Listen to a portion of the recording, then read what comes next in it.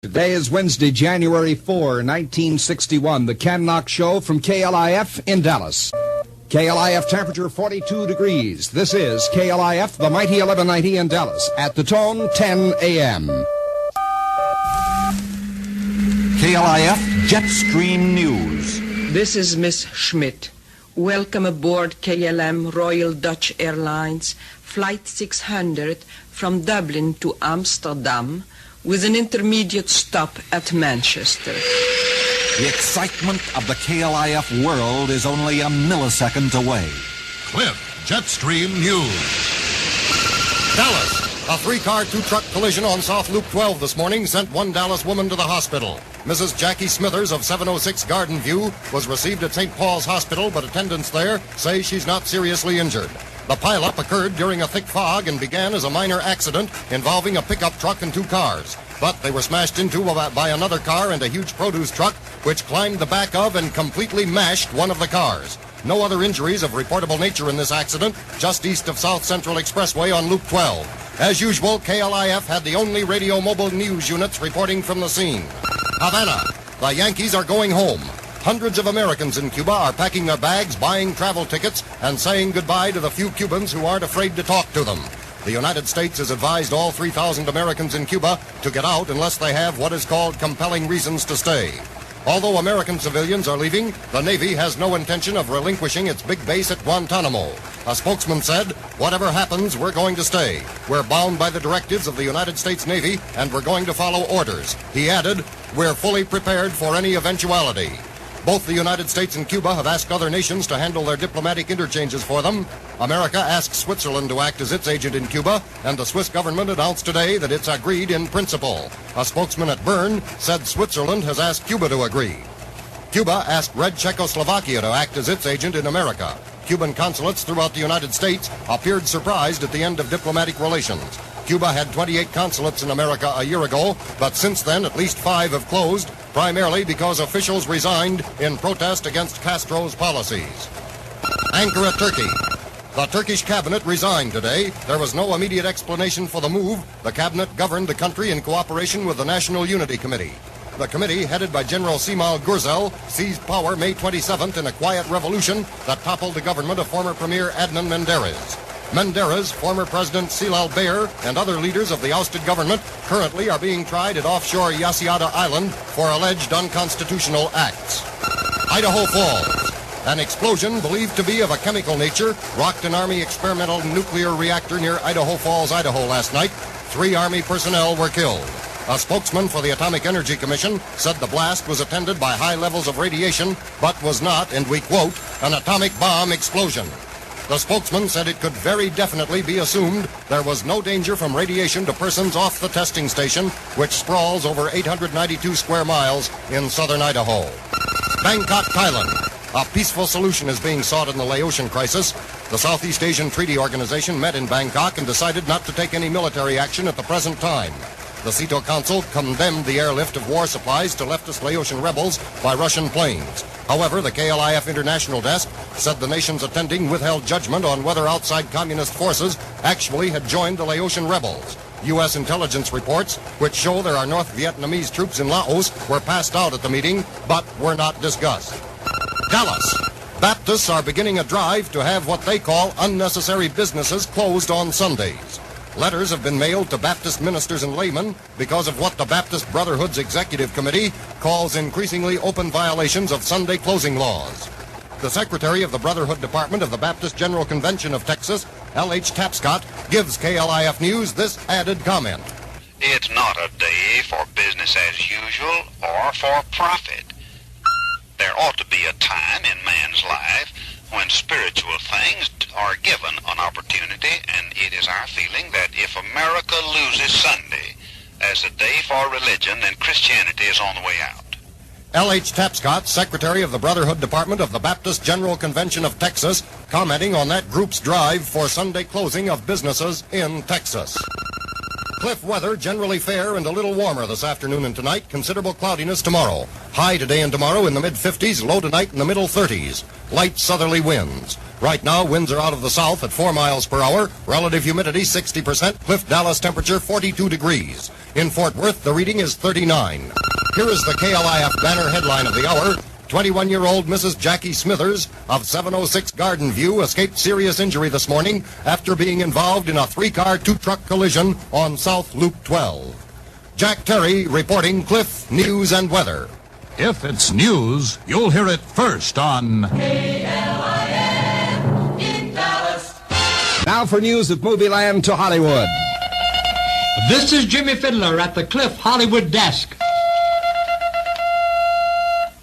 French singing star Yves Montand has made it perfectly clear that Marilyn Monroe is not going to be able to become between him and his wife of 11 years, Simone Signoret. Montand flew the polar route from Paris to get here rather than pass through New York City, where Miss Monroe makes her home. Montand would continue on to Japan to co-star in a picture with Shirley MacLaine after he attends to some local business matters. Mickey Rooney will star in Everything's Ducky, which will be filmed starting in March. Sammy Davis Jr., a convert to the Jewish faith, will be presented with the Man of the Year award by the Jewish war veterans in New York City.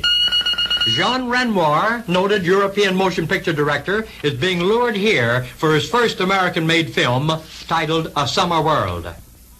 Jimmy Fiddler in Hollywood returning you to the Ken Knox Show. And this is Ken reminding you have 12 and a half minutes to call in and register your name and phone number if you live in the Broadway Exchange. 12 and a half minutes to call Riverside 80600, Riverside 80941, or Riverside 74771. It's a Wednesday type morning. Keep your date with the station that's great. 1190 KLIF-Radio.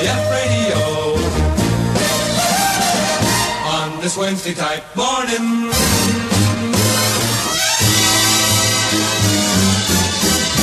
Here's the latest on the weather from KLIF. Generally fair and a little warmer this afternoon and tonight. Considerable cloudiness tomorrow.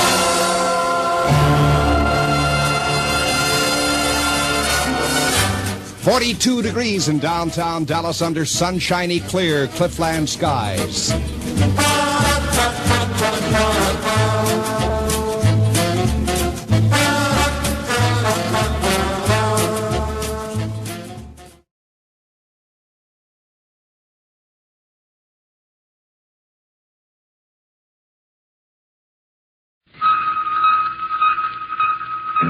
NBC Radio News on the Hour, brought to you by the Metropolitan Life Insurance Company and the Metropolitan representatives in your community.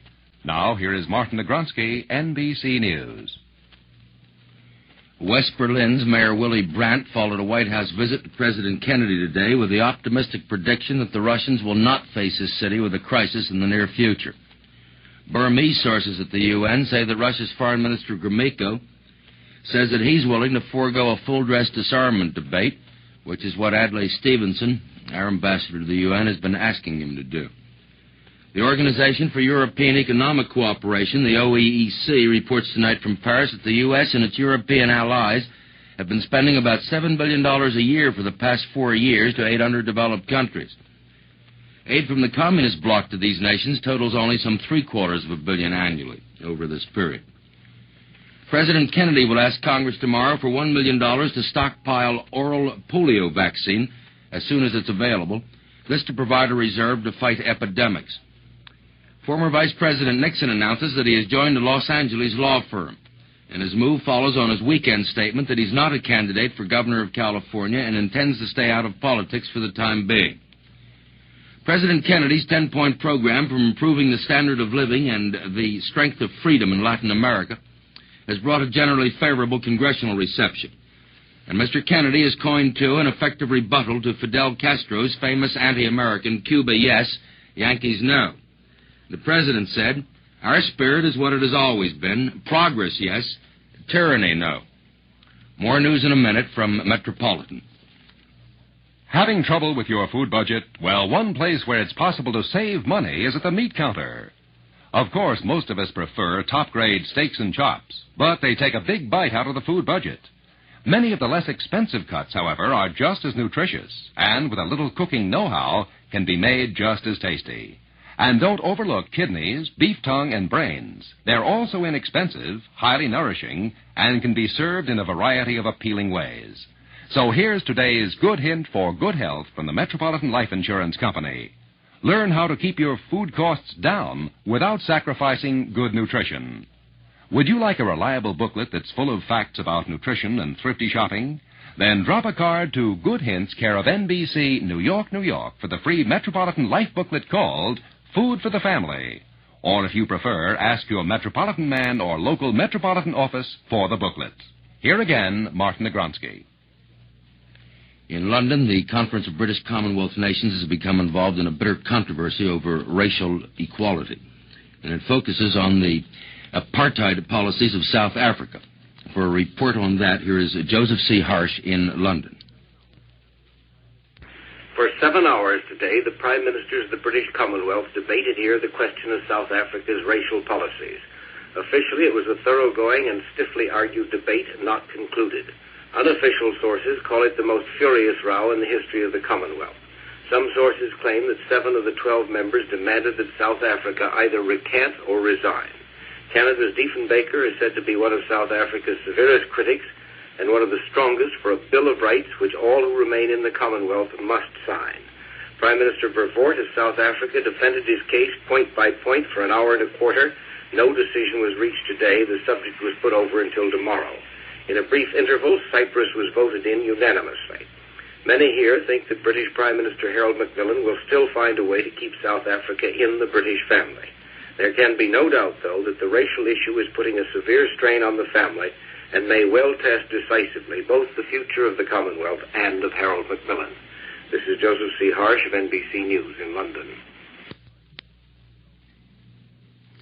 Cardinal Spellman joined today in opposing any federal school aid program that excludes parochial schools. This position, plus those who would deny aid to any segregated schools, is building into the kind of opposition that seems certain to doom any school aid bill at all. This is Martin Negronsky, NBC News, Washington. Pure coffee nectar, that's what's been missing. Missing in your instant coffee. New Instant Chase and Sanborn has pure coffee nectar. The Pure Coffee Nectar. This is the richness that's been lost from instant coffees. But new Instant Chase and Sanborn captures pure coffee nectar in every flavor crystal. Get new Instant Chase and Sanborn. You get more for your money when you buy name brands featured on NBC.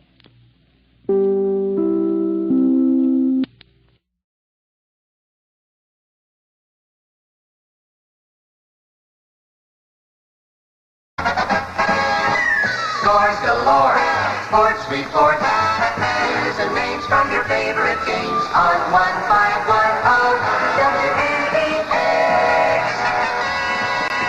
The Boston Red Sox open up their 1961 season today against the Kansas City A's at Fenway Park. Bill Monbouquet will pitch for Boston, while Kansas City counters with Ray Herbert. Remember, find Fenway at the ballpark today and win valuable prizes. WMEX's Fenway will be sitting somewhere in Fenway Park this afternoon. United Press International's board of baseball experts tab Boston Red Sox and Los Angeles Dodger players for top season performance. Dodger Duke Sider is picked to make a comeback, while outfield teammate Willie Davis is tabbed as a national rookie. In the American League, it's Boston's Carl Yastrzemski as the best rookie bet, and Jackie Jensen is the comeback hopeful. In basketball, the Boston Celtics can wrap up their 4th pro basketball title in 5 years with a victory over the St. Louis Hawks tonight. The Celtics hold a 3-1 edge in the best-of-7 series and need only a win in their home court to gain a 3rd consecutive National Basketball Association championship. And heavyweight contender Eddie Machen pounded out an easy 10-round decision over Big Mike DeJohn at San Francisco Cow Palace last night. Big X reports on sports every morning at 6:40, 7:40, and 8:40. Always day, night and day, with 1510 WBAP. 19 before 8. What's the big news in bread today? Tip-tops. Mr. Big Bread. Your family will go in a big way for tip-tops. Mr. Big Bread. Big size for big eating pleasure. Keep fresh wrapper, keeps it fresher. Hurry on down without delay for tip-tops. Mr. Big Bread. Man alive, it's Tuesday morning here. 40 degrees, fair skies. It'll be high today, near 50, and in the meantime, it'll be a little cloudy here and there. Find Fenway in Fenway Park and win $10 silver and a load of WMEX prizes. Did you Fenway it this morning? That's the phrase to say. I'll be sitting somewhere in Fenway Park on the Red Sox opening day.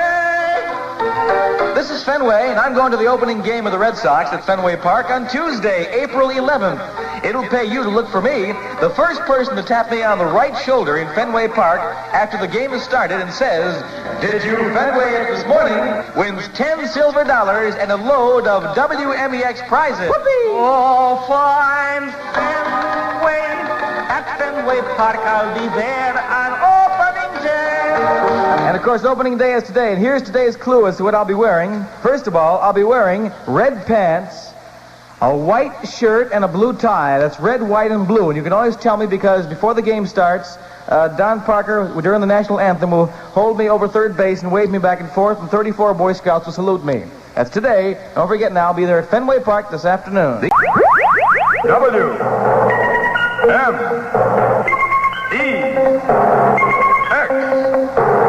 Park with the news. Instant news summary for Registry of Motor Vehicles. Boston scattered clouds, 40 WMEX degrees. Color radio clock, 7:54. Big X, big story. Jerusalem, Israel. The trial of ex-Nazi Adolf Eichmann began in Jerusalem this morning. WMEX News staff, headed by former Nuremberg prosecutor General Telford Taylor, and world correspondent Ira Hirschman, is preparing today's reports. In an early dispatch, WMEX Instant News learned that 55-year-old Hitler colonel listened closely to the reading of the indictment, charging him with crimes against humanity and the Jewish people. He wears a black suit and gray tie, smokes a nervous cigarette in his cell atop the courthouse.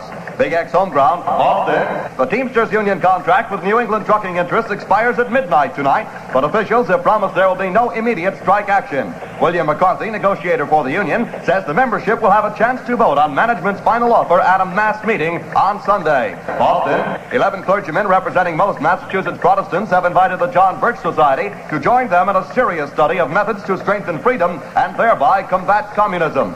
Boston. The Massachusetts Senate has approved an all-time record county budget of $24 million. The budget cleared the Senate yesterday after previously being passed in the House. It was the biggest expenditure in history for operating county government. Boston. At least part of Route 93 will be open to Rockingham Racetrack in Salem, New Hampshire by July 4th. State Public Works Commissioner Jack P. Riccardi says that one side of the highway will be completed through the entire road, will not be finished for some time.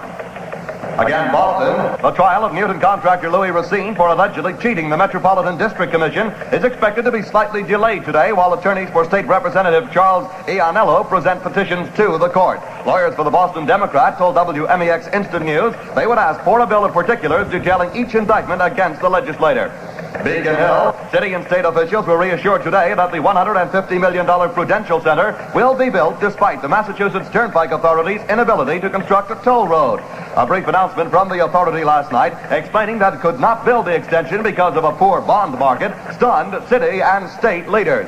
Big X New England, Pittsfield. A jury was drawn yesterday to hear the case of Louis M. Adorno, 18-year-old Pittsburgh youth. A grand jury has brought 13 indictments against Adorno, including those for perjury, burglarizing a court building, and conspiring to obstruct justice in the December Koza murder trial. Hazardville, Connecticut. It was dust to ashes yesterday in Hazardville, Connecticut, and before it was over, damage caused by a fire in the sawdust shed at the Bridge Manufacturing Company was estimated at $40,000. Springfield. The Greater Springfield Ministerial Association voted approval of President John F. Kennedy's stand on federal aid to private and parochial schools last night. Big X World, Moscow. Rumors persist in the Russian capital that the Soviets have launched a man into space. Henry Shapiro reports from Moscow. Moscow today has withdrawn rumors that the Russians have successfully launched, orbited, and recovered the first cosmic traveler. Unofficial sources, which in the past have proved accurate, said that the space traveler is undergoing physical tests, and an announcement will be made as soon as Soviet scientists are ready to report. For the past few days, Soviet and foreign journalists have been alerted to stand by for a most important announcement. And a small colony of about 50 correspondents have been on a round-the-clock vigil to report the historic event. Vandenberg Air Base, California. The capsule from the satellite Discoverer 23 is circling the globe in its own orbit after an unsuccessful attempt yesterday to return it to Earth intact in a recovery area near Hawaii. Miami. A former Cuban senator has been indicted in Miami on charges of plotting an abortive invasion of Cuba last October. Color radio clock, 7:58. Big X reports on sports. The Boston Celtics can wrap up their 4th pro basketball title in 5 years with a victory over the St. Louis Hawks tonight. The Celtics hold a 3-1 edge in the best-of-7 series. Registrar Riley says certified personnel in 3,100 official inspection stations are waiting for you to drive your car in for inspection. You must have the red April inspection sticker on your windshield made first. Comply with the law. Submit your car for a checkup now.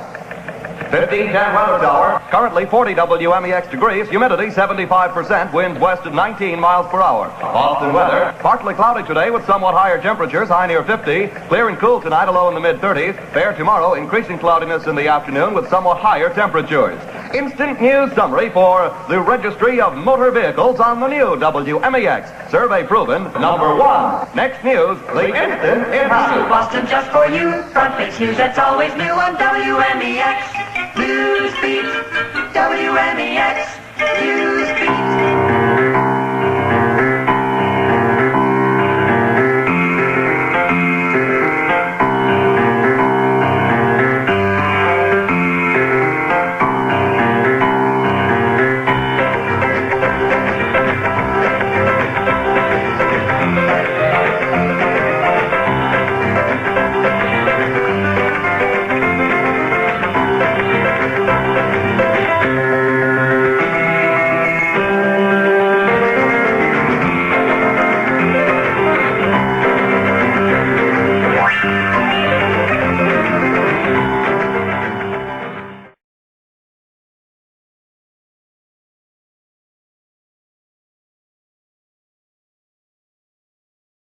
This is Radio 1030, WBZ, WBZ-AM and FM, Westinghouse in Boston and Springfield. Are you there? Stand by for news first, fast, and factual from the WBZ News Center. From WBZ News, Boston's most complete radio news service, here is a 7:30 special report. This is Dick Levitan reporting for Volkswagen and your local authorized Volkswagen dealers in New England. A cult of personality is blooming around Russia's history-making astronaut, unlike anything veteran foreign observers in Moscow ever have seen. Soviet law forbids the naming of streets after persons still alive, but it's thought the rules may be suspended for Gagarin. Gagarin himself will soon arrive in Moscow for a gigantic welcome in the capital and ceremonies in Red Square. The dramatic exploit of Russia's astronaut, who has had a very human impact on his wife and family. The 26-year-old wife of Yuri Gagarin and his 2 young daughters live in a 5th-floor apartment of suburban Moscow. As Mrs. Gagarin told it last night, I knew Yuri was preparing for an important assignment, but he was afraid to upset me. This morning, a neighbor, all joy and excitement, rushed in and told me to switch on the radio, which was transmitting the news about Yuri. The husband's first trip outside the Soviet Union was literally out of this world, and he was back before she knew he had left. At yesterday's news conference, President Kennedy praised the Russian achievement, but said it should be no cause for alarm. He said it does not indicate the free world is losing to communism. Another important question was put to the question, namely, Cuba. Could Americans become involved in any conflict there? To this, Mr. Kennedy replied, I want to say that there will not be, under any conditions, be an intervention in Cuba by United States Armed Forces. And this government will do everything it possibly can, and I think it can meet its responsibilities to make sure that there are no Americans involved in any actions inside Cuba. Meanwhile, Cubans by the hundreds are being recruited in Miami for assignment to training camps in Florida or Guatemala. The government in exile feels that if it is going to be successful, it must strike against Fidel Castro before June. By then, Cuban pilots trained in communist countries will be returning to fly Russian MiGs. At 8 a.m., a siren blew, and there was silence. It was the beginning of a special day in Jerusalem, the day that Israel mourns the death of millions of Jews at the hands of the Nazis during World War II. And one man accused of murdering millions of Jews, Adolf Eichmann, is waiting in his cell. This is Holocaust Day, a holiday.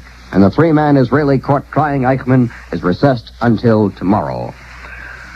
The Massachusetts Turnpike Authority will make another effort to sell $175 million in bonds to finance a proposed turnpike extension into the Back Bay Prudential Center. There are reports that Authority Chairman William F. Callahan is also considering a request that the state pledge its credit behind the bonds if all other means fail. The Prudential Insurance Company, meanwhile, says it can do nothing more on the $150 million project until the Turnpike Authority either marketed the bonds or moved out of the picture. As long as the authority is still thinking of its toll road, Prudential must consider building a tunnel through the center. This, according to company Vice President Fred Smith. The authority announced Monday that there was insufficient response to its proposed bond issue and would not be placed on the market.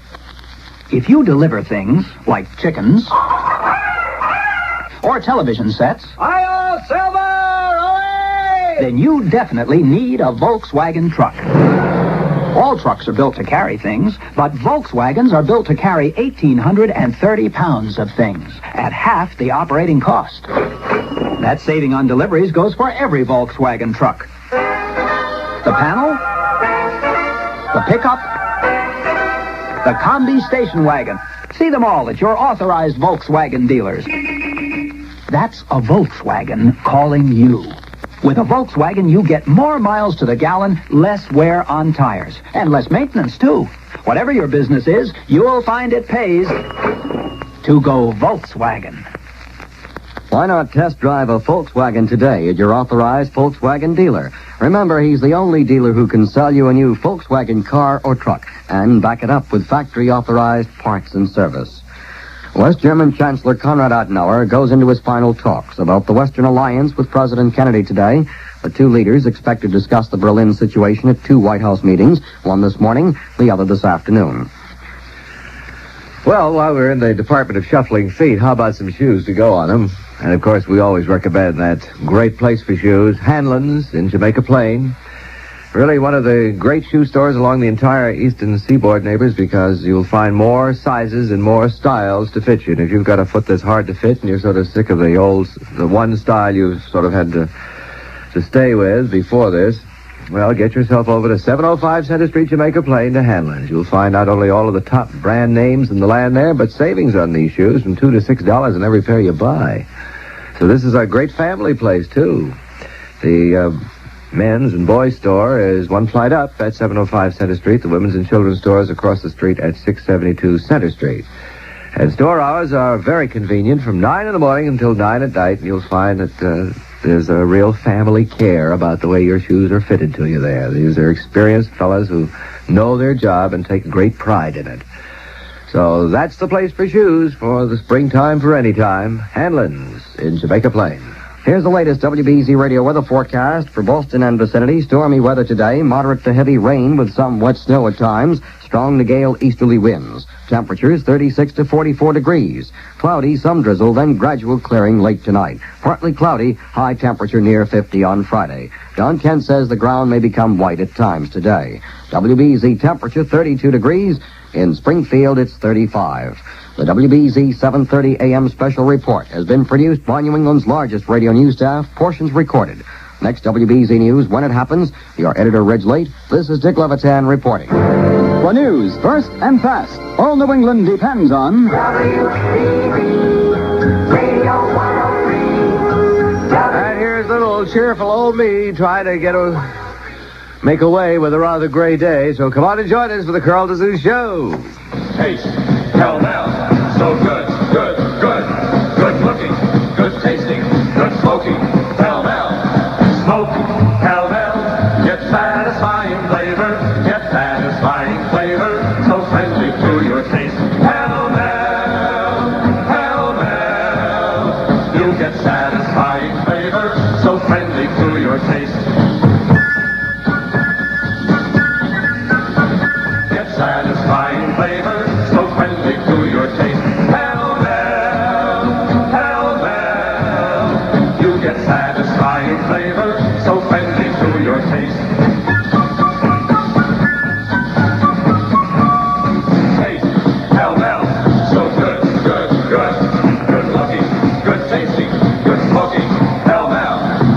buy pell-mell famous cigarettes. Outstanding. And they are mild. Well, it's the Carl Sue Show. Keep you on the old sunny go. 13 minutes before 8 WBZ time on a wet one, I can tell you that. And it's 32 degrees, 31 and a half. It's dropped down a half a degree. It'll probably go up again to a great big bright 32 in any minute. So be of good cheer. Sprague is here. Get out of bed on the right side. Start off the day on the right side. Hear Carl DeSouze with his music and news. And you're gonna have a great day. You're ahead all the way. It's the brightest side in town of tomorrow. WBZ Radio 103. WBZ. Yes, it's little old B. Oh, what a day is today, my goodness. Hi, this is Les Paul. And Mary Ford. When the values go up, up, up, and the prices go down, down, down, Robert Hall this season will show you the reason. Low overhead, low overhead. And the suit buy of the year is here, and Robert Hall has it. A perfect white suit of Dacron and worsted you can wear now through the fall. The miracle fabric resists wrinkles, keeps its press. You'd expect to pay at least $50 for a quality suit like this, but its Robert Hall price is only $32.95. Yes, only $32.95, including alterations. And Robert Hall gives you a money-back guarantee of satisfaction. And special while they last, men's Ivy-style wash-and-wear Bedford cord slacks, regularly $3.95, now an incredible $2.99, complete with alterations. Right now at Robert Hall.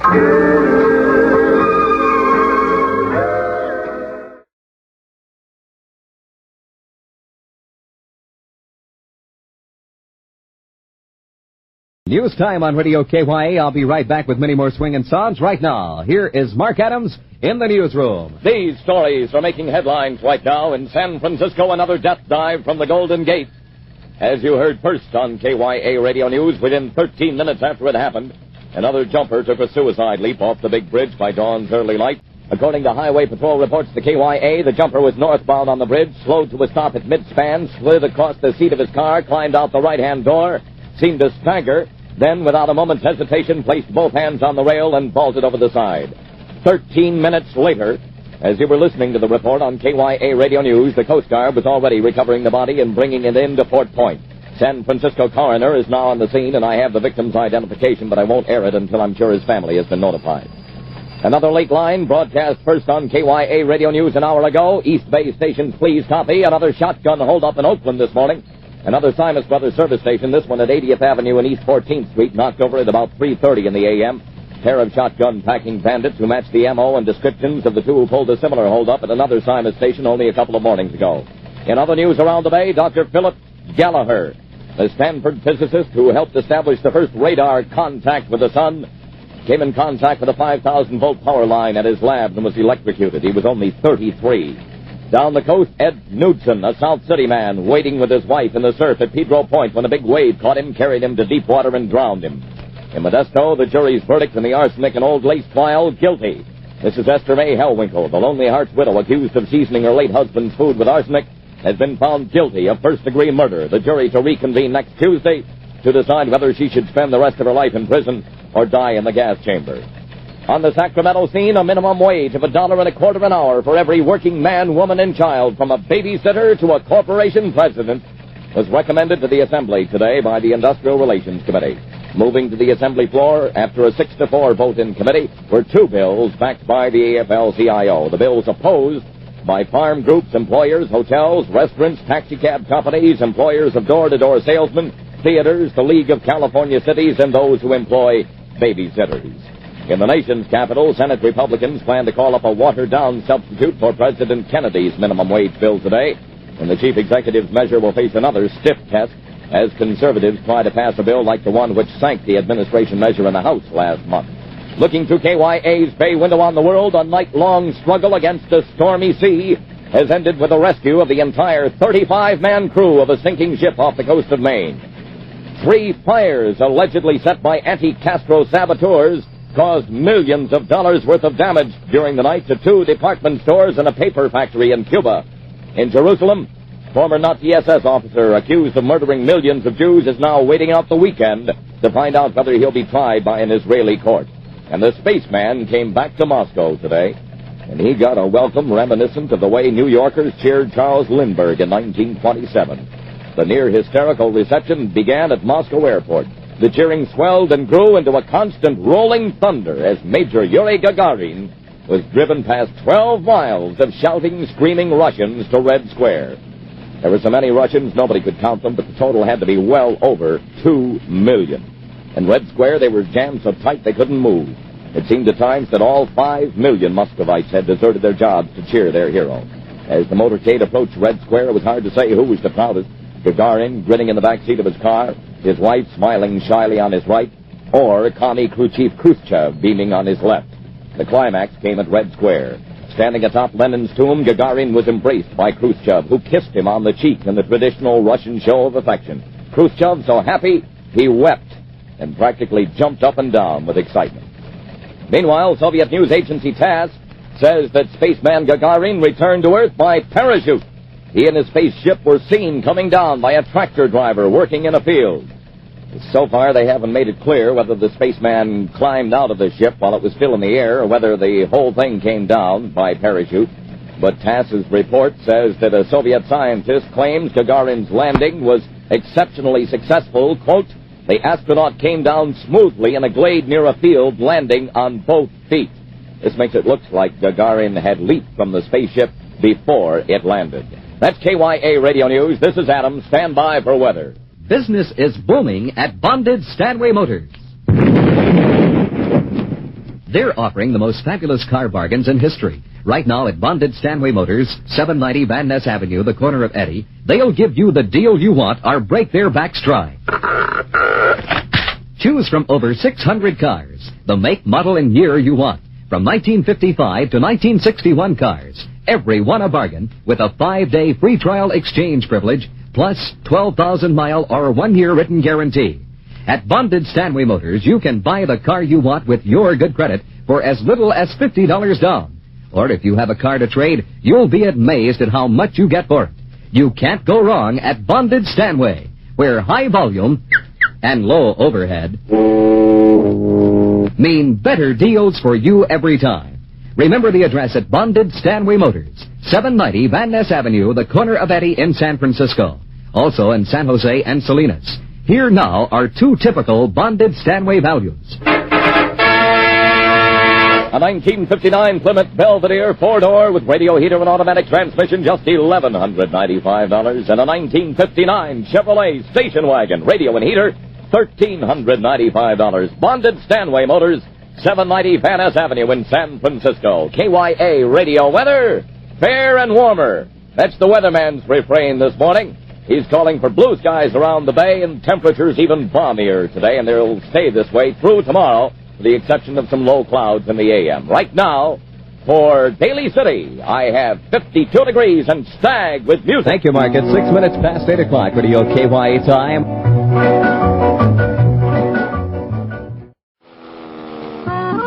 When hungry sailors dock for picnic lunch, serve them hearty tuna salad made with smooth, light Best Foods mayonnaise. Real whole egg mayonnaise. This is no place for second best, 'cause only the best will do. There's no two ways about mayonnaise. Best Foods is the one for you. So smooth and so light, whole eggs make it right. Best Foods real mayonnaise. Yes, nothing brings out the zesty flavor of fish or meat salads like Best Foods mayonnaise. It's real mayonnaise, smooth and light, made with the finest ingredients, lightly spiced and whipped with freshly broken whole eggs, even extra yolks added for the creamy texture you love. Tuna, chicken, ham, name your salad. They all taste best with Best Foods real mayonnaise.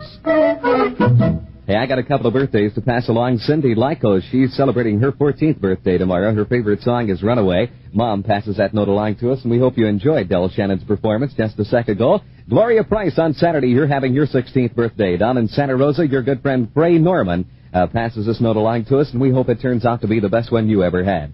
14 minutes past 8 o'clock, Radio KYA time. Yeah, everybody! Ray Charles. Let's have some fun. Yeah. You only live but once, and when you're dead, you're done. So let the good time roll.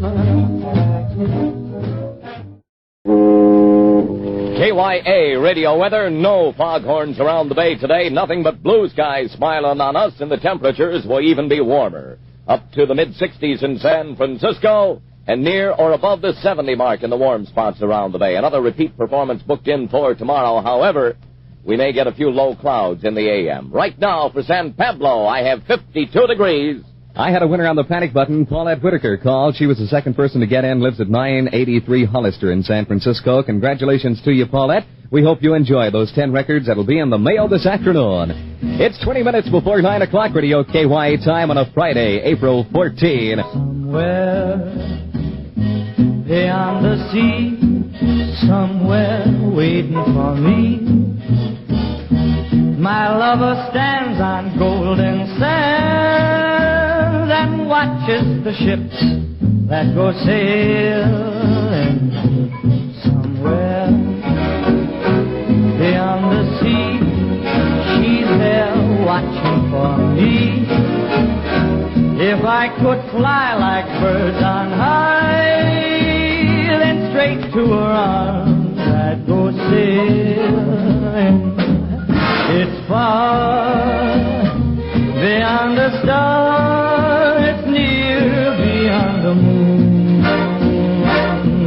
I know beyond a doubt my heart will lead me there soon. We'll meet beyond the shore, we'll kiss just as before. Happy we'll be beyond the sea, and never again I'll go sailing.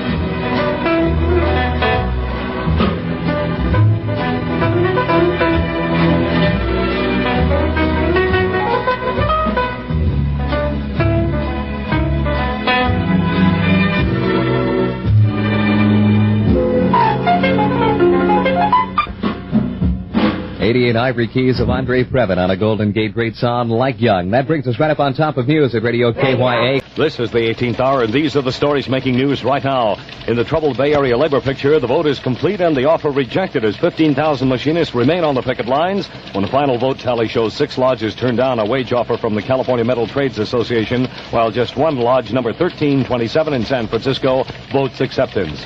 If you're homeward bound, and your homeward travels normally take you through the 500 block area of Mission Street, a word of advice. Avoid it because some of the fire apparatus is still on the scene, mopping up after a 2-alarm blaze hit the Western Pacific building and forced 350 office workers to leave their desks. Still no estimate of damage caused by the fire that broke out in the company's record storage area.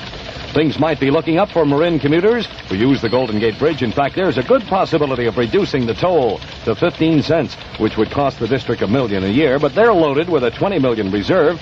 The only problem seems to be that fear that a reduction might bring more customers than the span can handle. Beautiful weather even brings out the baddies on both sides of the bay. In San Francisco, a woman was leaving the bank branch at 16th and Mission Streets when a man about 25 took her for a ride to Twin Peaks, dropped her some $2,000 lighter. While in Oakland, 2 men hit a drugstore, forced the owner into the back room while they cleaned the till of $800 and also scooped up a supply of narcotics. A former San Francisco servant, now Governor Brown's clemency secretary, had an offer for big and better things as Attorney General Robert Kennedy recommends Cecil Poole's appointment as federal DA for Northern California. And if everything goes well, he'll be the first Negro to hold such a post in the continental United States. Speaking of clemency, Governor Brown kept his promise to make up his mind within 24 hours in the Alexander Robillard case as he sends the word that the 20-year-old convicted killer must keep his date with death on the 26th of the month. A busy day for the governor as he plans to fly to Washington during the weekend for a 4-day stay and visit with a purpose to see that federal officials give our Golden State its fair share of defense contracts.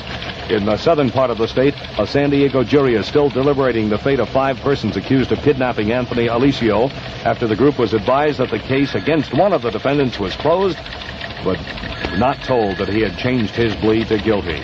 Next Tuesday is the anniversary of San Francisco's big fire and shake in 1906. But observations seem to be taking place in Los Angeles over the weekend, where many of the early residents are now living. Mayor Christopher will receive a scroll from the L.A. City Council, though, commemorating and honoring the people who rebuilt our fabulous city by the bay. Betty Hutton plans to return to California Sunday and file a suit for annulment of her 4-month-old marriage to jazz trumpeter Pete Condoli in London. On the national and international scenes, cheering millions greeting Soviet astronaut Yuri Gagarin in his triumphant return to Moscow, with Khrushchev acting the part to the hilt. Cuba's government-controlled press blames President Kennedy for last night's burning of Cuba's largest department store. Meantime, the Kennedy administration is asking Congress for an increase in postal rates to offset an expected deficit. And the Federal Reserve Board reports it has fresh evidence supporting the belief the recession has reached bottom. Also in the White House, President Kennedy plans to ask Congress approval of the creation of a new cabinet-level Department of Urban Affairs to deal with housing and mass transportation problems.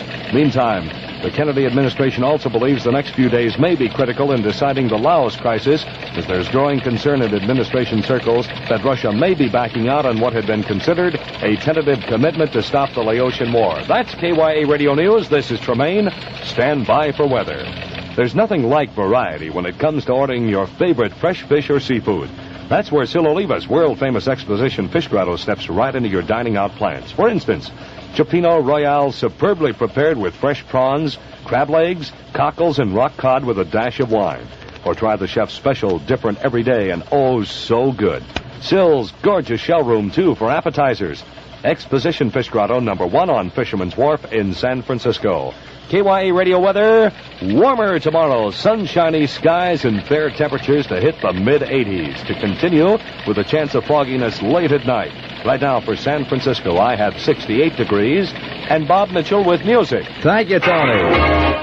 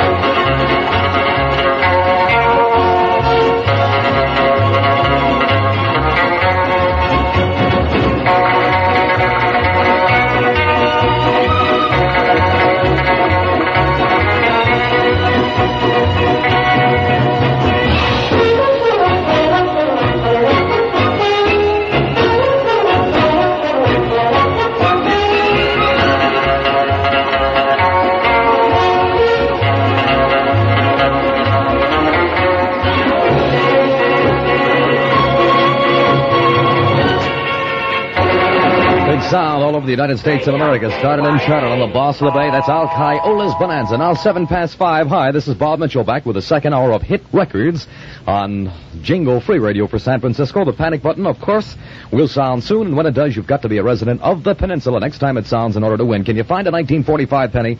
If you can, it's worth $25 on furniture and appliances of the old original 30th and San Pablo Furniture Warehouse.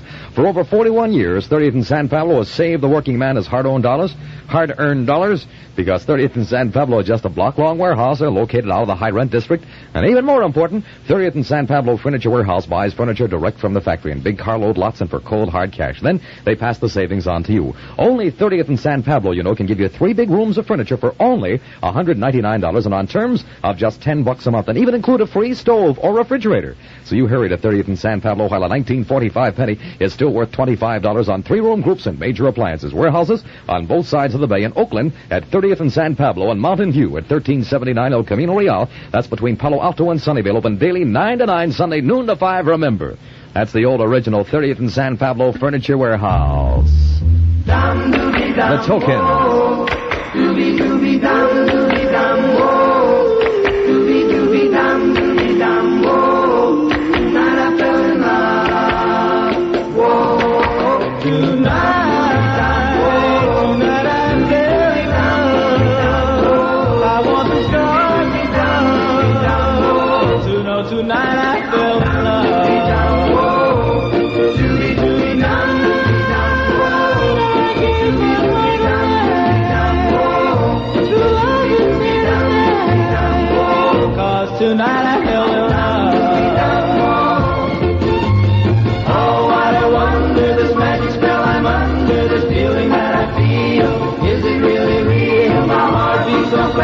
I pray that it will last till the end of time.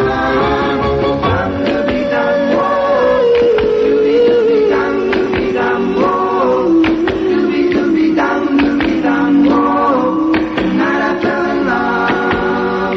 Whoa, tonight, oh, may it last forever and ever. Yes, tonight I fell in love.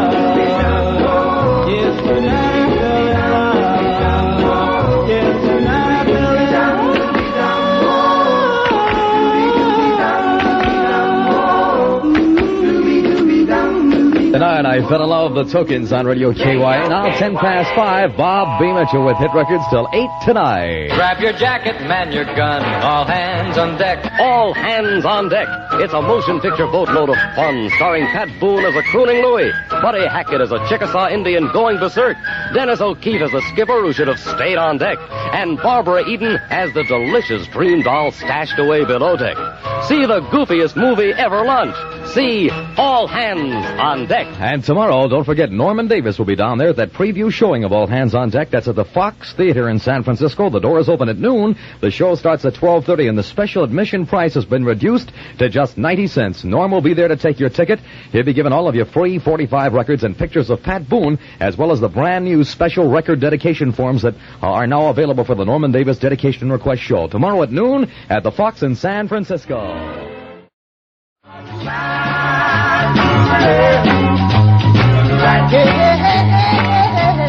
Wild sound, wild dance too. The Watusi, the Vibrations, another Golden Gate great on Radio KY. Mitchell here for another 2.5 hours on the Boss of the Bay, and we do it every day, Monday through Saturday from 4 to 8. Nice to have you aboard. Tonight at 7, we'll be putting down the Battle of the New Sounds. Now, the next time that panic button sounds, and it'll do it, very shortly, I assume, we've got 10 free records if you're the second person in at Yukon 2-8340. The exchanges are open. You may live anywhere just so you're the second person in. Right now, let's check Tony Tremaine on the news roll. These stories are making headlines right now. That pretty Bolivian girl whose brother brought her to the United States for heart surgery is now out of danger at Stanford Palo Alto Medical Center. A traffic snarling 2-alarm fire was quickly brought under control after it blazed in the record section of the Western Pacific Building in downtown San Francisco. 6 of the 7 Bay Area machinist lodges reject a wage offer from the California Metal Trades Association.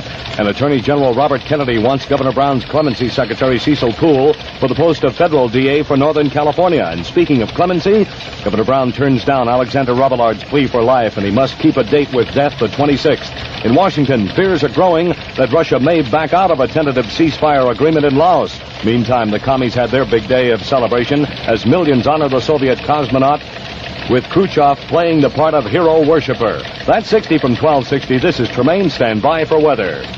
You barbecue beans from the Campbell folks, nothing like 'em ever before. There's 3 kinds of beans in barbecue sauce. Get 'em now at your favorite store. Sunny California pinks, luscious Great Northerns, and tender baby limas. Blend it all together in tangy, mild tomato barbecue sauce.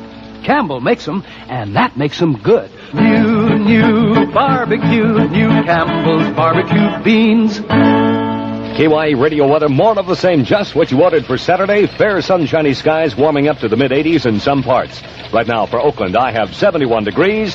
Here's the Golden Gate great sound of Freddie King and Hideaway.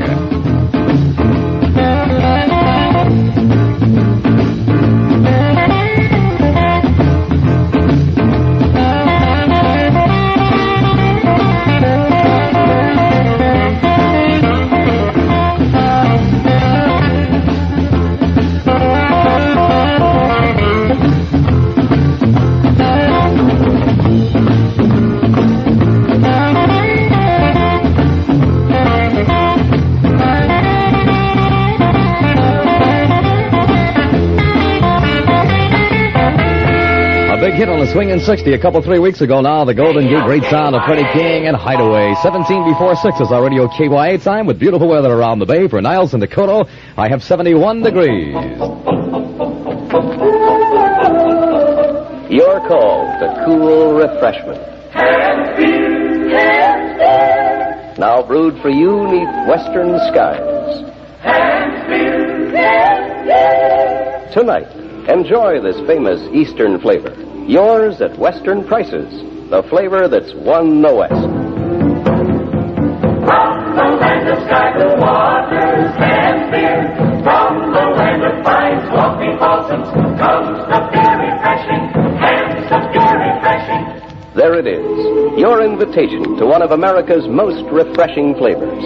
Crisp as the tang of piney air. And beer. Clean cut as a breeze off a deep blue lake. And so very refreshing. Refreshing as the land of sky blue waters. Refreshingly yours. The panic button sounded as you heard. The second person in at Yukon 28340 was Butch Gottlieb, 1435 Waller in San Francisco. Butch, we're sending you 5 brand new records at 16 before 6 radio KYA time. Remember, you got to know my name or I don't give them to you. Next time the panic button sounds, you get 5 records from the Bob Mitchell Show on radio KYA. Linda Scott and I've told every little star.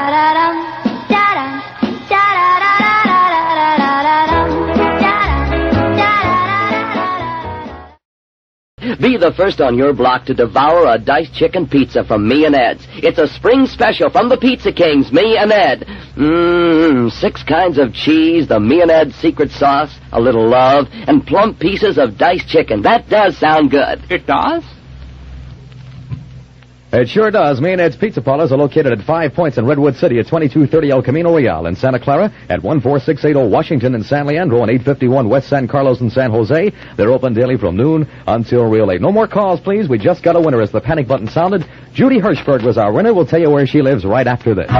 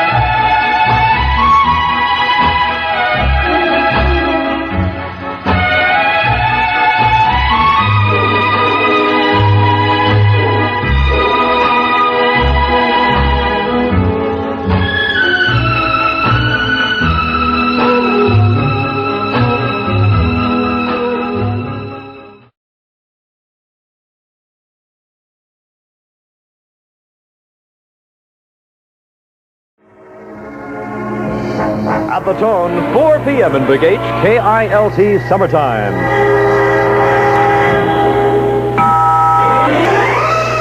This is the news. Atlanta, Georgia. The baseball immortal best remembered for his hair-trigger temper and his razor-sharp spikes went down swinging today. Ty Cobb is dead at the age of 74. The 3 strikes that claimed him were heart disease, diabetes, and cancer. Ty Cobb set a raft of yet unbroken records during his 24 years in the major leagues and was the first man elected to the Baseball Hall of Fame, whipping Babe Ruth by 7 votes in 1936. Austin. The special session of the Texas legislature recessed for today after hearing Pakistani President Mohammad Ayub Khan. But the big action came in committee.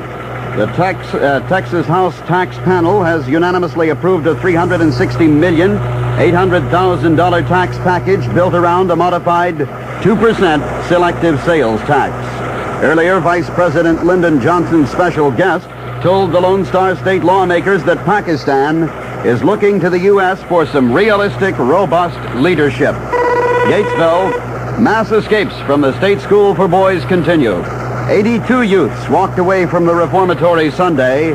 18 more slipped out yesterday. Today, another 28 have disappeared. A total of 61 youngsters are still at large.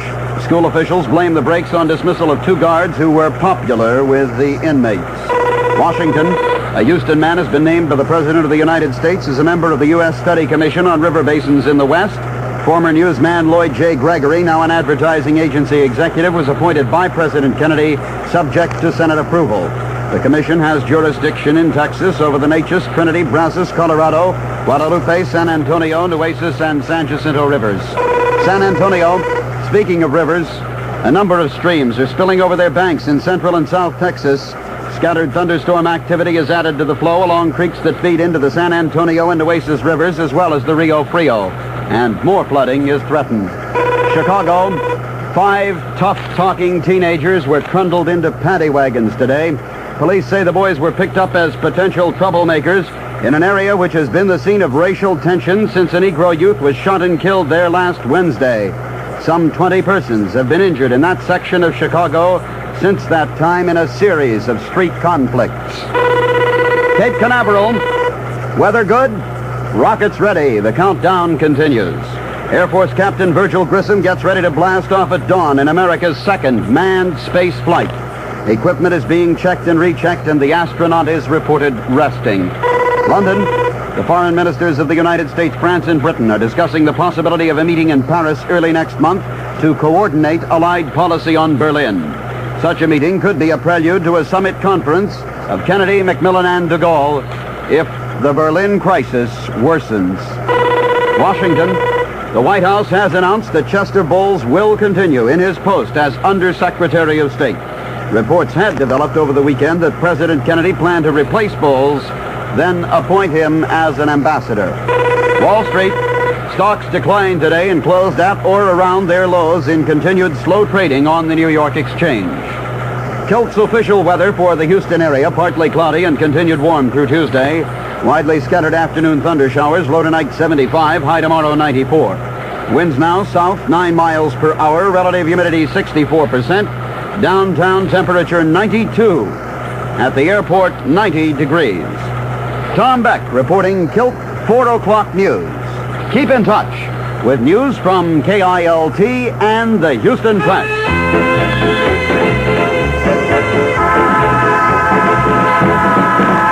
The Velvets, tonight could be the night. Well, this afternoon could be Monday. We'll make it July the 17th. The Red Jones Show checking 92 degrees outside and checking a little color today, too.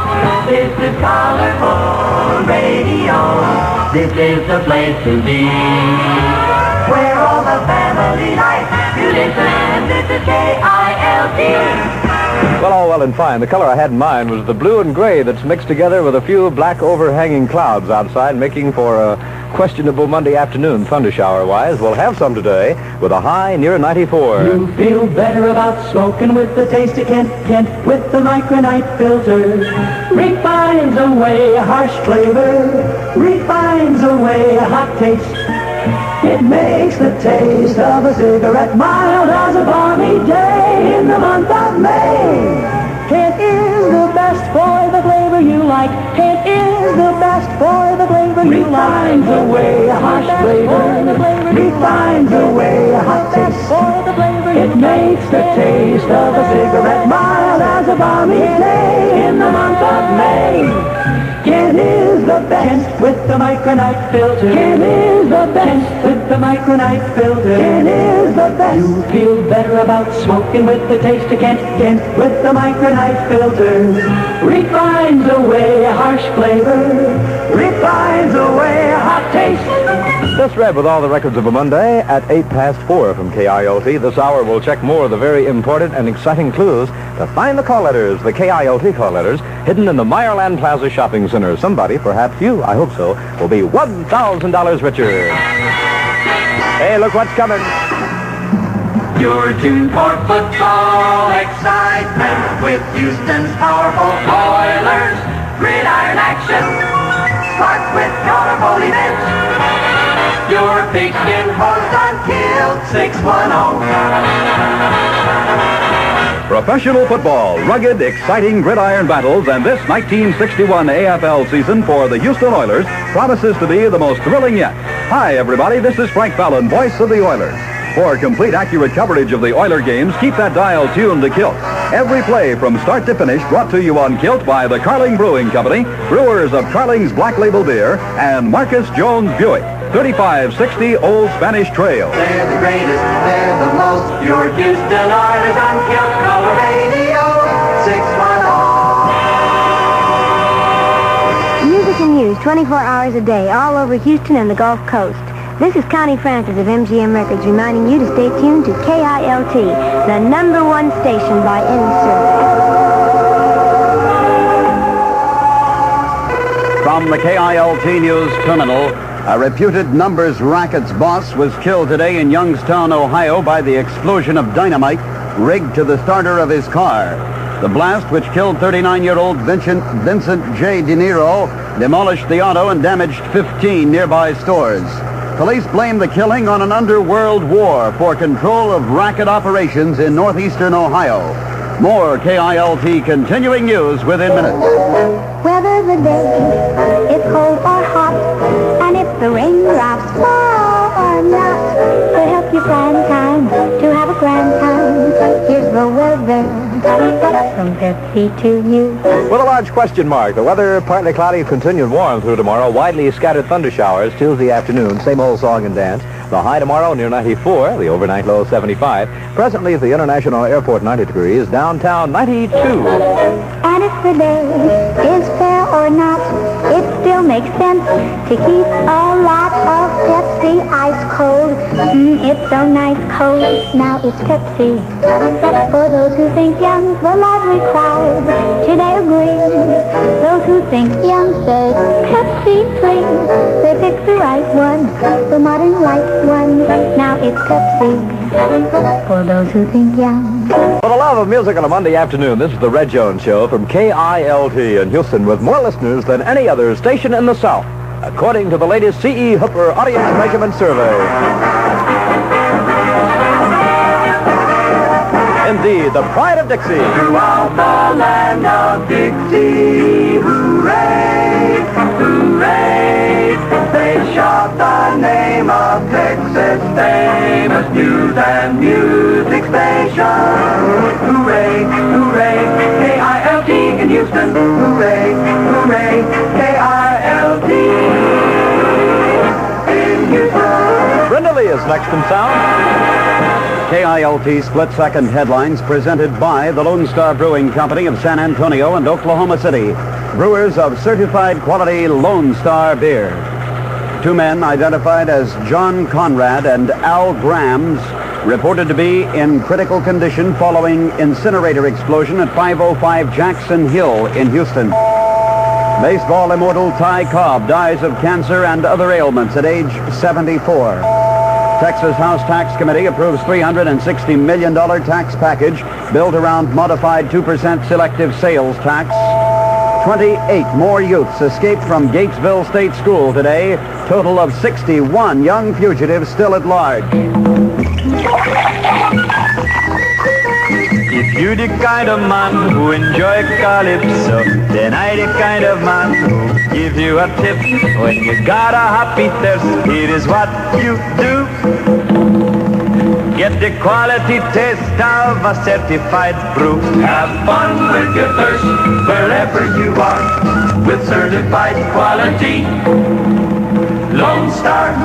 Every taste of Lone Star beer glitters with a sparkle of crystal clear artesian water from Lone Star's own great wells. Another reason the United States Testing Company certifies that Lone Star's as fine a beer as is brewed in the world. Have fun with your thirst wherever you are with certified quality Lone Star. KILT temperature is 92 degrees. Full KILT news on the hour. This edition presented by the Lone Star Brewing Company of San Antonio and Oklahoma City, brewers of certified quality Lone Star beer.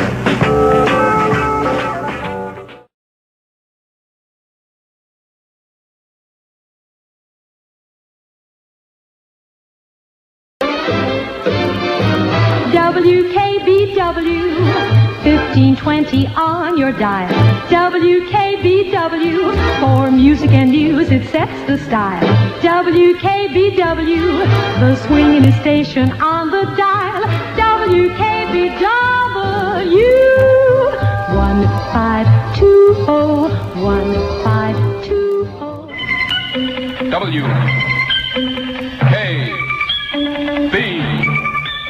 WKBW, Pulse Beat News. WKBW temperature 79 degrees. Complete weather service follows the news from KB Action Central, presented by the bank that's big in services, the Big E, the Erie County Savings Bank. Just in from the town of Tonawanda, an unidentified man has been rushed to Kenmore Mercy Hospital following a two-car smash-up at Colvin and Sheridan Drive. Hospital attendants are withholding the victim's name pending notification of relatives. Further details and next Pulse Beat News at 1:15. As reported first on the 1520 line, a 60-year-old University of Buffalo maintenance man died today at Kenmore Mercy Hospital, victim of a vicious knife attack by one of three teenage hoodlums. The victim, Arthur Duncan of 162 Heath, died of multiple stab wounds suffered in the attack at the foot of Hurdle Avenue. Charged with first-degree manslaughter were Bobby Fox of 498 7th, Eddie Anderson of 2047 Niagara, and Eddie Tisby of 132 Dearborn, all 16 years of age. On the KB police blotter, two thugs, one armed with a gun, held up and robbed the proprietor of the Sail Inn Tavern at 435 Military Road. The hold-up victim, 46-year-old Peter Puma of 876 Prospect, told police he was counting up the day's receipts when the two walked in and demanded the money.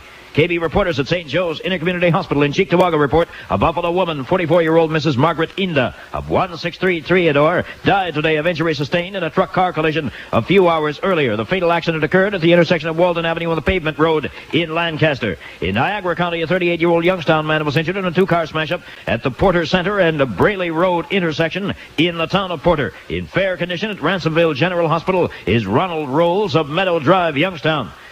Closer to home, a 64-year-old Buffalo man was admitted to OLV Hospital following an auto smash-up on the Davis Road in East Aurora. In satisfactory condition is Leo Omler of 1930 Niagara. KB covers the streets of the city. A 7-year-old girl injured on a three-car smash-up at Elmwood and Amherst.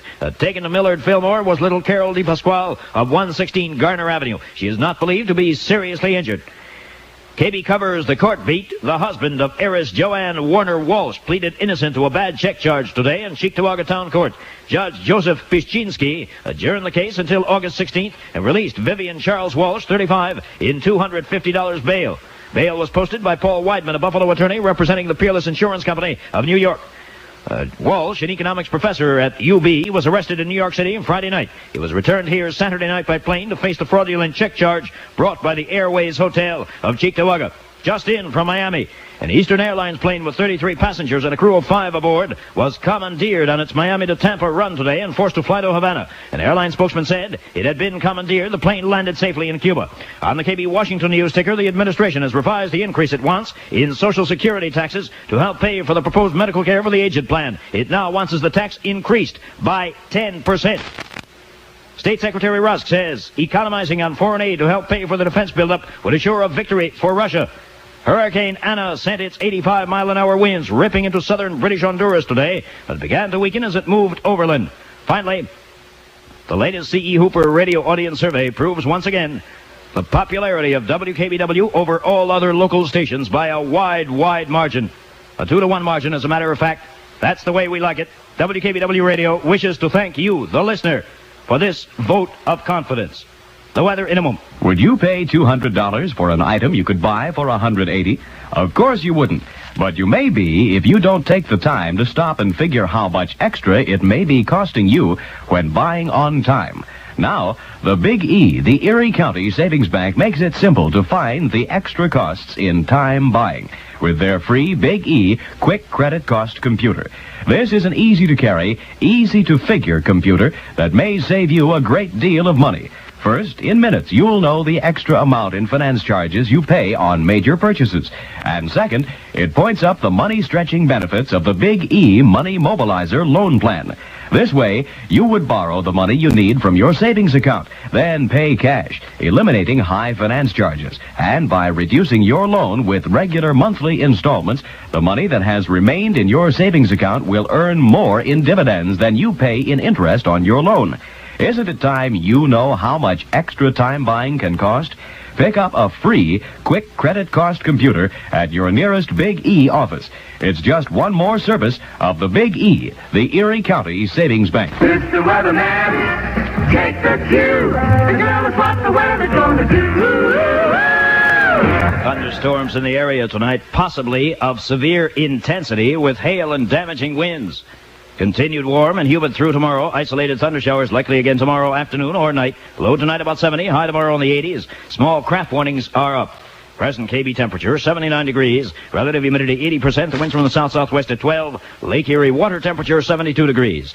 This edition of Pulse Beat News presented by the Big E. Start earning the Big E dividend for your savings dollars. Open your account at the Big E, the Erie County Savings Bank. Repeating. The K-Big story of the moment. Man injured in town of Tonawanda smash-up. More news any moment. More news any moment. More news any moment.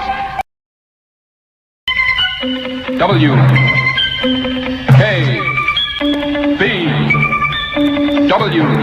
Pulse Beat News. WKBW temperature up to 82 degrees. Complete weather service follows the news from KB Action Central. WKBW blazes the trail of fast-breaking news. A music instructor from Niagara Falls has been killed in a plane crash near Austin, Texas. The victim was 29-year-old Alan Darby, a graduate of the State University College of Education at Fredonia. Darby had been flying a crop-dusting plane part-time to pay for advanced studies in music. Just in from the town of Tonawanda, an unidentified man rushed to Kenmore Mercy Hospital following a two-car smash-up at Coleman and Sheridan Drive. Hospital attendants are still withholding the victim's name, pending notification of relatives. On the KB Washington News ticker, the administration has revised the increase it wants in Social Security taxes to finance the proposed program of medical care for the aged. It boosted the recommended increase by 10%. Welfare Secretary Abraham Ribicoff announced the change in cost estimates at the opening of congressional hearings on the controversial program. No action is slated on the program this year, but the administration is attempting to lay the groundwork for action next year. In other news from Capitol Hill, the Tunisian ambassador to the U.S. says the free world should act to settle the Bizerti conflict before, as he put it, another world does. Habib Bourguiba Jr. apparently was referring to the communists when he used the phrase another world. Bourguiba made a statement following a meeting with Secretary of State Dean Rusk. Said Bourguiba, the situation does not look at all encouraging. Well, President Kennedy is back in the White House after a weekend at Cape Cod. His schedule is clear for the day. He'll get in some final work on the Berlin crisis speech he plans to deliver to the nation tomorrow night. He worked on the address during the weekend at Hyannisport. A KB profile in death. A wounded 15-year-old girl described today how her father shot and killed her 4 brothers and sisters and himself at their home near Midland, Texas. The girl crawled 2.5 miles with a bullet in her stomach to a neighbor to tell of the shooting. A note found near the bodies read, "The kids have to go. They'll have a better life. Mother is coming." Elsewhere, the U.S. is planning a new experiment in its exploration of the moon within a few days. Technicians will try to put a launching platform into orbit and then use it to push a probe package more than 500,000 miles into space. The KB Weather Eye reports Hurricane Anna, reported to be diminishing as it moves inland over the Central American country of British Honduras. The Weather Bureau has warned, however, that heavy rains will cause flash floods throughout that country. The storm has winds up to 85 miles an hour, and squalls of gale intensity have been forecast for all day. It's the weatherman. Take the cue and tell us what the weather's going to do. And it's not going to be too nice around here either. Thunderstorms in the area tonight, possibly of severe intensity with hail and damaging winds. Continued warm and humid through tomorrow. Isolated thunder showers likely again tomorrow afternoon or night. Low tonight about 70, high tomorrow in the 80s. Small craft warnings are up. Present KB temperature, 82 degrees. Relative humidity, 74%. The winds from the southwest at 10. Lake Erie, 72 degrees. Remember, KB pays cash for news. $1.52 for every news tip used on the air. $15.20 for the big story of the week. Last week's K-Big News tipster was Mr. Russ Parcino of Buffalo. Repeating, the K-Big story of the moment. Music instructor from Niagara Falls killed in Texas. More news any moment. More news any moment. More news any moment.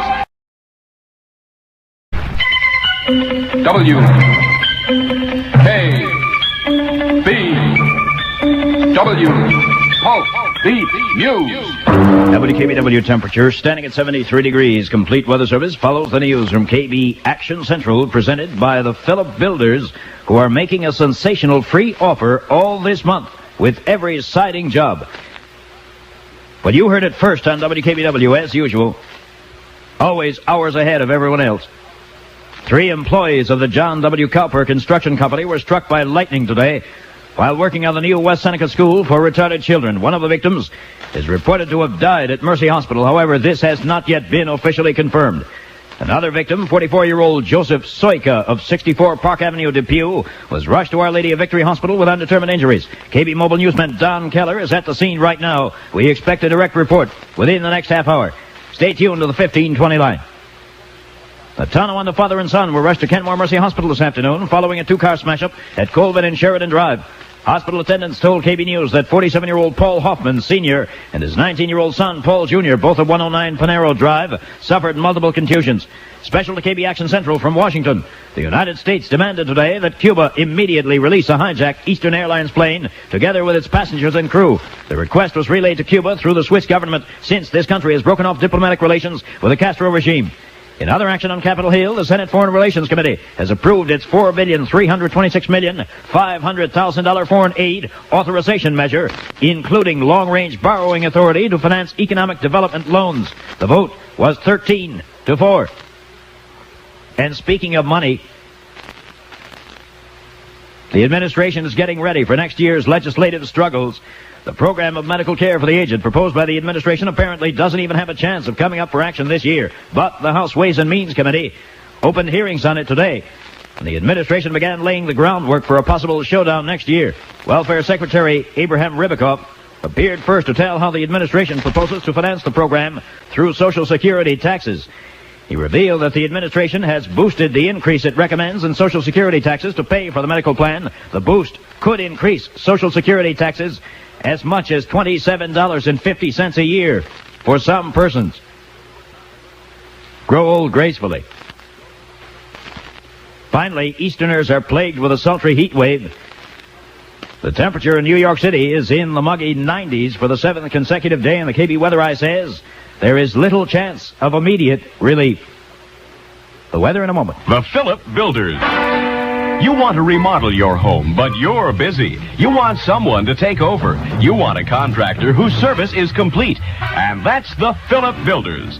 They'll give free estimates. They'll obtain building permits and inspection at no cost to you. They'll arrange full coverage job insurance. The Phillip Builders will completely remodel your kitchen and bathroom, apply siding and roofing, enlarge present rooms, or add an extra room, a porch, or a patio. And they'll do it within 10 days. Planning and design service is free at the Phillip Builders. Call now, TF2-2064. Don't miss this free offer. Your choice of 2 aluminum combination screen and storm doors or an Anderson thermopane picture window installed absolutely free with every siding job. No down payment and up to 10 years to pay. Call anytime, any day. Call right now. TF2-2064. That's TF2-2064. The Phillip Builders. Mr. Weatherman, takes a cue and tell us what the weather's gonna do. Thunderstorms in the area tonight, possibly of severe intensity with hail and damaging winds, so tie everything down. Continued warm and humid through tomorrow. Isolated thunder showers likely again tomorrow afternoon or night. Low tonight about 70. High tomorrow in the 80s. Small craft warnings are up. Present KB temperature, 73 degrees. Relative humidity, 90%. The winds from the west at 10. Lake Erie water temperature, 72. Remember, KB pays cash for news. The number to call with your news tip, TT4-5107. This edition of Pulse Beat News has been presented by the Phillip Builders, where all jobs get the personal supervision of the owner himself. One of Buffalo's better builders. For free estimate, call TF22064. Repeating, the K-Big story of the moment. Workmen reported killed by lightning in West Seneca. More news any moment. More news any moment. More news any moment. 27 million smart, thrifty women earn the best. They choose from 1,500 name brand gifts. With S&H green stamps. Shop at the many fine stores and service stations that give S&H green stamps. Smart, thrifty women get only the best at Loblaws. Best in foods, values, savings, and stamps. S&H green stamps with purchases at Loblaws. I know somebody's going to call in and say, the airport isn't in West Seneca. No, it isn't, and we know it. But the rain out in that general Cheektowaga, West Seneca area has dropped the mercury out there to about 10 degrees lower than it is in the city. Once the clouds go by, you'll find it kind of steamy when the temperature starts back up again. 82 in the city, 73 right now at the airport. Listen to me for a while at 1520 on your dial. It's your favorite station for music and news. WKBW.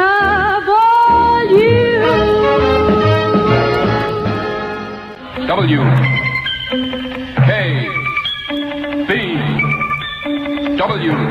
Pulse Beat News. WKBW temperature standing at 73 degrees. Complete weather service follows the news from KB Action Central, presented by the Carling Brewing Company of Cleveland, Ohio. Brewers of Carling's Black Label Beer, America's fastest growing beer. Well, the news is certainly breaking fast here in this area. One man reported killed by a lightning bolt in West Seneca. For the complete story, come in Ace KB newsman Don Keller. From out of the black clouds of a sudden thunderstorm came a devastating bolt of lightning this afternoon here at the new hospital on East and West Road in West Seneca, striking a shed in which two men had taken shelter. One man is tentatively reported to be dead at Mercy Hospital. He's identified as 29-year-old Desmond Osborne of 268 Ashland Avenue, Buffalo. Injured at OLV Hospital at this moment is John Syka, 44 years old, of 64 Park Avenue, Depew. The men were employed by the John W. Culper Company as carpenters. A witness, Henry Michalik, 41 of 118 Wood Avenue, told me he had turned around to put a shirt on, and when he turned back, the two men were lying on the ground. Out of a sudden thunderstorm in the middle of the summer comes tragedy. Don Keller in KB News Cruiser 3. Back now to Irv Weinstein in Action Central. Thanks, Don. We'll check back with you later. Wherever news breaks, KB is there first. A holdup reported at 1534 Hurdle Avenue. A desk lieutenant from Precinct 17 chased the suspect at the rear of 681 Parkside, slammed him over the head with a gun. The suspect escaped, however, disappeared in the vicinity of Admiral Road. Police are converging on the scene. We'll have further details on later Pulse Beat News. The only report we have now, we do not know exactly what place was held up. The suspect is wearing a black shirt, reported carrying a bag full of greenbacks. WKBW blazes the trail of fast-breaking news. A music instructor from Niagara Falls has been killed in a plane crash near Austin, Texas. The victim was 29-year-old Alan Darby, a graduate of the State University College of Education at Fredonia. Darby had been flying a crop-dusting plane part-time to pay for advanced studies in music. The plane crashed. In other KB News headlines, the U.S. has demanded that Cuba release an Eastern Airlines plane which was forced to fly from Miami to Havana this morning. The U.S. demanded Cuba immediately released the plane together with its crew and passengers. The request was relayed to Havana through the Swiss government since the U.S. has broken off diplomatic relations with the Castro regime. In Washington, the Senate Foreign Relations Committee has approved a $4.3 billion foreign aid authorization measure. Finally, the UN Secretary General has arrived in Tunisia in an effort to settle the dispute between Tunisia and France over Bizerte. The weather in a moment. I like it, we like it, they like it, you like it, Carl like it, we like it, they like it, Black Label. I like it, we like it, they like it, we like it, Carl like Carling Black Label beer. They like it, you like it. Taste is golden, sparkling brew. People like it, you will too. Carling Black Label. Carling Black Label beer. Yes, people like Carling Black Label. They like its light and lively flavor. It's top quality. Yours to enjoy everywhere at the friendly, popular price. Try Black Label. You'll like it too. Carling Black Label. Like it, we like it. They like it, you like it too. Carling Black Label. The Carling Brewing Company of Cleveland, Ohio. It's the weatherman. Take the cue. And tell us what the weather's gonna do. Thunderstorms in the area tonight, possibly of severe intensity with hail and damaging winds. Continued warm and humid through tomorrow. Isolated thunder showers likely again tomorrow afternoon or night. Low tonight about 70. High tomorrow in the 80s. Small craft warnings are up. Present KB temperature 73 degrees. Relative humidity 90%. The winds from the west at 10 miles an hour. This edition of Pulse Beat News presented by the Carling Brewing Company of Cleveland, Ohio. Brewers of Carling's Black Label Beer. America's fastest growing beer. Repeating. The K-Big story of the moment. Construction worker killed by bolt of lightning and hold-up man on the loose. Listen to me for a while at 1520 on your dial. In Buffalo, the greatest for music and news. WKBW. You're hearing the hits and hitting the heights with the even newer WKBW.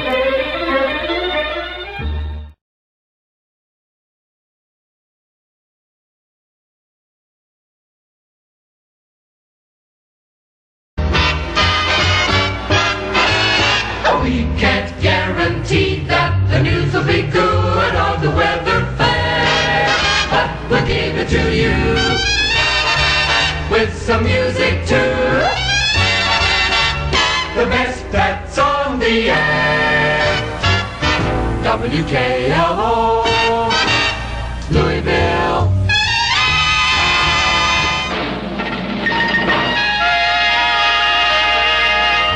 WKLO Living News. Good evening, the 6:55 edition of WKLO, award-winning news presented by Louisville Gas, an electric company now in its 124th year and serving over 195,000 customers in its 6-county area. Louisville City Fire Department is currently investigating an electrical fire at 1520 Harland. At latest report, the fire is well under control. Washington. The Atomic Energy Commission says Russia has exploded another nuclear device in the atmosphere. The commission says the blast occurred early this morning east of Stalingrad and placed the yield in the low to intermediate range. It's the 4th nuclear test set off by Moscow since they announced a return to the proving grounds last week. Washington. The Army has alerted 4 National Guard divisions for possible service in the Berlin crisis. Also notified for possible call-up are 475 smaller Guard and Reserve units and 52,000 individual reservists. The units will step up weekly drills pending a decision on whether they'll actually see active service. Alerted are the 26th Infantry in Massachusetts, the 28th Infantry in Pennsylvania, the 32nd Infantry in Wisconsin, and the 49th Armored in Texas. Louisville. 14-year-old boy is being held by police in connection with the rape of a 4-year-old girl in a garage near her home in the Highlands yesterday. A woman told police the little girl's screams attracted her attention. She saw the boy jump on a bicycle and ride away. Washington. The House Appropriations Committee today approved funds totaling more than $65 million for river and reservoir projects in Kentucky. Included among the Kentucky projects approved, Barkley Dam, $22 million, McAlpine Locks and Dam on the Ohio River at Louisville, $5,500,000. Frankfort. 2 delayed fatality reports have raised the 1961 Kentucky highway death toll to 458. State police at Frankfort say 7-year-old William Smith of Star Route Newport died September 1st of injuries suffered last July 6th. The child was struck by a motor vehicle on US 27, 5 4/10 of a mile south of Alexandria in Campbell County. At Atlanta, Georgia, infant 6-week-old Edna Lee Smith died early yesterday of injuries suffered in a 2-vehicle collision Tuesday on US 23, 7/10 of a mile south of Pikeville. When you wrap a birthday gift or a wedding present or anniversary gift, You always take care and pains to select just the right paper and the right ribbon to do it up nice and pretty. But when you're building, buying, or remodeling your home, do you take the same care and pains to see that your living package is neatly and adequately wrapped with electric wiring? You should, because modern living demands adequate wiring. Much of the electric wiring of your home is hidden behind walls and panels, but it's easy to check. Have your contractor or electrical wiring expert do it. Be wise to wiring, then you, too, will have the neatest package for better living electrically that you've ever had. Weather wire.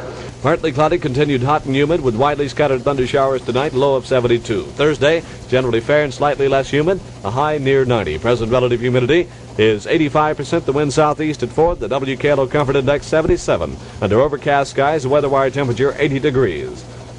WKLO award-winning news presented by Louisville Gas and Electric Company, now in its 124th year and serving over 195,000 customers in its 6-county area. This is Rick Morgan. More news any moment from WKLO.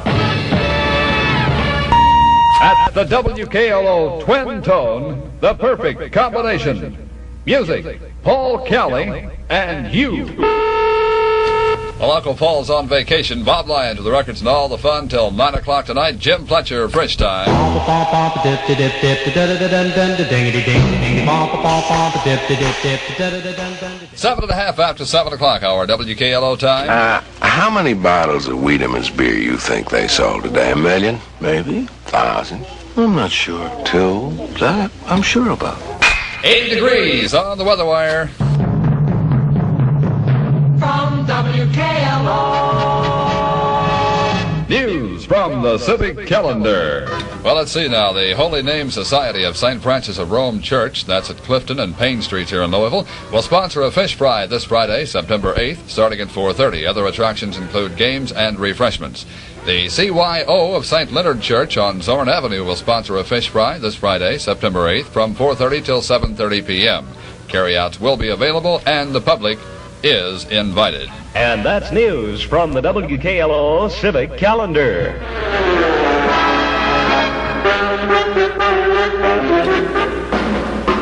Did we tell you that tonight at 9 o'clock it will be Jim Fletcher Fridge Time?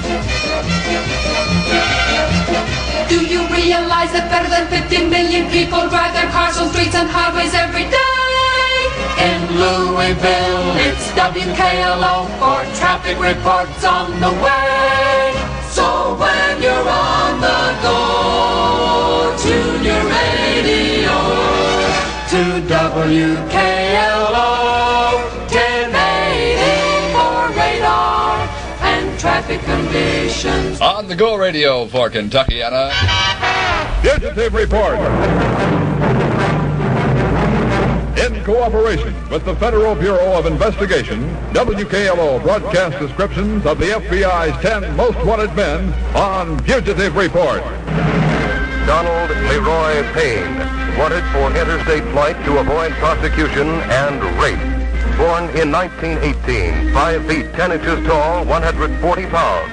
Payne has brown receding hair, hazel eyes, and medium complexion. He is known to be occupied as a tailor, machinist, and salesman. Payne has a record of vicious sex attacks on women and children. He was involved in a jailbreak in which a jailer was severely beaten. Payne is described as a man who would not hesitate to kill, is considered extremely dangerous. If you have information leading to this man's arrest, contact your nearest law enforcement office or the Federal Bureau of Investigation. Fugitive Report is a presentation of the WKLO Public Service Department. Here's the weather report. Radar weather report. Here's the weather report. From WKLO, from the weather wire, the climate fire. Here's the weather report. Radar weather. And for Louisville town, the weather story goes like this. Partly cloudy, continued hot and humid with widely scattered thunder showers tonight. A low of 72 degrees expected. Tomorrow, Thursday, generally fair, slightly less humid tomorrow with a high near 90 degrees. Currently 79 degrees on the Summer Fun Weather Wire. The relative humidity reading, 77%. Wind from the north-northwest now at 7 miles per hour. The barometer rising slowly at 30.03 inches. The WKLO Comfort Index with a 75. Lightning, overcast skies in downtown Louisville, 79 degrees, and that's the weather.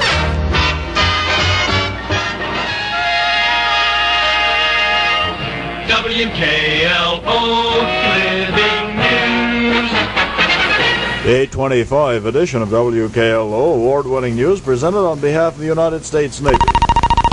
India's Prime Minister Nehru has told Soviet Premier Khrushchev it would be wrong, unwise, and stupid to start a war. Nehru spoke at a banquet in the Kremlin. Khrushchev, in turn, said the Berlin crisis would end if all the nations that fought Nazi Germany would meet to write a peace treaty. While New York Yankee outfielder Roger Maris needs only 6 home runs to tie Babe Ruth's record of 60 set in 1927. Maris's 54th round tripper came in the 4th inning of today's game with the Washington Senators in New York with 2 out and the bases empty. The home run puts Maris 8 games ahead of Ruth's record pace 34 years ago, and 3 homers ahead of teammate Mickey Mantle. Here's the WKLO scoreboard in the American League. It was Boston over Cleveland this afternoon, 9-4. New York shut out Washington, 8-0. And at the end of 3 innings, it's Chicago 2, Minnesota 2 in the first game of a doubleheader. In the National League, Chicago Cubs beat Pittsburgh 6-2. Tonight, Philadelphia goes to Milwaukee, Cincinnati to St. Louis, and San Francisco to Los Angeles. In the association, Louisville will be at Indianapolis tonight. Houston has a doubleheader at Denver, and Dallas will be at Omaha. The Navy offers a way of life and a personal security for young men with a sense of purpose. See your Navy recruiter for details. Now the weather wire, partly cloudy, continued hot and humid with widely scattered thunder showers tonight. Low 72 for Thursday, generally fair and slightly less humid, a high near 90. Under overcast skies, the weather wire temperature is 79 degrees. And that's WKLO News presented on behalf of the United States Navy. This is Omar Andiel. More news any moment from WKLO.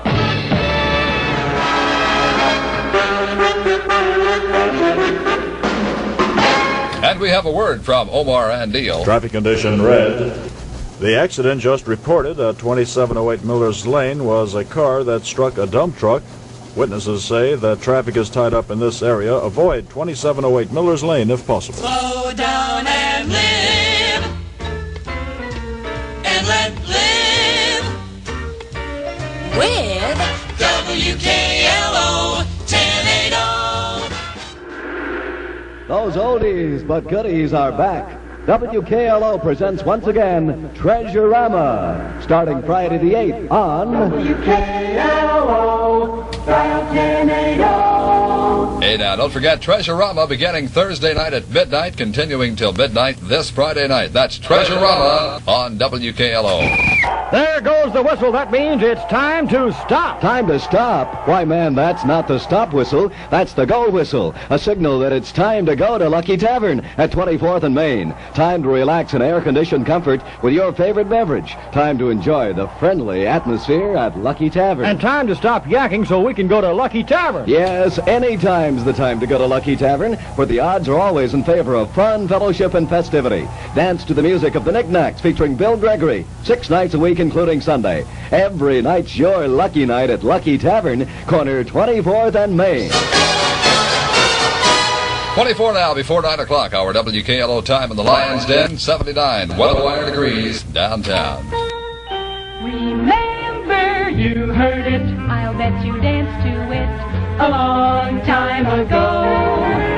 Now's your chance to relive it with WKLO. Remember. Miss Tony Fisher from the Treasure Chest, The Big Hurt. You're on the sunny side of sound as the records go around on WKLO.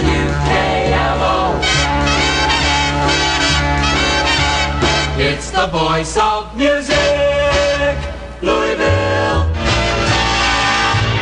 On the go, On city streets or country lane, you're on the go. you're on the way to work or play, driving along in your automobile with traffic reports from our newsmobile. Radio, The latest news and weather while you're on the go. road conditions first on 1080 WKLO. 1080 while you're on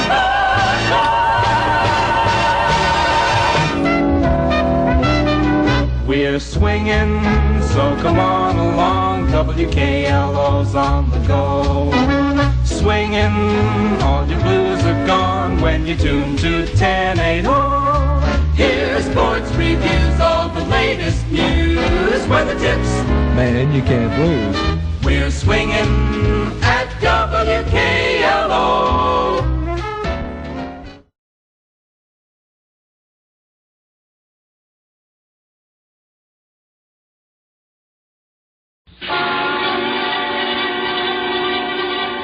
This is Stephen Flanders, NBC News, reporting. The first American in orbit, February 20th, 1962. Firing button. T-minus 10 seconds. Counting.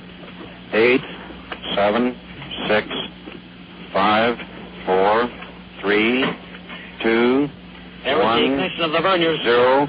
Ignition. Liftoff. Lift The off. MA-6 vehicle has lifted off. The MA-6 vehicle has lifted off. Trajectory looks good. The MA-6 vehicle is off the launch pad.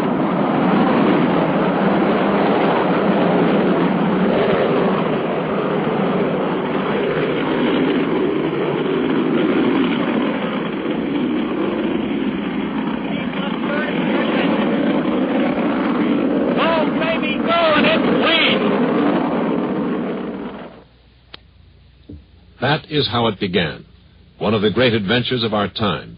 Before it was over, Colonel John Glenn had orbited the Earth 3 times. His total time in space from launch to splashdown in the Atlantic was 4 hours and 56 minutes. During this flight, astronaut Glenn took over partial manual control of his Friendship 7 spacecraft for more than 3 hours, when trouble developed in the automatic control system. Glenn's takeoff, the potential dangers of his long flight in space, the decisions made during the flight, all this was held under the massive spotlight of minute-by-minute live radio and television coverage. America had put one of her sons, with his skills and that of his many colleagues, on the line for all the world to see. It is the way of a free people to act in this fashion. Let's return now to those early minutes and seconds that led to Colonel John Glenn's historic flight in space. Liftoff. The clock is operating. We're underway. Roger, reading you loud and clear. Roger, we're programming and roll okay. Altitude, little better than 3,000 feet. Speed a little over 200 miles an hour. A little bumpy along about here. Roger. Altitude, about 25,000 feet. Speed better than 700. He's approaching the speed of sound and maximum Q, the greatest strain the rocket can endure. 1 minute. Altitude, 40,000 feet. Speed over 1,200 miles an hour. Vibration here in the rocket is dampened out by those vernier engines, the little side fellows that wiggle and waggle. We're smoothing out some now, getting out of the vibration area. Roger, you're through max Q. Flight path is very good. Pitch 4-3. Getting out real fine. Cabin pressure coming down 5-7. Okay, flight very smooth now. Altitude now, 75,000 feet. Speed about 2,500. He's leaving the atmosphere and entering space. It looks clean. Amps 2.5. Cabin pressure holding at 5.8. All Roger, reading you loud and clear, 7. Cape is go. We're standing by for you. Roger, Cape is go and I am go. Our capsule is in good shape. Altitude 40 miles. Speed 5,000 miles an hour. The 2 booster engines are due to cut at any moment. Roger, 0G, and I feel fine. Capsule is turning around. Oh, that view is tremendous. Roger, turnaround has started. Capsule turning around, and I could see the booster during turnaround just a couple of 100 yards behind me. It was beautiful. Roger, 7. You have a go. At least 7 orbits. Roger, understand go for at least 7 orbits. He's on his space path now, his launch path toward orbit. The pitch angle is being adjusted now for that keyhole in the sky for orbit. This is Mercury Control. All indications here are that we will be able to confirm orbit within a matter of a couple of minutes.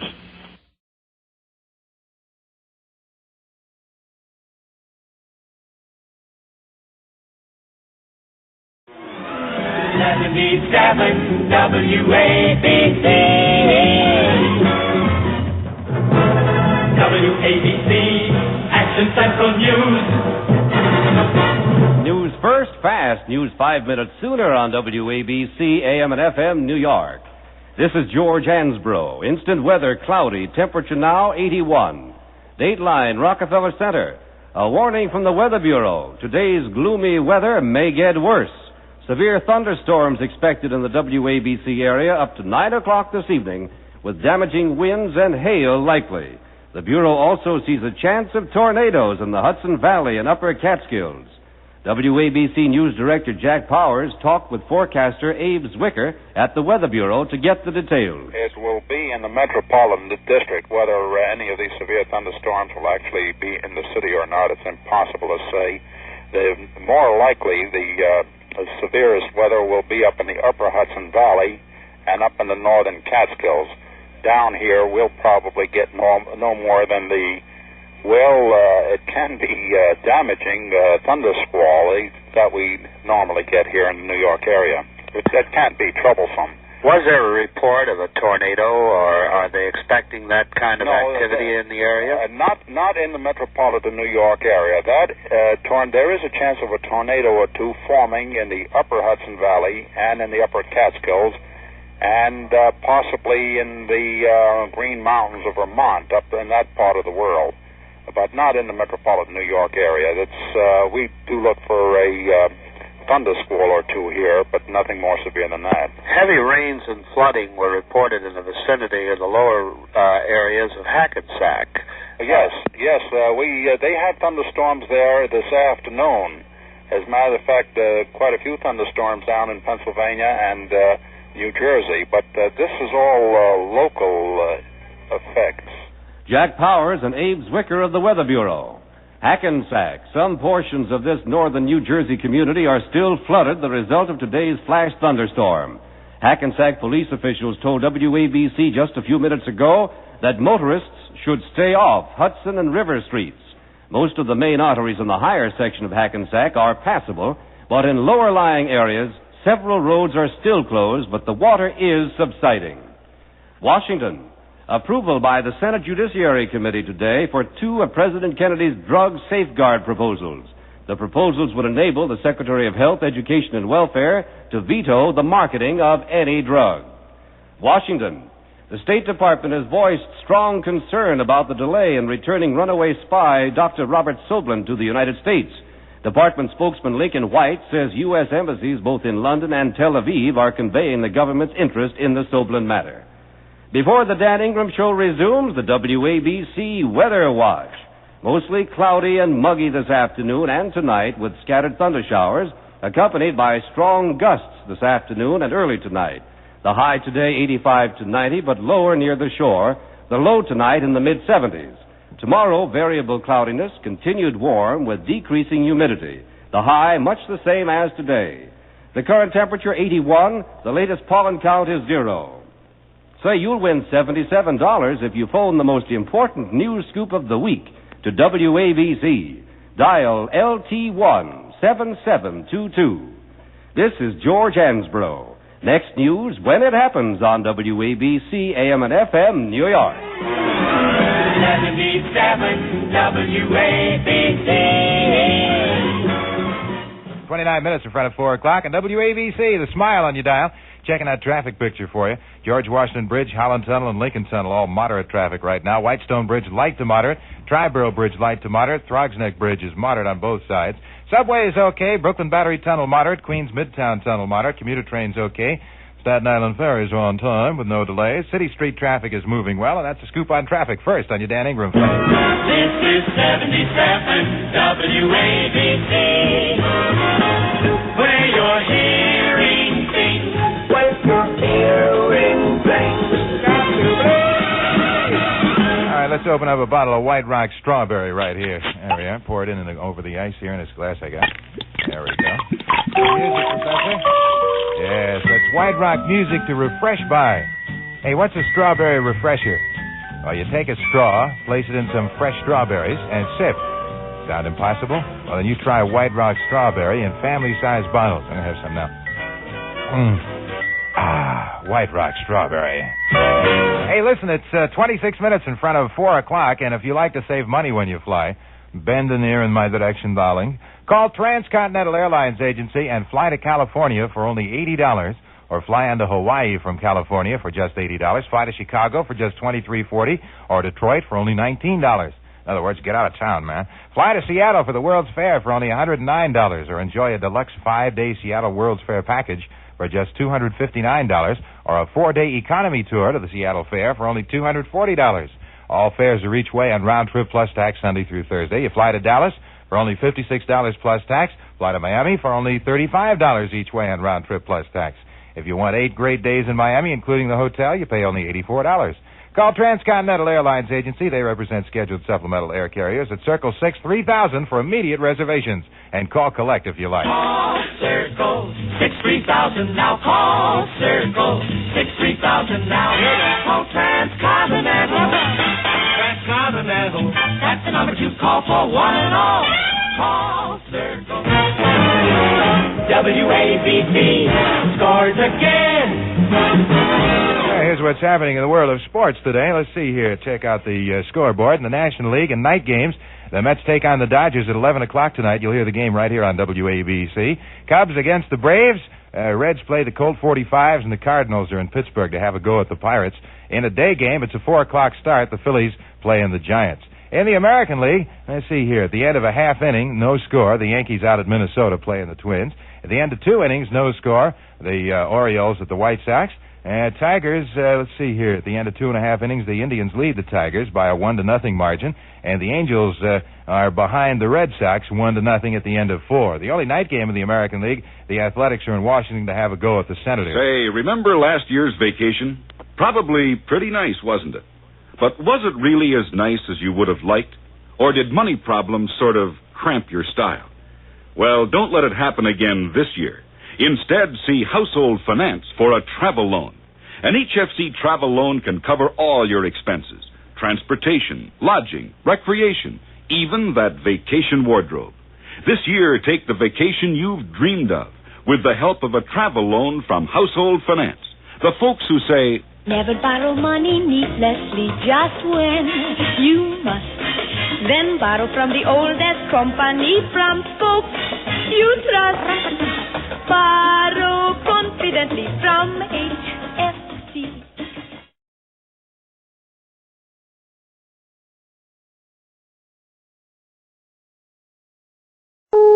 The Metropolitan Life Insurance Company brings you the CBS World News Roundup. Now, Ned Calmer. Good morning. A first-class mystery story is developing in Washington this morning, whose ultimate developments may have grave consequences for us all. But the usually well-informed Capitol News Corps has so far been unable to get confirmation of any of a score of rumors arousing intense curiosity. This much seems pretty certain.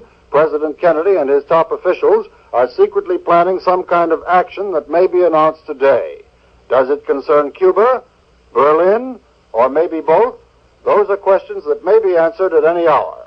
Let's get the latest now from a member of the CBS News team checking out the story, Charles Van Friend reporting. Extraordinary peacetime secrecy shrouds this capital city this morning. There's an atmosphere of expectancy and tension in the air. The rumor market is lively. Some major announcement is anticipated later in the day, but the plain fact of the matter is reporters don't have anything solid to go on. The mysterious story was born in Chicago Saturday morning, when President Kennedy abruptly canceled his energetic barnstorming for Democratic candidates and flew to the White House. The reason given by Presidential News Secretary Pierre Salinger was that Mr. Kennedy was suffering from a slight cold, and on the advice of his doctor was going to confine himself to the executive mansion. There would have been no suspicion of this announcement. Even presidents catch colds. But Salinger said the White House doctor first became concerned when he noted the president's voice sounded husky at a fundraising dinner the night before. Reporters to a man agreed Mr. Kennedy sounded in fine voice. Upon his return to Washington, the president looked chipper and healthy. Salinger backed this up by saying a medical examination showed him much improved. But the White House staff worked far into the night Saturday and again yesterday. Secretary of State Dean Rusk was in his office throughout the weekend. Salinger conferred at the State Department with Robert Manning, Assistant Secretary for Public Affairs. The Joint Chiefs were busy at the Pentagon. In answer to a slew of queries, the Navy Department Department insisted its naval marine maneuvers in the Caribbean had nothing to do with Castro's Cuba. The White House refused to confirm or deny reports something was imminent, although Salinger said he knew of no plans for the president to make a television radio address to the nation. Officials who should know what's going on will say only their lips are sealed, but that the story may break later today. Most of the speculation here, and that's all it is, speculation, surrounds Cuba, although Assistant Secretary of Defense Arthur Sylvester denies there is any plan to attack that communist island. There is also some thinking here the strange weekend of work and secrecy concerns Berlin, or the Red Chinese Indian fighting. But in the absence of facts, all this fascinated and frustrated city can do is wonder. This is CBS News, Washington. So far as the Cuba rumors go, emergency construction crews are now working around the clock at Key West Airport in Florida, where a control tower is being built. Servicemen are reported pouring into the city some 90 miles from Cuba. Construction crews appeared suddenly at the airport yesterday, and by late in the day, the tower was already operating on a makeshift basis. From Puerto Rico come reports that naval units of the anti-Castro Alpha 66 guerrilla group are hunting for British merchant ships in Cuban territorial waters. Ships manned by the Cuban Exile Organization are said to have left a base somewhere in the Caribbean to attack British merchantmen in Cuban waters.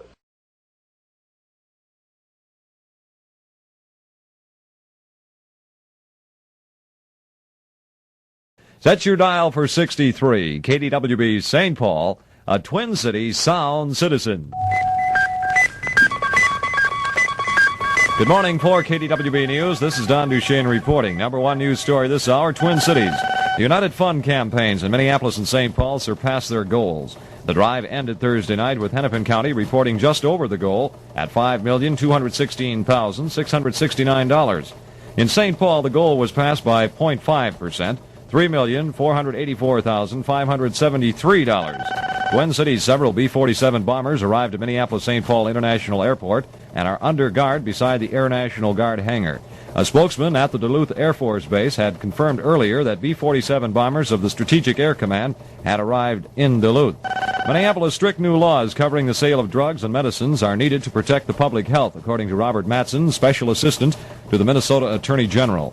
He urges members of the State Pharmaceutical Association to back proposed legislation which would provide stricter safeguards on the sale of packaged and over-the-counter drugs.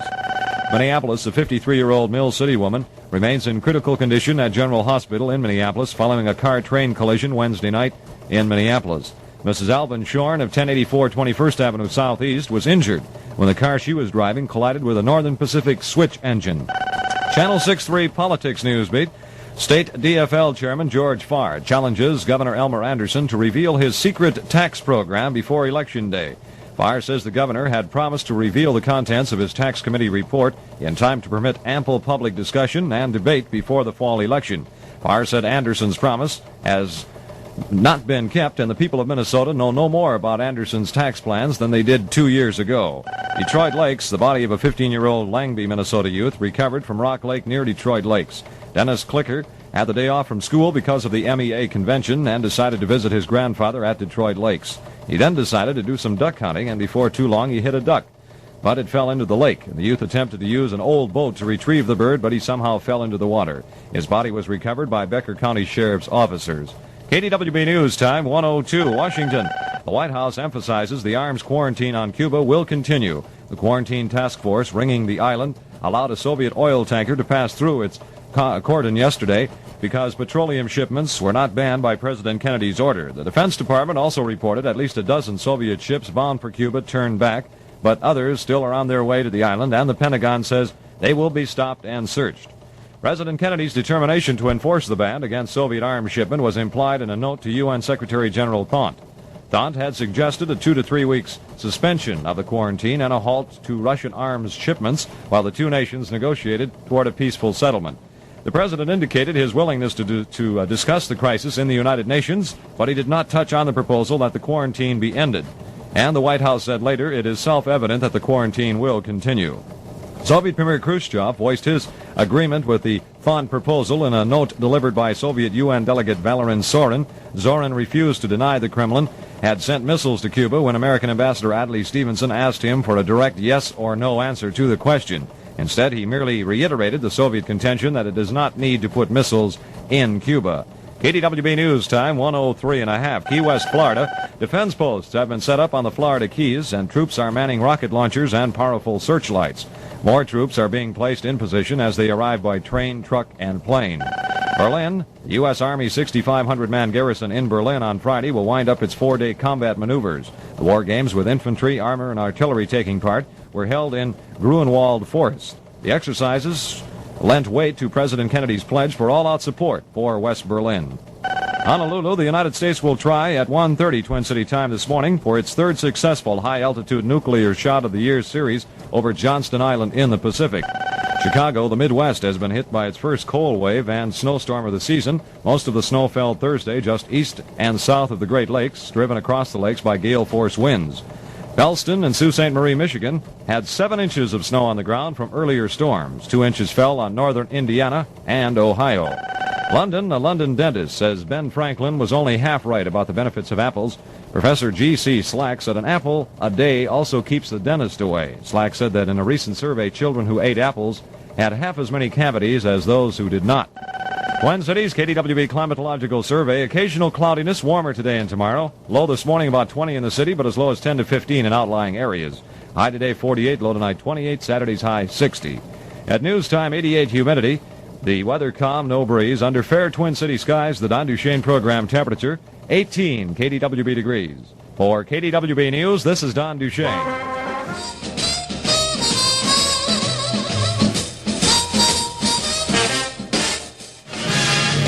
Channel 63 Sports Scoreboard.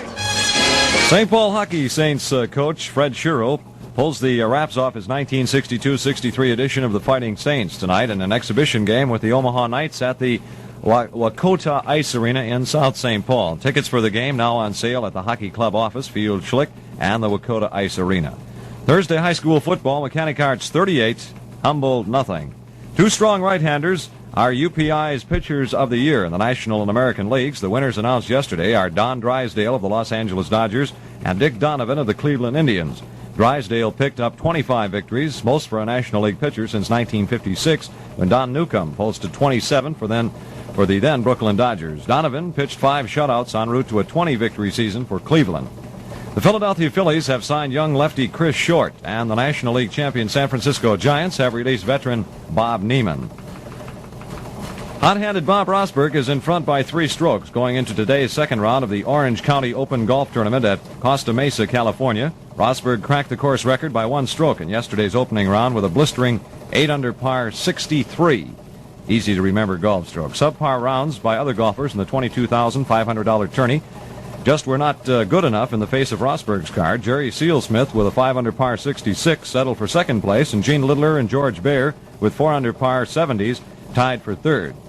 Argentine heavyweight Lavarante, in a coma since being KO'd in about September 21st, had his 26th birthday yesterday. Lavarante's mother, who has been at his side since 4 days after he suffered the brain injury, paid another silent visit to her son. Pinky George, the fighter's manager, has been another faithful visitor at the Los Angeles hospital. Doctors say there is no indication when or if Lavarante will recover consciousness. A couple of all-losing college football teams are in the spotlight tonight, pending tomorrow's usual heavy schedule. The Detroit Titans, winless in 4 starts, host the Dayton Flyers, who are in an even worse shape with 6 straight losses. Minnesota Gophers defended Michigan pass patterns Thursday and sought to sharpen their own passing attack in the last intensive workout before Saturday's game. The Gophers, who leave for Ann Arbor today, and the defense of the Little Brown Jug Saturday, also practice coverage on kickoff plays and protection on punts. Set your dial for 63, KDWB St. Paul, a Twin City sound citizen. You never heard it so good riding round in your car. KDWB, highway or byway or driveway, wherever you are. You want to keep travel tuned to 63. More music per mile. KDWB, our mobile units keep you in the know of Twin City news wherever you go. You never heard it so good. in your automobile, KDWB.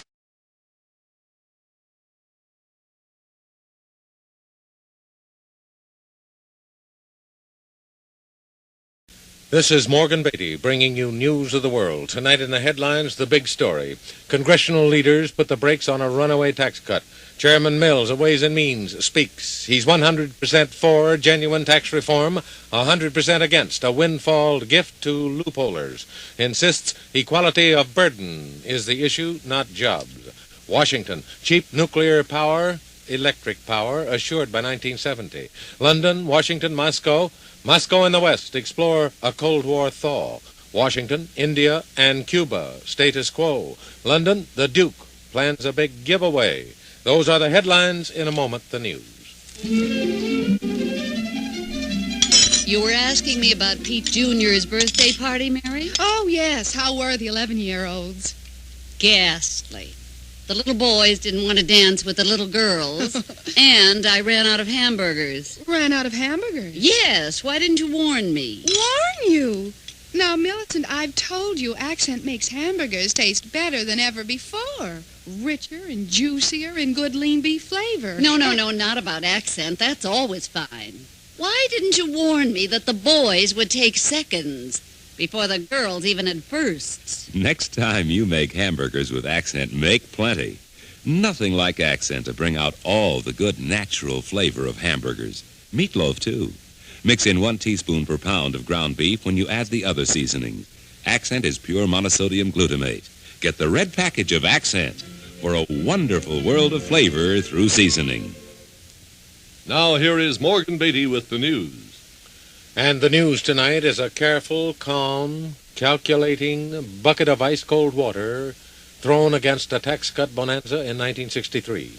News of the World's survey of a majority of the House Ways and Means Committee tonight shows that as of now, the group that controls tax measures in the Congress is close to 100% for tax reform, that is, a broader base at lower rates. It is almost 100% against any quick tax cut of the kind administration men are talking up on the Washington scene. A News of the World estimate on past records of the Senate Finance Committee coincides exactly with the House Group survey. Congressman Wilbur Mills of Arkansas, chairman of Ways and Means, declined tonight to speak for a majority of his committee. But in answer to a direct question, he gave News of the World this answer. I am 100% for genuine tax reform in relation to a tax cut. That is, I would lower tax rates, possibly rearrange exemptions to lighten and equalize the burdens of lower-income Americans, but only with the understanding that this will be genuine reform. And from our experience on the committee, he said, the likelihood is the Ways and Means Committee would want to enact tax reform legislation carefully in 1963 that would become effective as a tax cut in 1964. Congressman Mills spoke with the expectation that the present economic climate of rising incomes for all Americans continues to improve, and that's what he expects between now and the gathering of Congress in January. This puts the congressman in direct opposition to one wing of President Kennedy's advisors, a group that would enact a tax cut now for January 1963 and incur risks of a high deficit on the order of $10 billion next year. That group would let the balancing of the budget come later like a tail on a kite if it should. This group is headed by W. Willard Wirtz, Secretary of Labor. He insists at creation of jobs. Bringing the unemployment rate down below 4% of the nation's workforce is far more important than a balanced budget. To his mind, jobs come first. Secretary of the Treasury Douglas Dillon, however, has not endorsed such an approach to next year's financial problems. He, like Chairman Mills of the Ways and Means Committee, has stressed tax reform ahead of tax cutting, or at least along with it. The Secretary of the Treasury and the Chairman of the Committee look at cold, hard facts. That even though the income tax rate against American citizens begins at 20% of their income, loopholes and exemptions make a mockery of that rate. Actually, Census Bureau figures show that all Americans, individuals, not businesses, will earn a total high mark of $445 billion this year, and the federal government will collect less than 10% of that in income taxes, or just over $44 billion.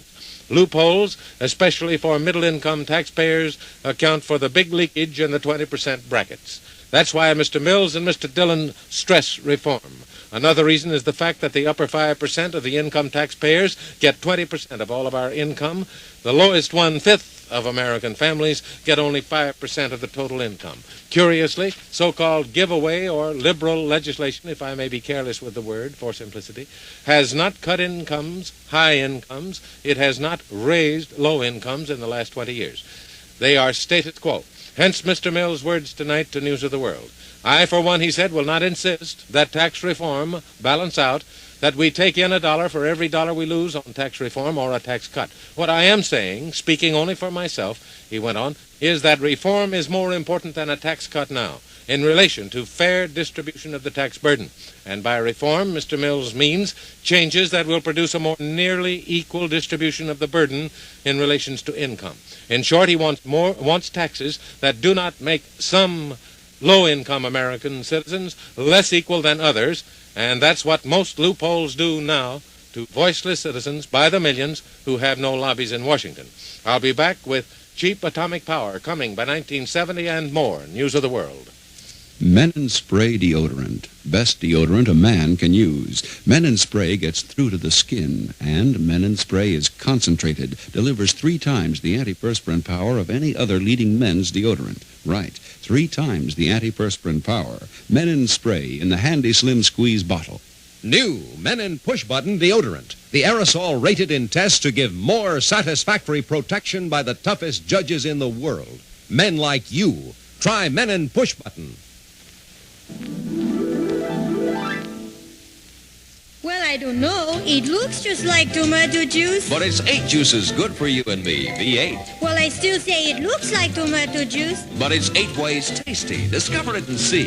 8 lively juices, vegetable juices, yours for good health in V8. But I still say it looks like tomato juice. Well, just take 1 taste of V8. Caramba, it sure doesn't taste like tomato juice. Of course not. It tastes like V8. Olé. V8 cocktail vegetable juice. Again, Morgan Beatty. Now news by direct report. Cheap, peaceful atomic energy coming and soon. Here is Jack Perkins in Washington. The Atomic Energy Commission thinks that in the next decade, the 70s, many of our electric light bulbs throughout the country may be lit by atomic power. And if they are, this nation will begin saving billions of dollars. The AEC sent a report today to the President. It recommended that government and industry in the next 12 years build at least 20 new atomic power plants. It should work on breeder reactors that not only make electricity, but while they're doing it, also make more atomic fuel. The government has already spent $1.25 billion on atomic power. Under the AEC's recommendations, it would have to spend $500 million more in the next 10 years. But, and here is the answer to skeptics who demand to know what are we going to get out of this money, the AEC predicts that by the 70s, we would be making atomic power competitively with conventional power, and by the turn of the century, half the power generated in this country would be atomic and cheap, so that by then, for the few billion invested, we would have saved $30 billion in power costs. Jack Perkins, NBC News, Washington. Next, a thaw in the Cold War? Maybe. Here is Robert McCormick. What comes next in the relations between the Free West and Soviet Russia? Well, there seem to be signs that the Soviet is willing to make some sort of accommodation with the West, or, as the President put it, we are at a turning point in history, and Secretary of State Rusk has said that we're on the verge of unpredictable events. Well, if the Russians are ready to come to terms with the West in any sense, it may be because the Chinese communists have forced their collective hand. The Russians may feel they must cooperate with the West in order to stop the Chinese. This theory was reinforced today by British Foreign Secretary Lord Hume when he said his country should change what he called the negative, sterile doctrine of coexistence into one of active cooperation with the countries of Europe which are at present communist, and among these, said Lord Hume, I include Russia. Well, what it all boils down to is the fact that the Western diplomats here feel there may be a good chance for an agreement ending the continuing Berlin crisis, and even an agreement on disarmament, which would include a nuclear test ban, which would in turn prevent the Chinese Reds from developing their own nuclear weapons. Robert McCormick, NBC News, Washington. Next, the crisis points, the Caribbean, the Himalayan line. Here is Ellie Abel, our State Department correspondent. Along the far-flung India-China battle line, the guns were silent this Thanksgiving Day. India has not yet accepted or rejected the Chinese proposal to cease firing, withdraw, and negotiate. But so long as the Chinese invaders aren't shooting, the retreat-weary Indians seem to welcome a breather. New Delhi is not letting up its efforts to put the country on a war footing. The first transport planes from the U.S. and Canada have arrived, along with high-level supply missions from Washington and London. Prime Minister Nehru is resigned to a long war ahead. He told a group of teenage boys today, "It may be so long that some of you will grow up to fight it." The Cuban crisis is subsiding, but there are a great many loose ends still to be tied up, chiefly how to make certain that all the Soviet weapons have been pulled out and that new ones won't be put in. Anastas Mikoyan, Russia's first deputy premier, has been in Havana 3 weeks now. He conferred today with Fidel Castro and Cuban President Dorticos. No word on what, if anything, Mikoyan achieved. Castro, all reports agree, is still saying no to any form of inspection that the U.S. would consider adequate. Ellie Abel, NBC News, State Department correspondent. And now, around the world briefly, here is William J. Boyle. Buenos Aires, the Argentine Interior Ministry announced tonight a plan to overthrow the government had been thwarted by the arrest of 4 high-ranking army officers. The announcement followed a wave of bombings and shootings yesterday in Buenos Aires. London, the British Labour Party, tonight claimed a victory in by-elections over Prime Minister Macmillan's Conservative Party by winning 3 parliamentary seats formerly held by the Conservatives.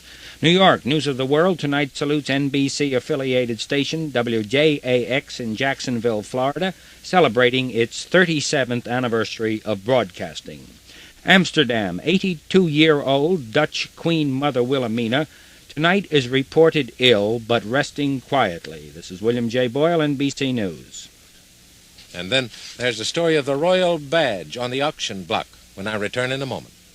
Don't pay the price of a Buick unless you actually get a Buick. That's a good thing to remember if you're in the market for a new car, because many people have realized too late that they could have gotten a Buick for just a little more than they paid for one of the low-price names.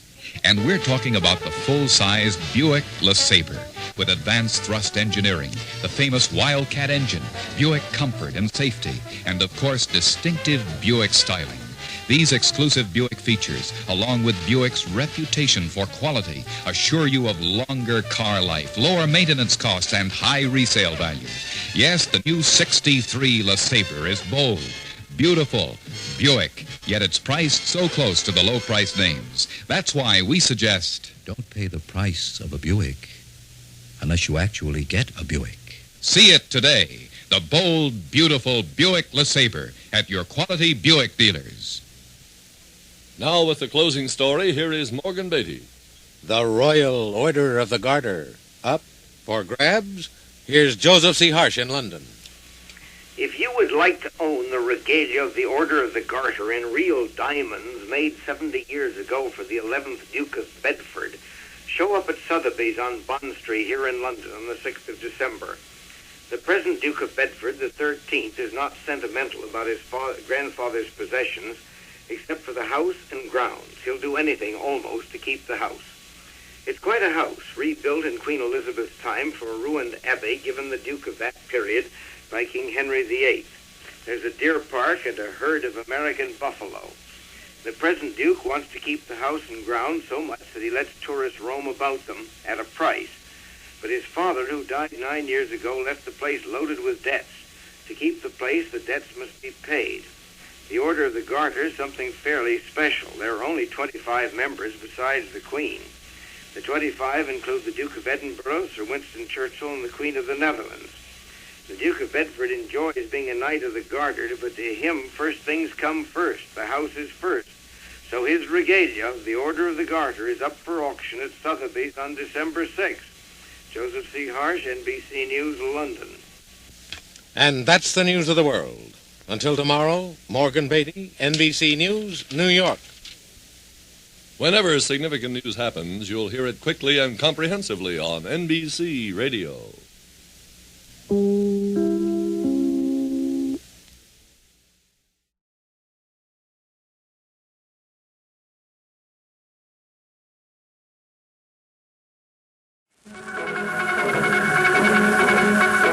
WCCO-Radio News. Kennedy completes first day of cross-country inspection tour. This is Paul J. for Philco.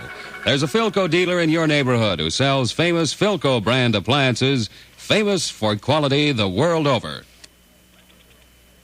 President Kennedy is spending the night in Albuquerque, New Mexico, after a day-long check of America's aerial and nuclear might. The president visited the headquarters of the Strategic Air Command in Omaha and research centers in Albuquerque and Los Alamos. Tomorrow, he'll move on to the nuclear testing grounds in Nevada. There are 2 strike threats in the news tonight. 4 New York newspapers may be struck by union printers shortly after midnight tonight, and airline hostesses are threatening a December 13th strike against Trans World Airlines.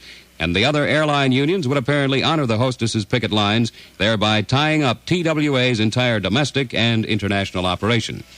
At least 29 deaths have been attributed to the big snowstorm which swept through the northeastern part of the United States today. Up to 24 inches of new snow fell in some places, tying up traffic and knocking out electric power.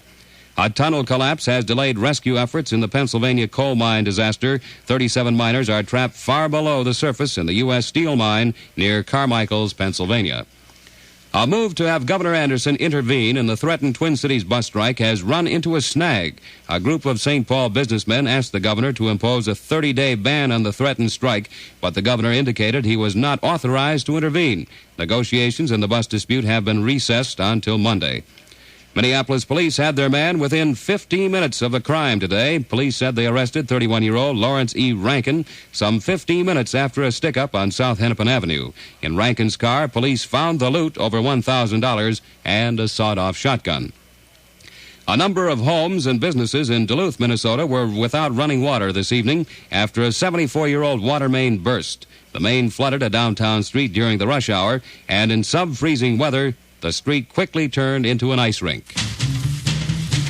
Here's a man in a hurry. Plane to catch. Important meeting to make. He travels light. Luggage, briefcase, and a truly personal big-picture TV. The Philco Courier. Really portable. Lightweight. Tough. Rugged. Take it anywhere. Its sturdy cover and bonded safety glass picture tube are made to be man-handled. All controls up front. Full sound out front. Plus Philco's famous Vivid Vision picture. The Courier gives you the blackest blacks, the whitest whites. Philco's exclusive cool chassis assures top performance, lengthens the life of the set, reduces the need for service. Choose the Philco Courier, power-packed for top performance. The newest in big picture personal TV. If you live in the Hudson, Wisconsin area, see the Philco Courier at Palmer Repair Service in Hudson, Wisconsin.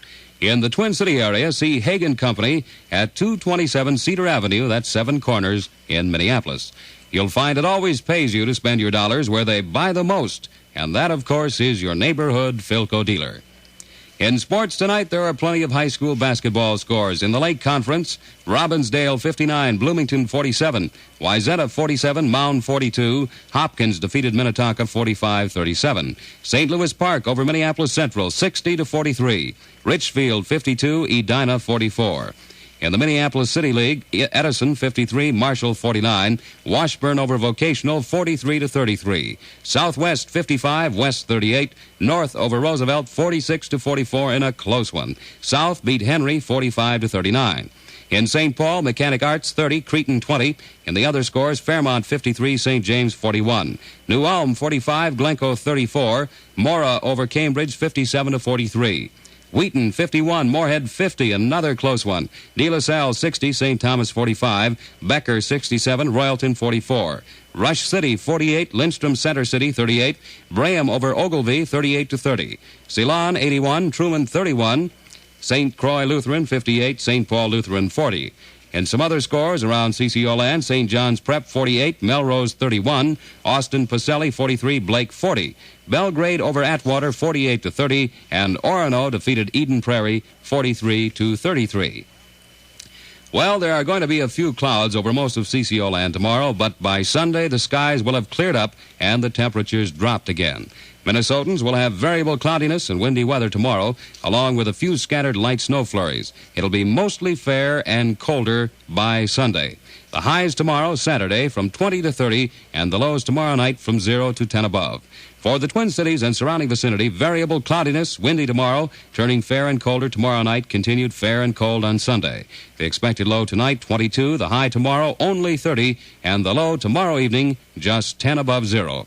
Currently, the CCO Twin City temperature, 28 degrees, winds from the west-northwest at 15, and the humidity, 60%. That's the news. Paul J. for Philco, the Philco dealers of the Northwest who present the news 7 evenings a week. Get acquainted with the Philco dealer in your neighborhood. He sells Philco appliances, famous for quality the world over. Well, Charlie Dressen's back in the major leagues, but not as a manager. He has been replaced as manager of the Milwaukee Braves farm team at Toronto in favor of Bill Adair. And Charlie now will be a scout and troubleshooter for the Braves. And Ken Silvestri, who used to catch for St. Paul and the Yankees, among others, has been named a bullpen coach for the Braves. And I'm glad to say that the Northern League will operate again next year, although with only 6 teams. This is one of the bulwarks of the minors, this gallant Northern League. Right now, the outlook is for Duluth Superior, St. Cloud, Bismarck, Mandan, Aberdeen, and Winnipeg, and either Minot or Grand Forks. Incidentally, the league has been boosted from a Class C rating to Class A, and that is no more than it deserves, since it has battled all the way and, in truth, has produced more than the average graduation of players labeled Class C. Well, Bobo Newsom died today. He was only 55. He looked like he still could pitch. Look at the teams he played with.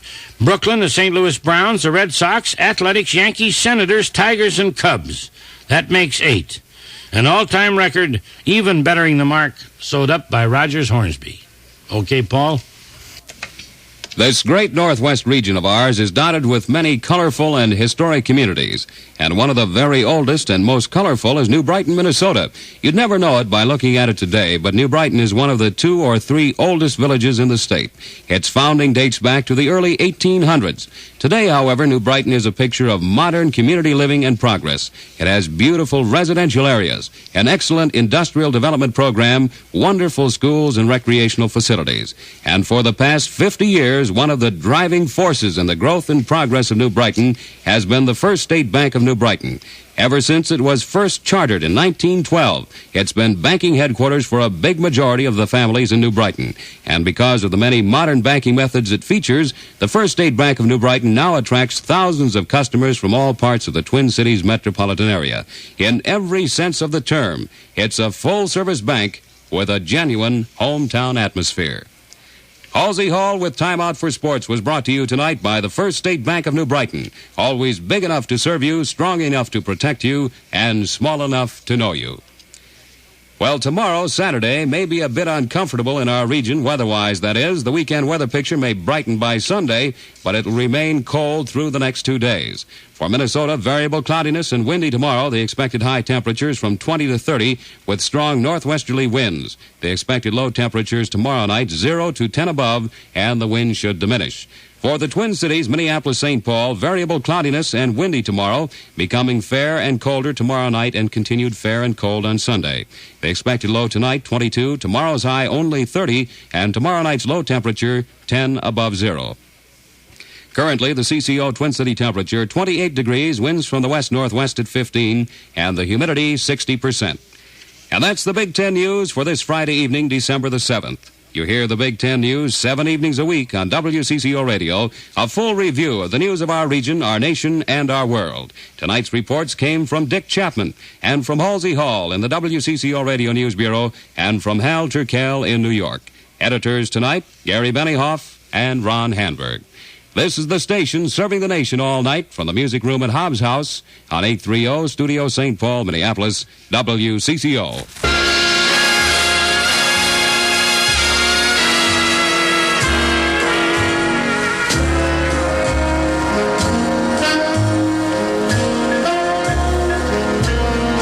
From River Falls, Wisconsin, it's Hobbs House. And here's Franklin.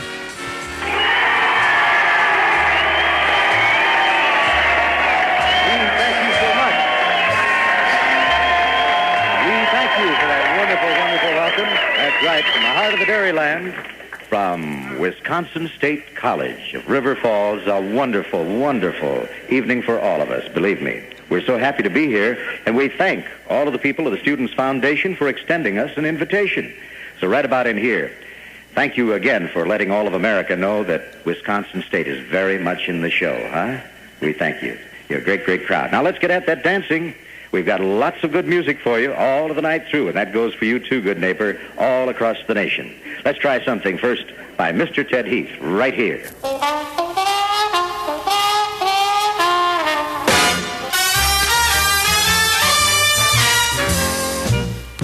And so our dance party is underway at Wisconsin State, River Falls, Wisconsin. This is Franklin Hobbs, welcoming all of you across the nation to dancing, if you wish, the whole night through. Yes, it's true. We'll take requests from you starting about 1:30 in the a.m. But right here, I believe this would be an excellent time for me to pass along a suggestion to all of you ladies who are so busy at the chore of Christmas shopping. I'm going to say, this coming day, instead of preparing dinner for the family, going through all of the chores in the kitchen, serve up delirious Kentucky Fried Chicken by the bucketful. What a treat for the whole family. Just can't be beat, I'll tell you. Now, all you have to do is call Delarious about, 30 minutes or so prior to the time that you'd like to pick up your order. Delarious at 25th and Hennepin Avenue in Minneapolis, or Highland Village in St. Paul. Or you may pay them a call at Delarious in Southdale, too. There you go, a good suggestion for you. And if you're partying this night, serve the treat that's just right for your party guests. Serve the best. Kentucky Fried Chicken by the bucketful. You see, they're going to remain open for you nearly an hour and a half until midnight at 25th and Hennepin Avenue and Highland Village in St. Paul. Okay? Give them a call right away, and they'll have that bucket all ready for you, good friend. And you know the refreshment that goes along with that Kentucky Fried Chicken? This wonderful Wisconsin beer right here.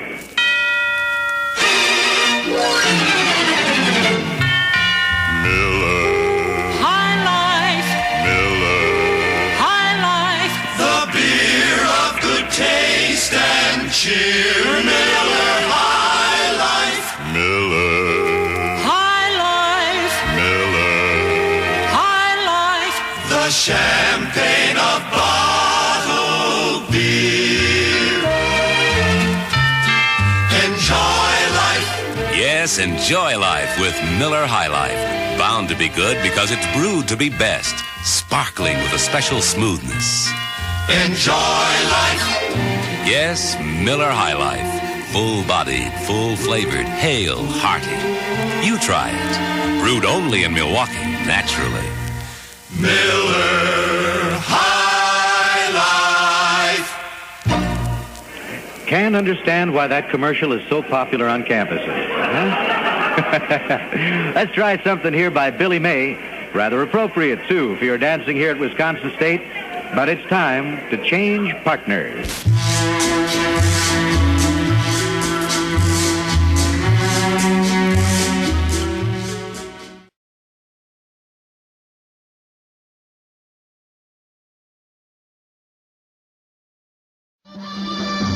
Gentlemen, do it. Ladies, do it. Even people in their 80s do it. All listen to Wonderful WIL. Even Lady Bird and Lyndon do it. Yeah, they listen. And they... On Capitol Hill, I always listen to WIL. Make the laws of the land. Whatever happened to Lyndon Johnson? Have you noticed? He's just sort of poof. Have you noticed that? Well, they fixed him, didn't they? Oh, he's the one who plays with Carol. I see.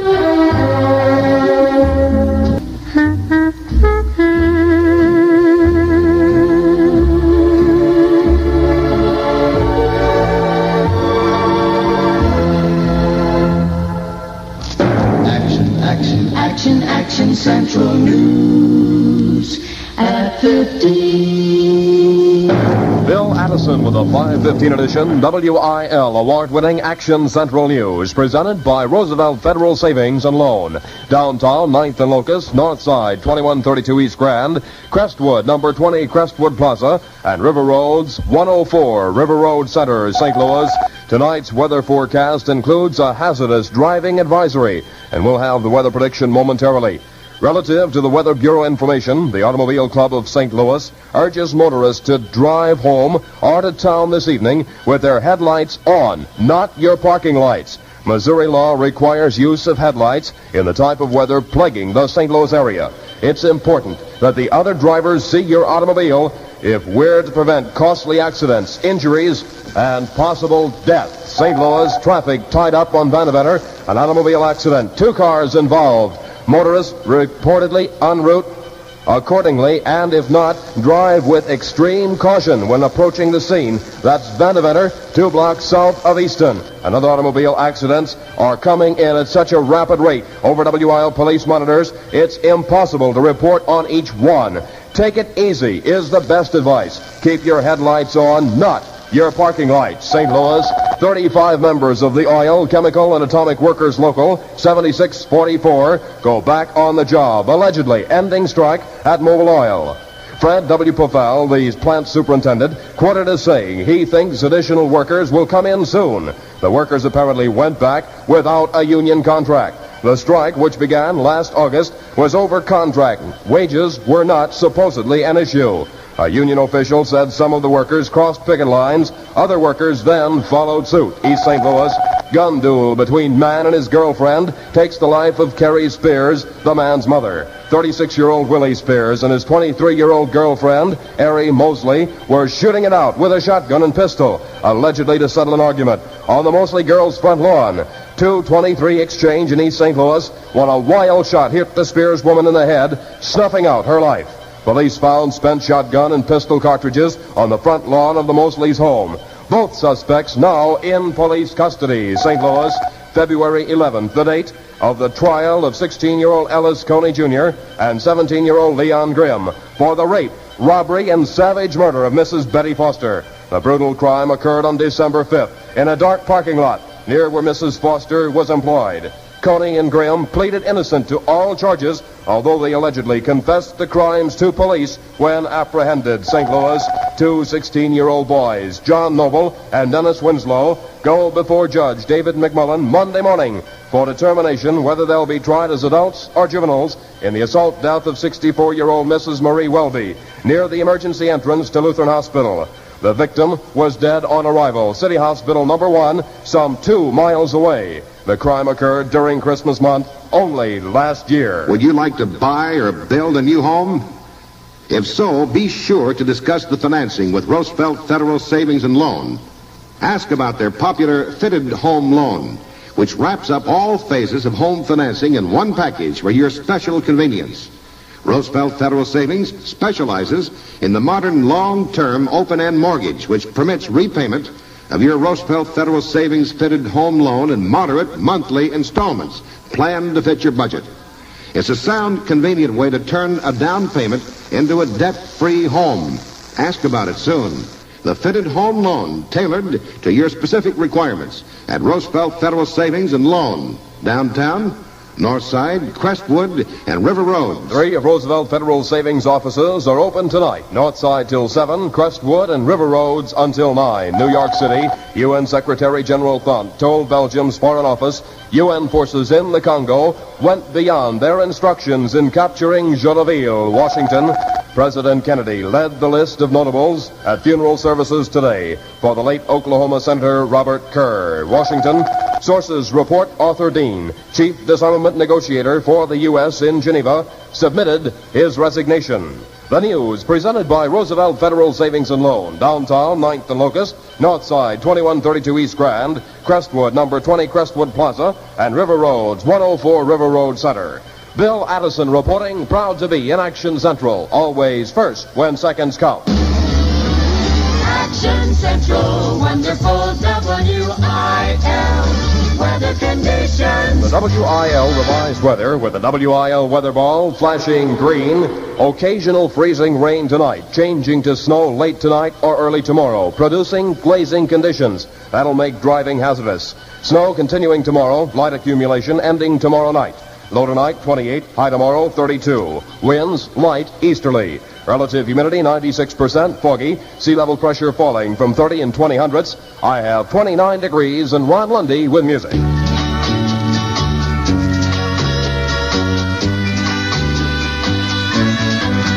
It's up to you, darling, it's up to you, baby, it's up to you, darling, it's up. Oh, boy, way up in the top 10 this week on WIL. Ricky Nelson, it's up to you. How you doing? Huh? Wonderful WIL. You're listening to wonderful WIL Radio, AM and FM in St. Louis, Missouri, home of award-winning Action Central News.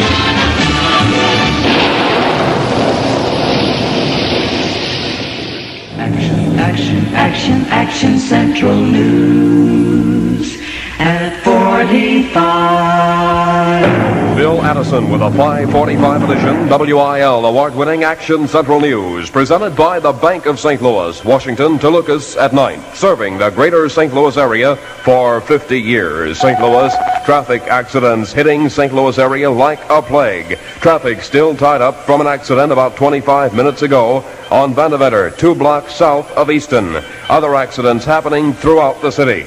Drive with extreme, we repeat, extreme caution. St. Louis, strike at Mobil Oil allegedly ended. From all appearances, the strike is over. 35 members of Oil, Chemical, and Atomic Workers Local 7644 went back to work today. Plant Superintendent Fred W. Pofal optimistically states he thinks additional workers will come in soon. The strike action was born August last year. A union official says original strike called over contract. Wages were not an issue. He says some union members went back to work when other members crossed picket line. The workers apparently went back without a union contract. East St. Louis, 62-year-old Carrie Spears is dead. The victim of crossfire during blazing shotgun and pistol duel involving her 36-year-old son Willie and his girlfriend Ari Mosley. She's 23. It happened on the lawn of the Mosley girls' home. 223 Exchange in East St. Louis, where police found spent shotgun shells and bullet casings. Both suspects arrested, now in jail. St. Louis, pair of teenage boys accused in December 5th, rape, robbery, and fatal bludgeoning of Mrs. Betty Foster, 30-year-old telephone operator, go to trial 11th of February. They're Ellis Coney Jr., 16, and 17-year-old Leon Grimm. They pleaded not guilty to all charges, although they allegedly confessed the crimes to police at the time of their arrest. Alton, State Representative Ralph Smith of Alton, said he will introduce a bill in the state legislature to halt Illinois Public Aid Commission from furnishing contraceptives to welfare recipients. The Republican representative also says he will introduce a bill prohibiting marriage under 18 years old in Illinois. The 73rd session of the Illinois legislature starts on Wednesday. Canton, authorities are seeking mysterious caller whose telephone messages yesterday emptied Farmington Community High School in Canton, Illinois, and led authorities to a spray bomb. A chalkboard spray bomb was found heating on a radiator in the gymnasium after the unidentified caller warned school authorities of a bomb in 2 calls. 250 students left the building. A search led to the liquid spray bomb.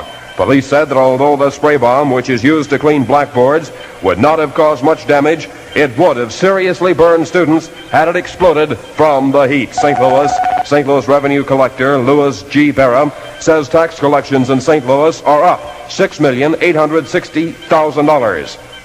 Barra said today his office collected $43,442,000 in taxes through December 31st. He says $37,356,000 was collected in 1961. St. Louis, owner of baseball Cardinals August A. Bush Jr., says the Cardinals will not be able to play in proposed downtown sports stadium until 1966. Original plans call for completion of stadium during the St. Louis bicentennial 1964 and 65. Bush says, and we quote, To be frank, we'll be lucky if we're playing in the new stadium before 1966. Don't miss the pleasure and personal comfort that can be yours if you have the money you need at all times with you to buy special bargains or take advantage of sudden sales. The way to do this is to establish a check loan account right now at the Bank of St. Louis. Check loan, the easiest, simplest way to know that you'll have the cash you need at any given moment. Just apply for your lifetime credit in an amount that you feel you can afford, and you'll never have to miss an opportunity again. You'll carry a book of personalized check loan checks with you at all times, and you can write those checks for any purpose you wish, regardless of where in the world you happen to be. Call Garfield 11850 any time of the day or night, any day of the year, and get all the information you need about the check loan plan from the bank that served the greater St. Louis area for 50 years. The Bank of St. Louis, Washington to Lucas at 9. Oklahoma City, President Kennedy attended the funeral of Democratic U.S. Senator Robert Kerr in Oklahoma City, then headed back to Palm Beach. Hollywood, 700 persons attended memorial rites for actor and producer Dick Powell. Elizabethville, Katanga President Chambay reported ready to talk with the United Nations or fight to the end. Washington, Ambassador Arthur Dean announced he's resigning as chief U.S. disarmament negotiator. Moscow, Soviet news agency TASS reports Premier Khrushchev will head the Russian delegation to the Congress of the East German Communist Party. New York City, the stock market advanced for the second straight day in a session of heavy trading. The news presented by the Bank of St. Louis. Washington to Lucas tonight. Bank of St. Louis is a member of the Federal Deposit Insurance Corporation. Bill Addison reporting, proud to be in Action Central, always first when seconds count. Action Central, wonderful WIL weather conditions. The WIL revised weather with the WIL weather ball flashing green. Occasional freezing rain tonight, changing to snow late tonight or early tomorrow, producing glazing conditions that'll make driving hazardous. Snow continuing tomorrow, light accumulation ending tomorrow night. Low tonight, 28, high tomorrow around 32. Wonderful WIL.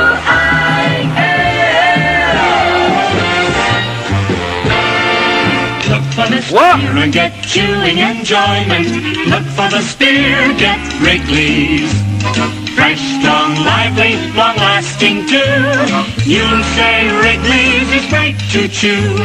Look for the spear and get chewing enjoyment. With the biggest little treat in all the land. Get the package with the spear and you'll know enjoyment's here. Be sure it's Wrigley's gum. Friends, when you're at the store, get the biggest little treat in all the land, Wrigley's Spearmint Gum. To be sure of getting the original Wrigley Spearmint, look for the spear.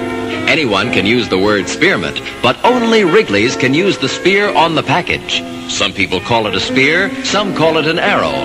Whichever you call it, it's the Wrigley trademark, your assurance of real chewing enjoyment. Get the package with the spear and you'll know enjoyment's here. Be sure it's Wrigley's gum.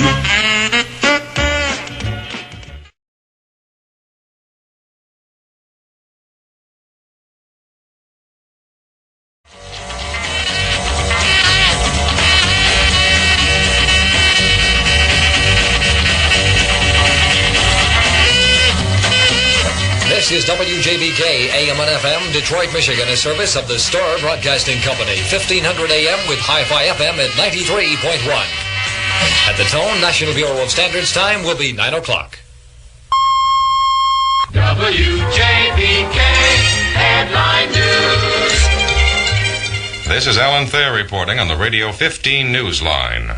A British government spokesman has confirmed news reports that an important Soviet spy has defected to the West and is now under guard in Britain. The spokesman would not name the Russian nor say when he defected, but he confirmed that the Soviet agent has been in the United States for Central Intelligence Agency questioning.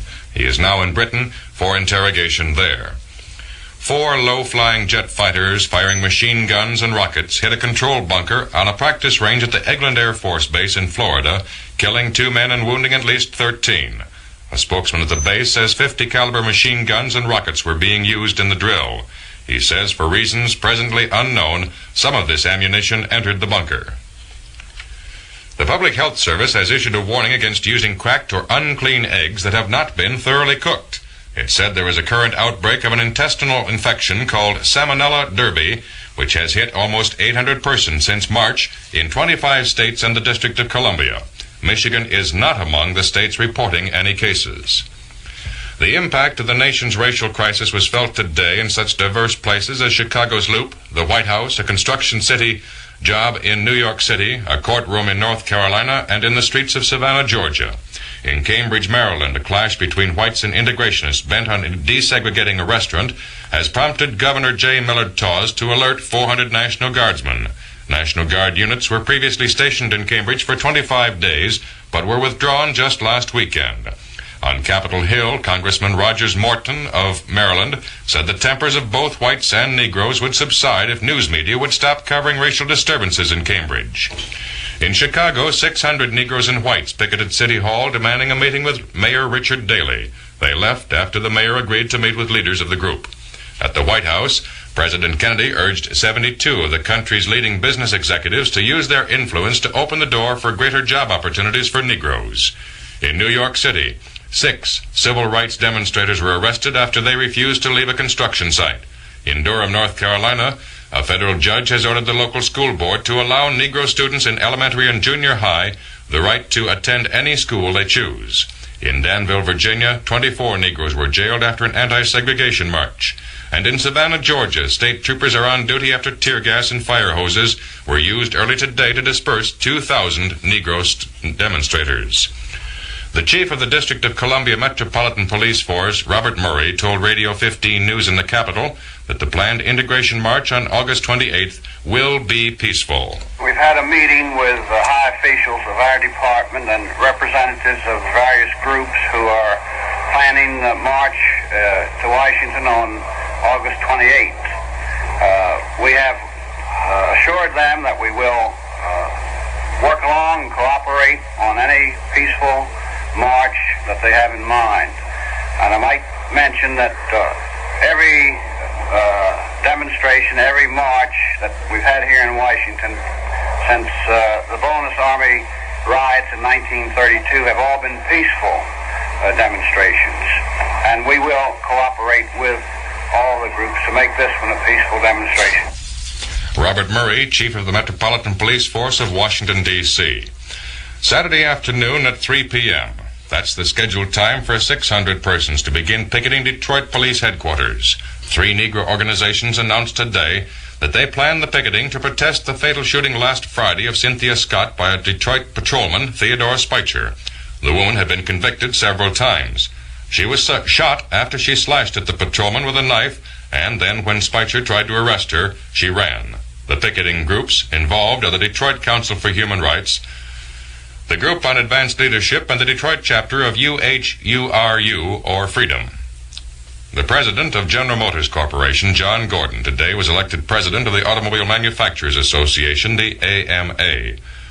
Gordon succeeds Henry Ford II, who has just finished serving a 2-year term. Tonight is the night Second Lieutenant Frederick Ballard of Kalamazoo is scheduled to be court-martialed for allegedly being absent without leave from the 46th Infantry's summer camp at Grayling, Michigan. The division commander ordered the trial today. It's believed to be the first court-martial since the 46th became the Michigan National Guard Division 17 years ago. That's the news of the hour. Detroit's Jack the Bellboy, Terry Knight with the tops of music, and tonight's Bellboy Heavyweight Fight of the Night follows the area weather forecast. Fair and mild tonight with a low near 60. Friday, mostly sunny and continued warm. Friday night, fair with little change of temperature. We'll have a high tomorrow around 85 and a low tomorrow night of 62. Present winds are out of the southeast at 6 miles per hour. The humidity 39% and the temperature in Detroit 76 degrees. That's the news, portions recorded. Next Radio 15 report at 10 o'clock on WJBK, AM and FM in Detroit.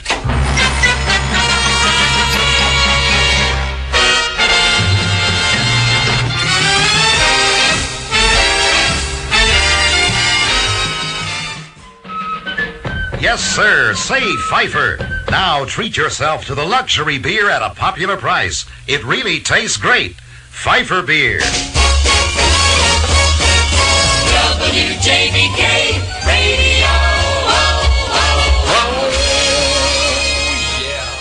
Has it happened to you yet? Has it happened that your taste says smoke light, smoke light? Has it happened? As your inner voice said, smoke light, smoke light. Has it happened that you long for a lighter tasting, more desirable cigarette? Is there such a cigarette, desirable cigarette? There is such a cigarette. Spring. Most desirable cigarette for you to smoke. Desirable. Spring's longer filter to lighten the smoke, smooth the taste. Desirable. Spring's lighter tobaccos. Of every 6 tobacco leaves, only 1 is light enough. Lightest menthol, too. Has it happened to you yet? Do you long for a more desirable cigarette? Smoke Spring, Spring cigarettes. Lighter taste proves Spring. Most desirable cigarette for you to smoke. Smoke Spring, smoke Spring, smoke Spring cigarettes. Here's the WJBK weather report for the wonderful Great Lakes area. WJBK-Radio, AM and FM in Detroit presents the area weathercast. Temperature 74 degrees, the wind south-southwest at 6 miles, humidity 42% outside, fair and mild tonight with a low near 60, 74 degrees. 9:15 is the time on the Terry Night Show. Jack the Bellboy here till 1 a.m. this coming morning. Want you to stick around for the sounds. Want you to vote in the 3 contenders. Number 1, Come On and Stop. Number 2, The Girl I Lost in the Rain. Number 3, Anything for You. The number to call is Trinity 37404.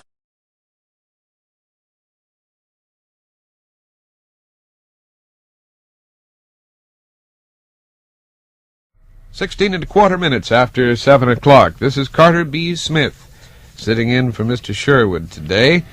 Charles Smith is on the other side of the glass. We expect Stu Smith in today. And actually, you see what this is a plot to take over KSFO by the Smiths. We're working on it. Smokers, Pall-Mall's natural mildness is so good to your taste. So smooth, so satisfying, so downright smokable. And there's a very good reason why. Over, under, around, and through. Pall-Mall travels the smoke to you. Pall-Mall's natural mildness is so good to your taste.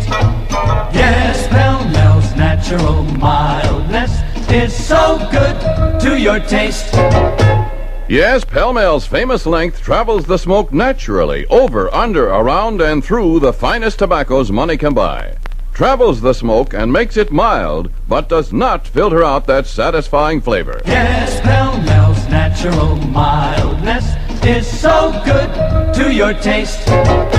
Buy Pall-Mall famous cigarettes. Outstanding. And they are mild. This is Carter Smith. I'm the new fellow, and I'm in for Sherwood. This morning, he's under the weather. This is KSFO in San Francisco. It's 7:30. Mike Powell, what's new? Direct from KSFO News, a brief summary of what's new up to this very moment and presented by Four Wheel Brake.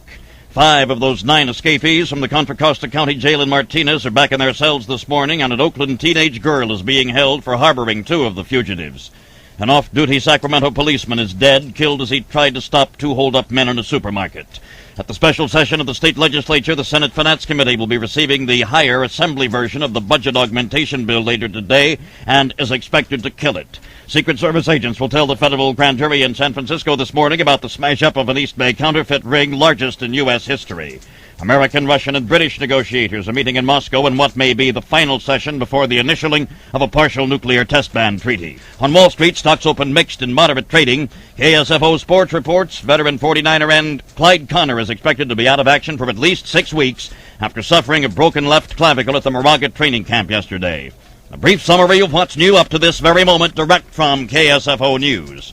Francis Moffat now writes Who's Who in Society, a fascinating new column for the San Francisco Chronicle. Read Francis Moffat in the Chronicle. This is Rod Mitchell for United Airlines with a word for New York-bound businessmen.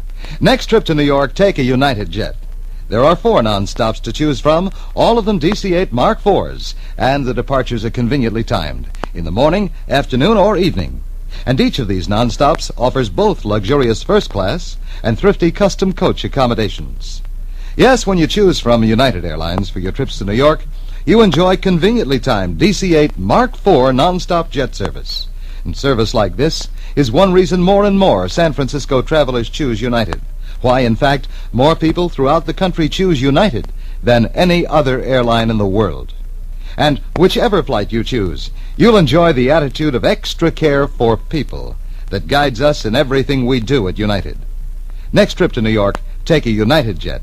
For reservations, call your travel agent or United, the Extra Care Airline.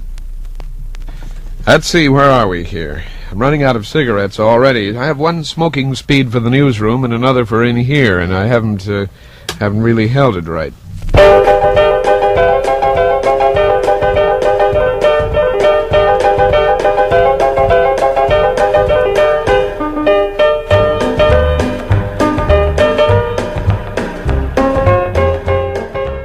Now, I guess one of the more important functions of a morning man is to give the weather quite a bit, so let's fire away with that. Fair today, tonight, and Thursday, which is tomorrow, as I have it, except for high morning fog. Temperatures 62-ish. In San Francisco, you get out a little ways and you find it in the 70s, 76, 75. The winds blow from the west, as they are prone to do this time of year. Mom, where's the Diet Right Cola? In the refrigerator, naturally. It's all gone. Can't a guy trust his own family anymore? What does a 10-year-old want with a no-sugar cola? Why, what any child, what any grown-up wants, flavor. Real, full cola pleasure. A new Diet Right Cola has scored the flavor breakthrough that makes it America's most delicious cola yet. And Diet Right Cola has only 1 calorie per serving. No sugar at all. You can take the bus to Los Angeles, but it takes nearly 10 hours. There's the train. Again, it takes all day or night. Or you can fly and be there in just 60 minutes. You can choose from 5 different airlines. All offer you jet-powered service at pretty much the same fare, except one, PSA. PSA is the airline with the most jet-powered flights each week. Over 245 between San Francisco, Los Angeles, and San Diego. Most lowest jet-powered fares. Just $13.50 to Los Angeles, $19.85 to San Diego. Next visit to Los Angeles, try PSA, the airline with the most. And leave the flying to your host? PSA Electrojet reservations, 212 Stockton Street. East Bay residents can now check in for PSA flights at any SFO helicopter station and get a special helicopter discount rate. Make like a Mr. Milquetoast and you'll get shut out. Make like a Mr. Meek and you'll get cut out. Make like a little lamb and wham, you're shorn. I tell you, chum, it's time to come blow your horn. Make like a Mr. Mumbles and you're a zero. Make like a Mr. Big, they dig a hero. You've got to sound your A the day you're born. I tell you, chum, it's time to come blow your horn. The taller the tree is, the sweeter the peach. I'll give you the whole Magilla in a one-word speech. Reach, make like the world's your pudding, but light the brandy. Even the mildest kiss is a dandy. There'll be no love in bloom come doomsday morn. I tell you, chum, it's time to come blow your horn.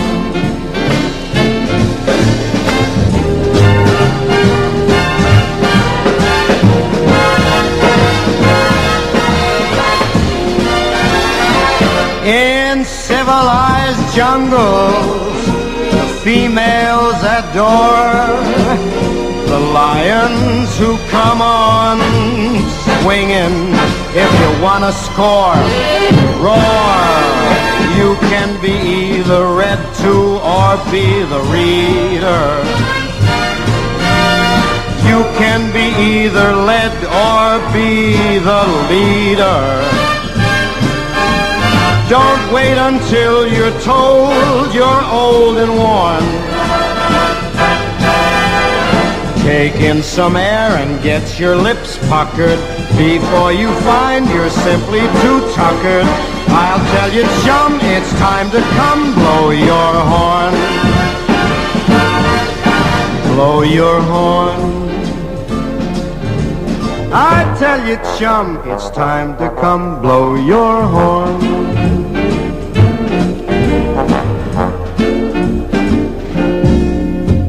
Well, you know, the philosophy certainly has worked for him, there's no question. 28 1/4 minutes after the hour of 7. Crackers and cheese, pretzels and chips, pizza, spaghetti, and all kinds of dips. This calls for Bud. This calls for Bud. A get-together party, get potato chips, salami, pastrami, and maybe the poker chips. This calls for Bud. This calls for Bud. Open the cold golden Budweiser and enjoy this invitation from the King of Beers. Live life, every golden minute of it. Enjoy Budweiser, every golden drop of it. Peanuts and popcorn, a ham on rye. Open a cold Bud and you know why. This calls for Bud.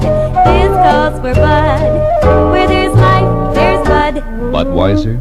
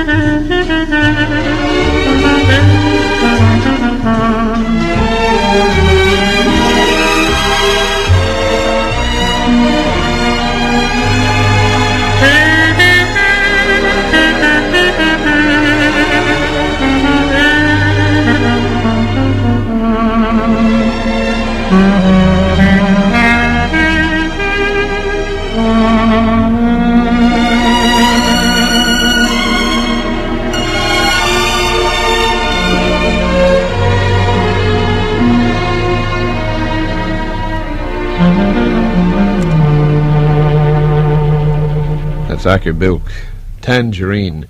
22 minutes until 8 o'clock at KSFO in San Francisco, and whilst talking about the Giants, they're out at Candlestick this afternoon, and you'll hear all of the action right here at KSFO, starting when? 12:40? 12:40 today.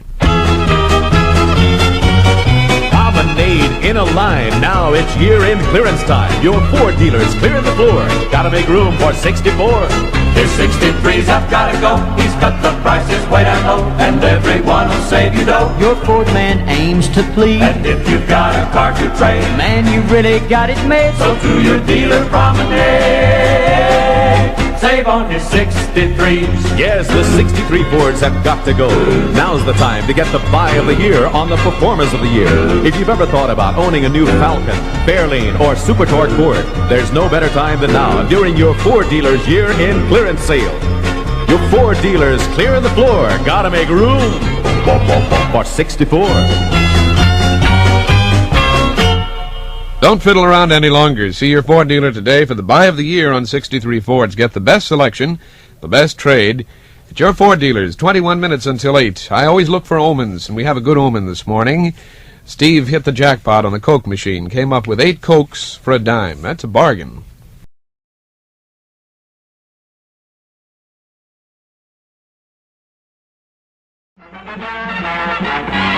KFXM 590. This is KFXM San Bernardino, studios in the California Hotel and Radio Center Riverside. Checkpoint of this hour in history. Top headlines of the hour for the Windsor Oil Company.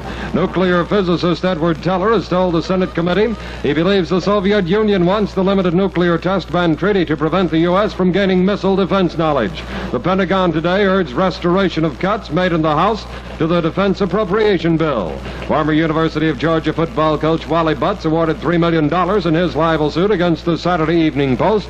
House Speaker John McCormick said President Kennedy feels any amendments to the foreign aid bill would take away his discretionary power would be unwise. Fastest growing in the West, Wilshire gasoline. Get great values, service to Big Drive for 63.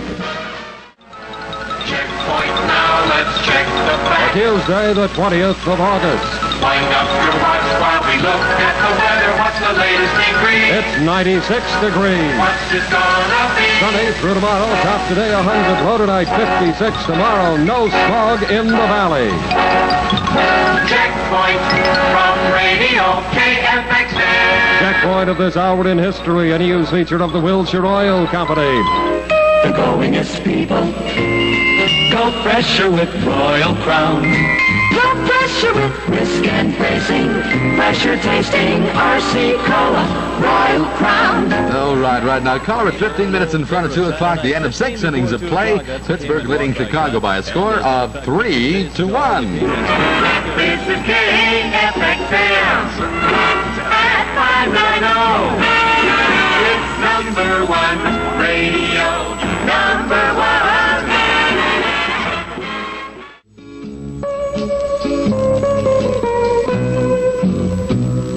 KFXM, instant information. It's 1:55, Tuesday, the 20th of August. This, the 14th edition of KFXM award-winning news. President Kennedy told his news conference today the number of Russian troops in Cuba has decreased since April. He said the emphasis among those remaining in Cuba have changed from combat to training. He also said the August 28th Civil Rights March in Washington was designed to express to Congress and the nation the strong feelings of thousands of peoples against racial discrimination. But he said the issue of civil rights concerned all of the 180 million in the United States and will not stand or fall on this demonstration. He also expressed confidence today that adequate safeguards will be provided for the nation's security if the Senate ratifies the limited nuclear test ban treaty. On the other side of the fence, nuclear physicist Edward Teller told Congress today he believes the Soviet Union wants the limited nuclear test ban treaty to prevent the United States from gaining missile defense knowledge. The tedious job of drilling an escape hole to 3 miners trapped 330 feet below ground in Pennsylvania continues today despite a brief mechanical breakdown and constant fear of a new cave-in.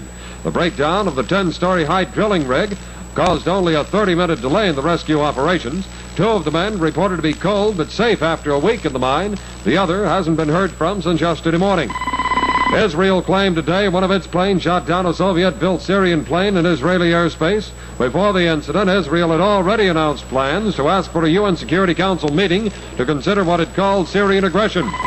Now the KFXM radar weather eye scans the Inland Empire sky for San Bernardino engine rebuilders. Is your car knocking? Burning excessive oil and gas? Don't trade it. You may not need a major overhaul. Just take it to the San Bernardino Engine Rebuilders at 275 South G Street for their famous ring and valve special. The 6-cylinder special is as low as $48.50. And as low as $58.50 on 8s. These special prices include both parts and labor for ring, wrist pin, valve grind, reface seats, align rod, cut cylinder ledges, check fitting of main and rod bearings, gaskets, oil and motor tune-up. Additional parts and labor, if needed, are extra only with your permission. San Bernardino Engine Rebuilders repairs your transmission for as little as $49.50 out of your car. Seals installed for only $32.50, including parts and labor. All work guaranteed for 6,000 miles or 90 days. No money down on approved credit. Up to 24 months to pay. Free loan cars when available. Free towing within city limits. San Bernardino Engine Rebuilders at 275 South G Street, just 10 minutes via freeway from Riverside. Take the Mill Street exit. Call Turner 42126. San Bernardino Engine Rebuilders. Turner 42126. Open 8 to 7 daily. Sundays from 12 to 2. This is Inland Empire weather, sunny through tomorrow. Top today of 100, low tonight 56 degrees. Tomorrow, no smog in the valley. Allowable burning will be permitted. This hour currently, San Bernardino 99 degrees, Riverside at 96. Stater Brothers time in 30 seconds. It's 2 o'clock. Time to buy the best fullets at Stater Brothers. Large golden ripe Central American bananas, 3 pounds, 25 cents. For KFXM award-winning news, Lyle Kilgore. KFXM San Bernardino, studios in the California Hotel and Radio Center Riverside. There are 24 editions of KFXM award-winning news daily. This has been one of them.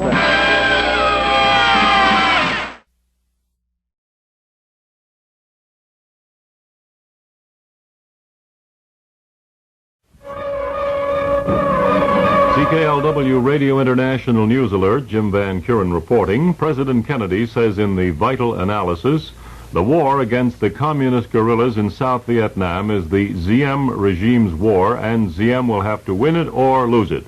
But Mr. Kennedy said in a television interview tonight that he does not think the war can be won unless the predominantly Roman Catholic government makes a greater effort to win popular support. Mr. Kennedy called Roman Catholic President Diem's repressions of Buddhists very unwise. But he said all the United States can do is to make it very clear to the Diem regime that Washington does not think such actions are the way to win the war. Meantime, in Saigon, relations between the United States and Diem plunged to a new low. The English Language Times said in Saigon that it was going to publish a charge that the United States Central Intelligence Agency, the CIA that is plotting and financing a revolt against Diem's regime. The U.S. Embassy in Saigon issued a reply in one word, nonsense. The article implied the CIA and the Reds have teamed up to overthrow the Diem government. The United States is giving $1.5 million per day in aid to the Diem regime and has committed 16,000 men to the battle to protect Diem against the Red guerrillas. The FBI today questioned a self-avowed Cuban communist spy who defected and recorded a so-called confession which asserts that Cuban espionage subversive activities are directed by the Cuban ambassadors to the United Nations and Brazil. In Montgomery, Alabama, Governor George Wallace appears to be meeting some opposition to his executive order closing schools in Macon County, Alabama, for 1 week. The high school in Tuskegee was slated to be integrated today, but shortly before students were to arrive, Wallace issued his order. After a series of meetings, Superintendent of Schools C.A. Pruitt said schools in the county were open as originally planned. But early this evening, Wallace declared the schools in Macon County will remain closed despite whatever action the school board takes. President Kennedy kept abreast of the developments in Alabama today as he went for a cruise at Cape Cod with his wife and children. The Attorney General, his brother Robert Kennedy, ordered additional FBI agents to Plaquemine, Louisiana today, but he held off any action on Governor Wallace's move. Meanwhile, police in Plaquemine searched fruitlessly for leaders of a civil rights demonstration last night, which involved 1,000 Negroes. Police used tear gas, water hoses, and electric cattle prods to break up the demonstration. At least 70 persons were arrested. The Congress of Racial Equality says it will abide by a temporary federal court restraining order against further demonstrations, but will appeal the order. The Michigan State Fair made news today. Here is a report from Dick Fredericks at the State Fairgrounds. 14th Annual Michigan State Fair closes tonight after having set a new attendance record. By the time the gates close, approximately 1,100,000 people will have been at this year's fair. That's over 98,000 more than the record set last year. Governor Romney paid a return visit to the fair this afternoon with his daughter and 2 grandchildren. The governor was at the fair for 4 hours Saturday. Meantime, the fair is still going strong. Thousands of people are out here right now taking part in the fun. In just a few minutes, there will be a huge fireworks display at the grandstand. The Dinah Washington and Les Elgart show goes on at 9:30. Then afterwards, the curtain will come down on the most successful state fair in the history of Michigan. It will turn in a profit of at least $150,000 according to State Fair General Manager Walter Goodman. This is Dick Frederick returning you to the CKLW News Desk. And here's the weather. Occasional showers or thunderstorms tonight, low 60. A few showers Tuesday morning. Partial clearing in the afternoon and night. High Tuesday, 73. Low Tuesday night, 62. Lake warnings are now on display. The winds are out of the south, southeast 6 miles an hour. The relative humidity is 64%. And the Radio 80 international temperature is 70 degrees as the Tom Clay Show continues. On the beach, on the beach, on the beach, on the beach, the wonderful Father's glorious fabulous beach. Yeah, baby, on that glorious, wonderful, fabulous, marvelous beach. Tom Clay from CK. We swing till 11:30.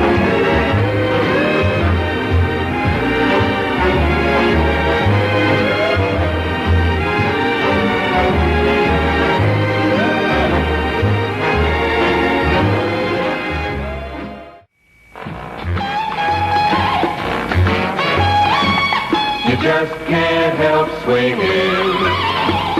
You just can't help swinging with the bright, exciting sound that you hear on CKLW Radio 80 in the Motor Cities. Stay tuned right here for the latest sports. Keep listening for the latest sports news on CKLW-Radio 80. This is the CKLW PM Sports, and now, first of all, the baseball scores. In the National League, Chicago Cubs and San Francisco. The Cubs won both ends of a double bill, 7-5 and 6-0. New York Mets divided a twin bill with Cincinnati. New York won the first game 5-3. Cincinnati went on to blank New York in the second game 1-0. St. Louis Cardinals took two from the Pittsburgh Pirates 6-1 and 6-2. In a single game, the Phillies downed Milwaukee 9-4, and the Dodgers took both ends of a doubleheader from the Houston Colts 7-3 and 7-1. In the American League, Boston Red Sox took two from the Baltimore Orioles 4-3 and 2-0. Cleveland divided a pair with Washington, winning the first game 15-3, but Washington won the second game 8-7. The Tigers split with the New York Yankees. The Yankees won the first game 5-4, but the Tigers won the second game 2-1. The Los Angeles Angels took the first game from the Chicago White Sox 7-5, but the White Sox came back to win the second game 8-7, and Minnesota is playing a night doubleheader at Kansas City. The first game is in the 7th inning, and Minnesota is leading by a score of 4-2. In Canadian Big Four football today, Hamilton 7, Toronto 1, Montreal 37, Ottawa 15. Saskatchewan in the West beat Winnipeg 15-9, and Calgary downed Edmonton by a score of 13-11. There's a pro football exhibition game on tonight.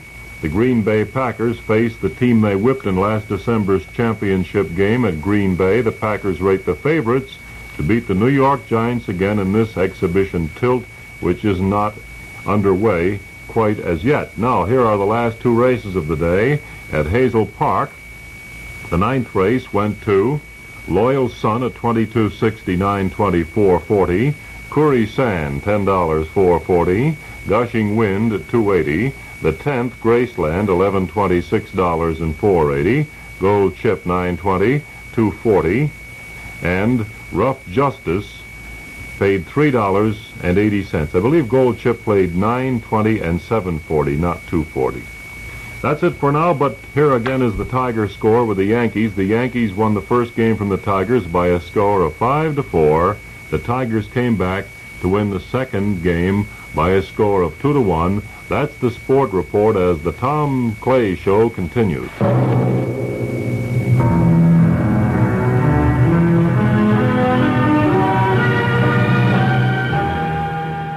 17 minutes after 8 o'clock, this is Tom Clay from CK, $107 in, the CKLW Quickie Quiz. And all my wonderful dear friends here in Windsor who have been calling us and saying hi. Mwah! I love you all, and I'm kind of excited, and I just don't know what else I'm going to do. Let's see. I had something very special that I wanted to say to you.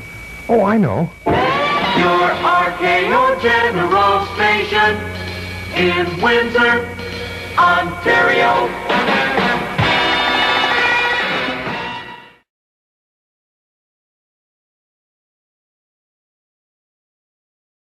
Hello, Americans. This is Paul Harvey. Stand by for news. Paul Harvey News. From Savannah, Georgia, the American Broadcasting Company and its affiliated stations present Mr. Paul Harvey with his summary of world news and his personal comments. But before he begins, here is an announcement of interest to all of us. There's an old saying that the more things change, the more they stay the same. That's certainly true in the profession of news gathering. We have modern electronic equipment. We have Telstar. Things have changed since the days of the old leg man, but one important thing is news gathering is even more important now because of that very electronic progress, and that's Enterprise. And Enterprise is the trademark of ABC Radio's Tom O'Brien. If an important official or business leader is sitting on a story to prevent its being told, Tom O'Brien has the Enterprise and the experience to get it told anyway. As a local New York City newscaster, he was the only reporter on the air with his own personal, private, European news source. Hear Tom O'Brien at his enterprising best on WBZ-Radio. And now, here is Paul Harvey News. You heard? There'd been a fire in Atlantic City? Well, it's under control now, but a whole block of buildings, just a block away from the boardwalk, went up. 5 hotels and a rooming house destroyed, and an ancient apartment almost. More than 200 persons dead or presumed dead, and all of them were guests at the Surfside, a hotel for elderly persons. In the spotlight, Detroit's Tigers sure enough did it. Traded slugger Rocky Colavito to Kansas City. Traded Colavito and pitcher Bob Anderson, and money for 3, Jerry Lumpy, Ed Rocco, and Dave Wickershank. The Senate of the United States will not be quite the same without Carl Vinson. All of my life, he's been a fixture. For almost 50 years, this distinguished Georgia Democrat has been one of the most powerful voices in behalf of fiscal responsibility and military preparedness. His health appears fine, but Senator Vinson has had 80 birthdays, including today's, and he wants the rest of his years free from official responsibility. Georgia's Governor Sanders says this will facilitate redistricting in his state because there will be only 9 incumbents running now. Glenda Unterreiner, Secretary, 26. Moved from St. Louis, Missouri to New York City 6 weeks ago.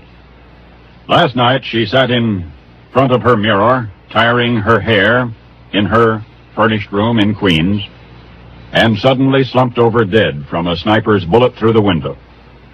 The window through which the bullet came faces the Long Island Railroad tracks. Yale's Professor Barghorn, back home in Connecticut, says he was not spying in Russia, that there was no justification for his arrest and detention, says he was interrogated incessantly.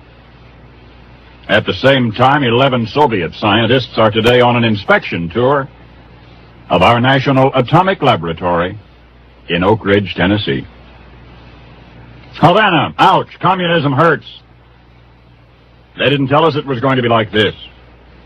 When Fidel Castro was leading his rebels down from the hills, he told them they were fighting Batista and the United Fruit Company and the imperialists of the United States. He promised all these things the rich people had, we the workers, one day will have. But he forgot to tell them they'd have to keep working. He neglected to explain that the rich people got rich the only way there is to get rich, by working, and this puts a different complexion on the revolution. The leisure-loving Latin who loves to sit in the shade or play in the surf saw the rich people languishing on the Veradero beaches and dreamed that this would be his life after the revolution. But now, well, Cuba is desperately hungry, a universally needy nation. They took it away from the rich people, all right, so now everybody is poor.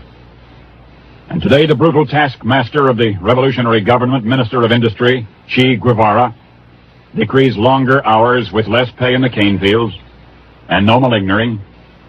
Over Havana Radio, Guevara says Cuba's principal difficulty is the lack of desire of the people to work. So from now on, he says, any work stoppage will be construed as anti-revolutionary, and any striker will be shot. It's a rude awakening for the Cuban peasant. His work is harder, his reward is less than before. But perhaps worst of all, his dream is gone. The Goldwater notion has been seconded by the gentleman from Missouri, Republican National Committeeman Francis Corley. GOP Congressional Campaign Chairman Bob Wilson says Senator Margaret Chase Smith deserves a crack at the title. Says he thinks she has great possibilities. You remember the old vaudeville saw about the soldier who said he was tossed into the guardhouse for going on a furlong? And his friend said, you mean a furlough? And he said, no, a furlong. He says, I went too far and stayed too long. Today, the Pentagon decreed a new limitation on travel restrictions for active duty servicemen. Too many have been trying to cover 1,000 miles on a brief leave, and it required dangerously fast driving. So now they've limited the furlong. The Navy, for example, says 300 miles is a reasonable par for a 3-day pass. How about that chap in New York? Stamp collector walked into the UN building a few months ago and bought 50 of the new 4-cent stamps, housing and urban development stamps, for $2. Sold them for $10,000. He noticed after he got home that they had an imperfection. The black color sections and the commemorative inscription were missing, and the firm to which he sold the stamps for $10,000 will resell those 4-cent stamps for $390 each, or a total of about $20,000.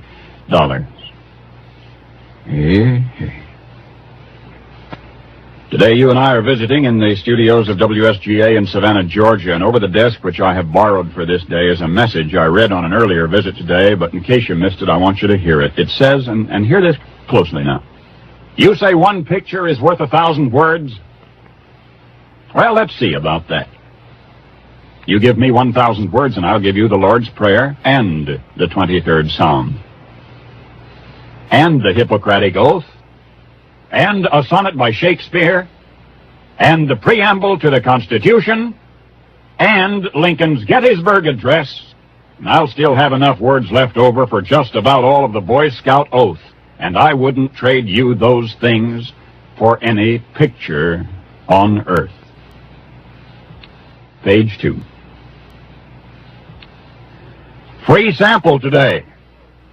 I know you've never heard an insurance man offer you a free sample of anything before. You know, one of the reasons, I think, is because for so many years we had to use what they call court-tested language. And so you had to have a Philadelphia lawyer sitting at your elbow before you could understand an insurance contract, and it wouldn't have made any sense for an insurance company to offer you a free sample. But now a policy has been written. It's part of the White Cross plan by Bankers Life and Casualty Company of Chicago. A policy has been written, the GR 739, which is so simple it's just about 250 words long, about one typewritten page. Easy to understand words. I can. Anybody can. Please let me see that you get a free sample of the policy. A free sample policy. You're not asked to buy it now, just to look it over, because it sounds too good to be true unless you see it in black and white. I'll see that you get one if you'll just write for your free sample policy to Paul Harvey, Box 6906, Chicago. This is Savannah, Georgia. It has been 7 years since I was last here. Some cities to which you return after a year or so are hardly recognizable anymore. Everything is uncomfortably unfamiliar. In Savannah, everything is comfortably familiar. Oh, there is some newness hereabouts, big upgrading of port facilities, but in Savannah the emphasis is not on newness. I spent last week in our nation's hard-riding, hairy-chested Southwest, out where men are men and everything has to be the newest and the biggest and the most expensive to be the best. This is Savannah, Georgia, where women are ladies and nothing else is worth hardly anything at all unless it's more than 100 years old. Where the new West is stimulating, the old South is refreshing. If the skylines are lower, the pace is slower, the pressures are less. Here and now, as 7 years ago, there is most interest in the restoration and preservation of ancient landmarks. I'll be speaking here tomorrow night to a Freedom Forum at Savannah's City Auditorium. Between now and then, looking about and listening and relaxing in the park-like atmosphere of a city where the streets detour around the trees. Here as elsewhere, Dixie is wrestling with its conscience these days. Here, where tradition is almost everything, the philosophical tradition is conservative. The political tradition is Democrat. And the two are on a collision course. Everybody still wants to be conservative. Everybody still wants to be a Democrat. And you can't be both anymore. It's a hurtful thing for an outsider to watch. It spawns compromise on the one hand and extremism on the other. Here, where a piece of furniture is made more precious by the scuffs and scars which are the patina of time, folks prefer their country and their political party and their society imperfect, without modification, modernization, homogenization. They don't think their old Constitution needs a Formica top. You familiar with the Route 66 television program? The cast and crew of this TV show are on location in Savannah this week. I breakfast with most of them in the mornings. They're shooting scenes for upcoming episodes and getting an early start these days because all of them want a little time off for Christmas if they can. But as I say, they're shooting scenes for their television program around the town, upsetting nobody. I mean, the stars and the starlets of the series go about their play acting almost unnoticed, or arousing only the most casual curiosity. This is Savannah, Georgia, and it always will be. Here is a potpourri of the day's news from page 3. Oh, in Nashville, Tennessee, Albert Henry Stone fell asleep at the wheel and his car ran through a busy intersection and jumped a curb and tore down a fence and bounced off 3 buildings before it stalled out. You know Henry's unhurt, but awake. Another thing you might have missed, there's a note on the placemat in a restaurant in Covington, Kentucky, which says, quote, 4,076 people last year died of gas. 29 inhaled it, 47 put a match to it, and 4,000 stepped on it. In a car wreck northwest of London, England, the Duchess of Bedford has suffered a concussion, and her 20-year-old daughter is all terribly smashed up. In Tampa, Florida, President Kennedy predicts that you and I will fly routinely. You and I will fly in space at 15,000 miles an hour. He predicts metro planes taking off from the downtown heart of a city, from the crowded center of the city, within 11 years. Baghdad, another scalp on Nasser's belt. The government of Iraq has been seized by that nation's armed forces. They've thrown out the Ba'ath Party, and they're moving now to merge with Syria and the UAR. An American Army sergeant killed in South Vietnam, the 76th American to die in that war. Now Venice, Italy, one of those rare cities which more than lives up to the travel folders, is going modern. The new civic hospital will be designed by a specialist in ultra-modern architecture. Our For What It's Worth department has an inside story. I mean, mostly for insurance men. A.S. Muir, Gisborne, New Zealand, claim examiner for the insurer, approved the woman's claim for £600 when she lost her valuable diamond ring. She lost her diamond now almost a year ago, and the insurance company paid her the thousands of dollars it was worth.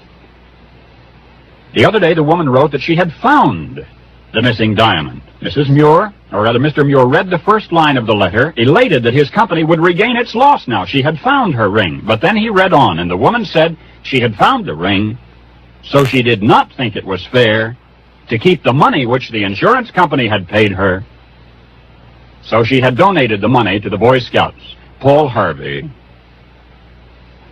Good day. Win, lose, or draw, it's always a great day for the Irish when the Notre Dame football team takes the field. Being human, the Irish would rather win, but they'd rather lose to a stronger opponent than win from a weaker one.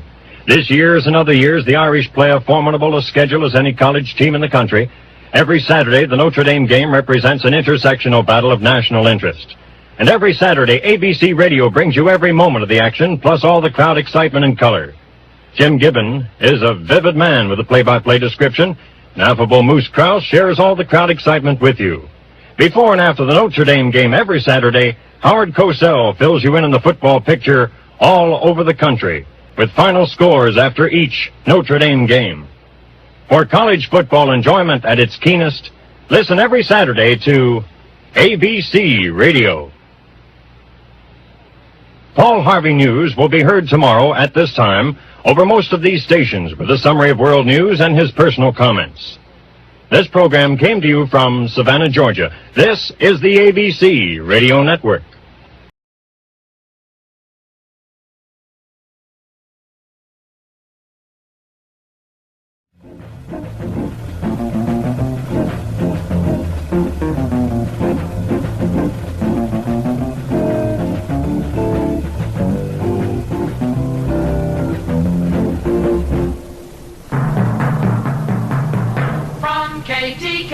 KTKT, here's the latest news. KTKT. In Tucson, this is the 9 p.m. edition of KTKT Electronic News on the Hour. Tucson, Pima County Attorney Norman Green and his deputy Jack Redhair have completed their investigation of the Tina Hunt case in Detroit and have moved on to Jackson, Michigan. Green opened the probe in Tucson shortly after the 5-year-old badly bruised girl was found tied up 9 days ago in the home of her parents, Dr. and Mrs. Maurice Hunt of Woodland Road. The girl is now in custody in care of the County Welfare Department pending completion of the probe. Tucson City Councilman James Kirk at Tucson confirms that he is considering resigning from his council seat next year to seek a seat on the Arizona Corporation Commission. But Kirk indicated he won't make up his mind definitely for some time. He says if he runs, it will be against Commission Chairman A.P. Jack Buzzard, a Democrat whose current 6-year term expires next year. Kirk, an engineer, was reelected to his 3rd term on the council last year. He is a Republican. Tucson, the government has placed into mothballs about half its B-47 bombers, which once totaled 1,400. Davis-Monthan Air Force Base in Tucson has been selected as the storage area for the phasing out of the 6-engine jet bombers, which cost about $2 million each to build. So far, more than 300 have arrived at the base. Tucson city councilmen today were interested in several delayed street paving jobs and got a full report from city engineer Vern Trigonis. Did you know the Ashton Company has taken over as subcontractor on the Treat Avenue job and Broadway, and also has under contract to the city the Speedway job. So they're in the process of trying to juggle all three so that they can keep them all going. I personally feel they're doing as good a job as could possibly be expected to going toward completing them. Miami Beach, Florida. President Kennedy, addressing the Inter-American Press Association in Miami Beach, says the U.S. will help any country which wants to fight a takeover by communism. Mr. Kennedy also said all the nations of the hemisphere must prepare to help any countries threatened by a communist overthrow. Mr. Kennedy's speech topped off a tour of the Florida White House, described as non-political. However, the president's theme through the day was one of peace and prosperity, and his administration got a good deal of the credit. New Haven, Connecticut. Yale professor Frederick Barghorn tonight told a cheering welcome home rally at Yale University that his recent confinement by the Soviets was an illustration of the conflict between an open and closed society. Earlier, his 80-year-old mother revealed her son told her he was kept under constant watch during his 16 days in jail for alleged espionage. Hollywood, the Jerry Lewis television program is being dropped by a mutual agreement with the network effective with the show of December 10th. Lewis announced the decision in Hollywood, saying the network granted his request for termination of the 40-week contract because of extreme differences of opinion regarding its makeup. It's believed low ratings and harsh critics' comments also contributed to the show's demise. Byline, Ray Lindstrom. Your child has only one pair of eyes to take him through school and life. The American Optometric Association urges you to protect precious vision with a thorough professional vision examination at least once a year. A service to you from KTKT. Here's the radar weather from KTKT, Channel 99. Just before the Lee Smith Show, fair and continued cool. The high today was 64 degrees. The low forecast for tonight, 39. The high predicted tomorrow, 64. Currently from the KTKT meteorological map, the relative humidity, 84%. The wind east at 5 miles per hour. Barometer reading 30 inches and steady. Visibility 45 miles. The present Tucson street level temperature 48 degrees. If you don't want it heard on KTKT News, don't let it happen. Here he comes. Let's all get with the Lee Smith Show. Color Channel 99. It's the Lee Smith Show. On KTKT, it's the Lee Smith Show. Ready, set, let's go with the Lee Smith Show on KTKT.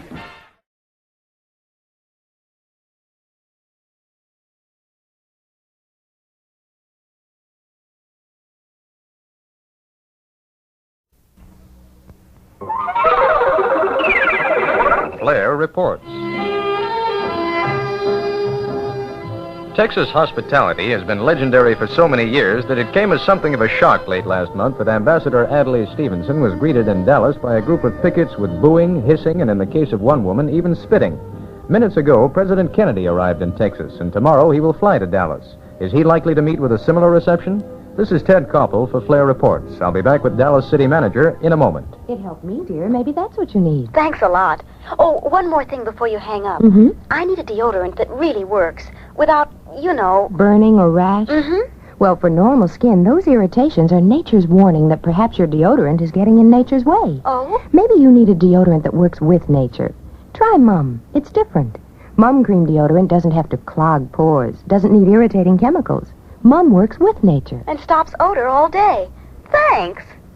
The reaction of Dallas officials to the Stevenson incident 4 weeks ago was one of almost unanimous embarrassment. As Dallas City Manager Elgin Crowell tells us, when Ambassador Stevenson was here, what happened was the result of the actions of a very few people, and in no way should be judged as characteristic of the people of this city. And realistically speaking, there is no reason why it should be. But the reputation of a decent majority can be easily jeopardized by a few. So Dallas has taken steps to see that it doesn't happen again. A city ordinance has just been passed to that effect. But a city ordinance against spitting on public officials? Well, actually, this spitting business was pretty largely exaggerated down here. This is a general law controlling the action of people who might be picketing a meeting or who might attempt to disrupt a meeting. Well, does it prevent picketing and demonstrations altogether? What this ordinance does is not to interfere in any way with the right of people to picket, but it requires them to picket peacefully. And it also will provide that if people lease an auditorium in order to hear a speaker, that they'll be able to have their speaker present what he has to say without interference. Ironically, the first major public figure to put that new city ordinance to a test will be the President of the United States. I asked Mr. Crowell whether he and his colleagues expected any trouble. When the President arrives here tomorrow, we expect no difficulty of any kind. We don't know whether there will be any picketing, but if there is, we feel certain it will be courteous and quiet.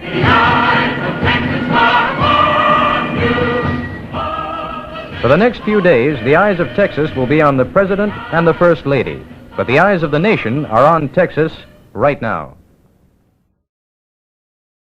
President Kennedy lectured detractors of the U.S. space program today, explaining that much useful technical and medical information already gained is serving to improve and prolong life on Earth. Speaking at the dedication of the Aerospace Medical Health Center near San Antonio this afternoon, the President told his audience that the conquest of space must and will go ahead. Our effort in space, he said, is not a competitor for the national resources needed to improve our living standards. It is instead a working partner and co-producer of those resources. Space research so far, said the President, defending his space program, has brought us new information on methods to control air pollution. It has helped with design of new techniques in curing eye, heart, and lung diseases, and offers hope of solving many other earthly problems. Mr. Kennedy's words, appropriate in Texas where billions are being spent on space, were directed at those who call the race to the moon a foolish waste of money. Tonight, the President is in Houston, appearing at a nonpartisan testimonial dinner to honor Democratic Congressman Albert Thomas, who has boasted more than once that his efforts led to Houston's becoming the site of the Manned Spacecraft Center. This is Sid Davis with the Presidential Party in Houston. President Kennedy is speaking tonight at a big bipartisan dinner here in Houston, home of the nation's sprawling Manned Spacecraft Center and the U.S. astronauts. But neither the President nor the astronauts are tonight's guests of honor. The man being testimonialized is Democratic Congressman Albert Thomas, who takes credit for bringing the multi-billion-dollar space installation to Houston. Houston businessmen, Republicans, and Democrats are paying him homage.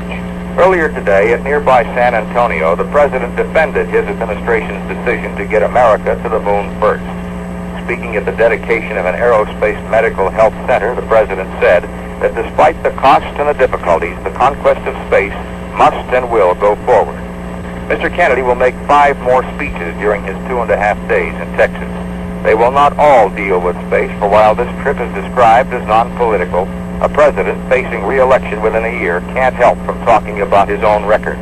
Mrs. Kennedy is with the president on this, her first trip to Texas. Appearing with the president but flying separately as is customary is the Vice President, Lyndon Johnson. The political experts are watching receptions for the two men, Kennedy and Johnson, with an eye to next year's election. In 1960, the president carried the state by 46,000 votes. While most Texans are pleased with the space business, they may not be so happy about other Kennedy programs, and Mr. Kennedy's trip here is kind of a political rocket launching to test the atmosphere in advance of next year's campaigning. Texas, with its 25 electoral votes, is a toss-up, they say, if Goldwater is the Republican nominee. The Democratic Party here is currently being racked by an internal conflict between conservatives and liberals. This won't help the president's re-election chances unless the party is unified, and this will be among some of the private conversations in the president's hotel room. This is Sid Davis with the Presidential Party in Houston.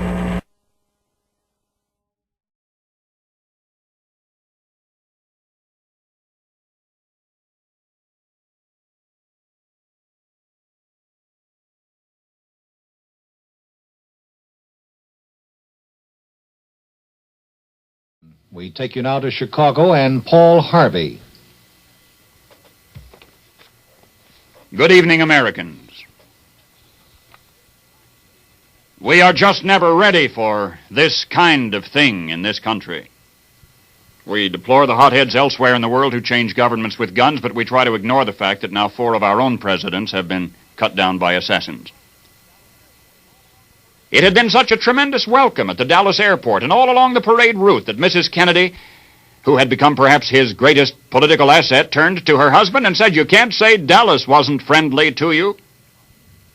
Moments later, in the back seat of that open car, she cradled her husband's bleeding head in her arms, saying, "Oh no, oh no."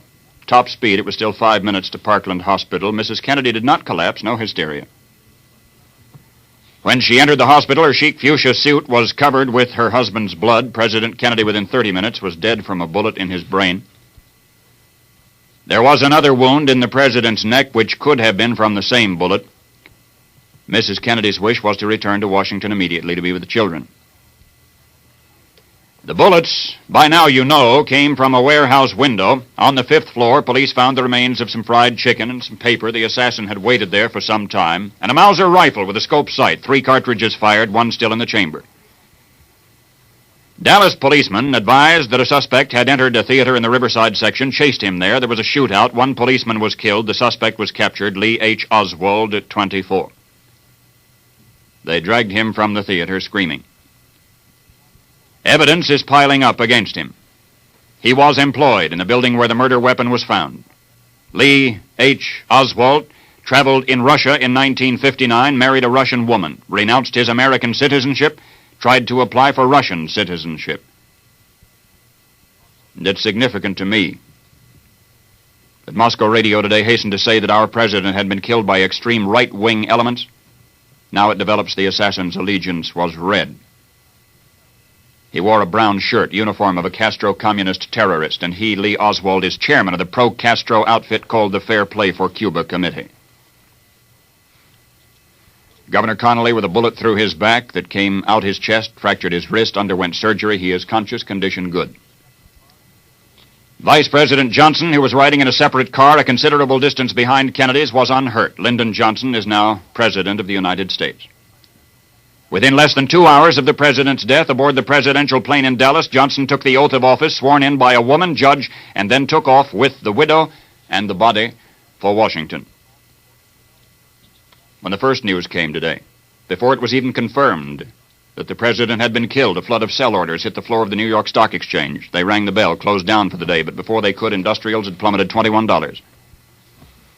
And the commodity exchanges closed down, and Congress recessed, and sporting events most everywhere scheduled for tonight are canceled.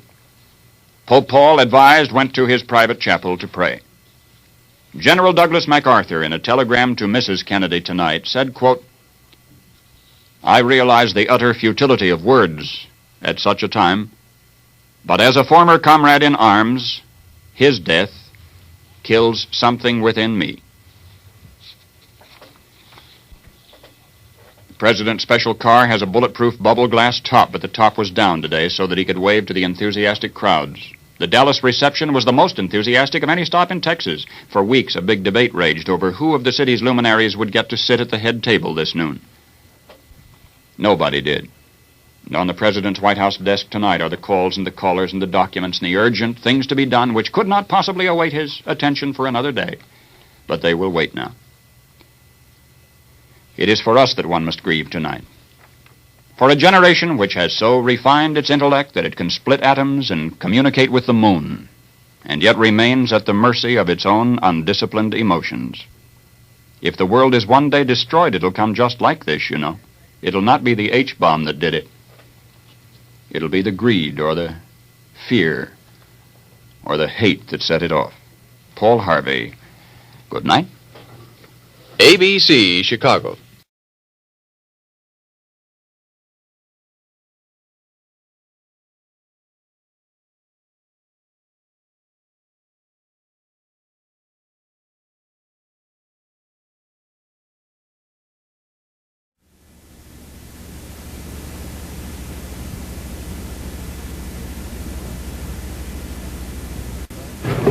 This is Walter Cronkite with the CBS Evening News.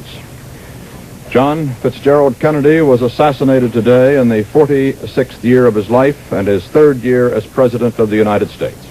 These are the circumstances of the assassination. The President and Governor John Connally of Texas were shot while riding in the presidential limousine through the streets of Dallas. The President was shot once or twice through the head by a sniper firing from a 5th or 6th story window overlooking the motorcade route.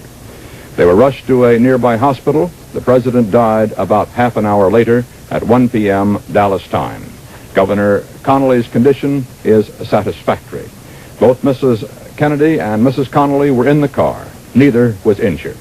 Later in the afternoon, Dallas police arrested Lee H. Oswald, 24, a veteran of the leftist Fair Play for Cuba Committee, as a prime suspect.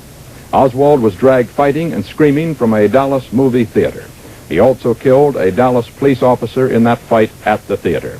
Oswald went to Russia in 1959. He returned to this country only last year after failing in trying to get Soviet citizenship. Still pictures show the last dramatic moments of President Kennedy's life. The motorcade. This picture taken in the last minute before the shot was fired.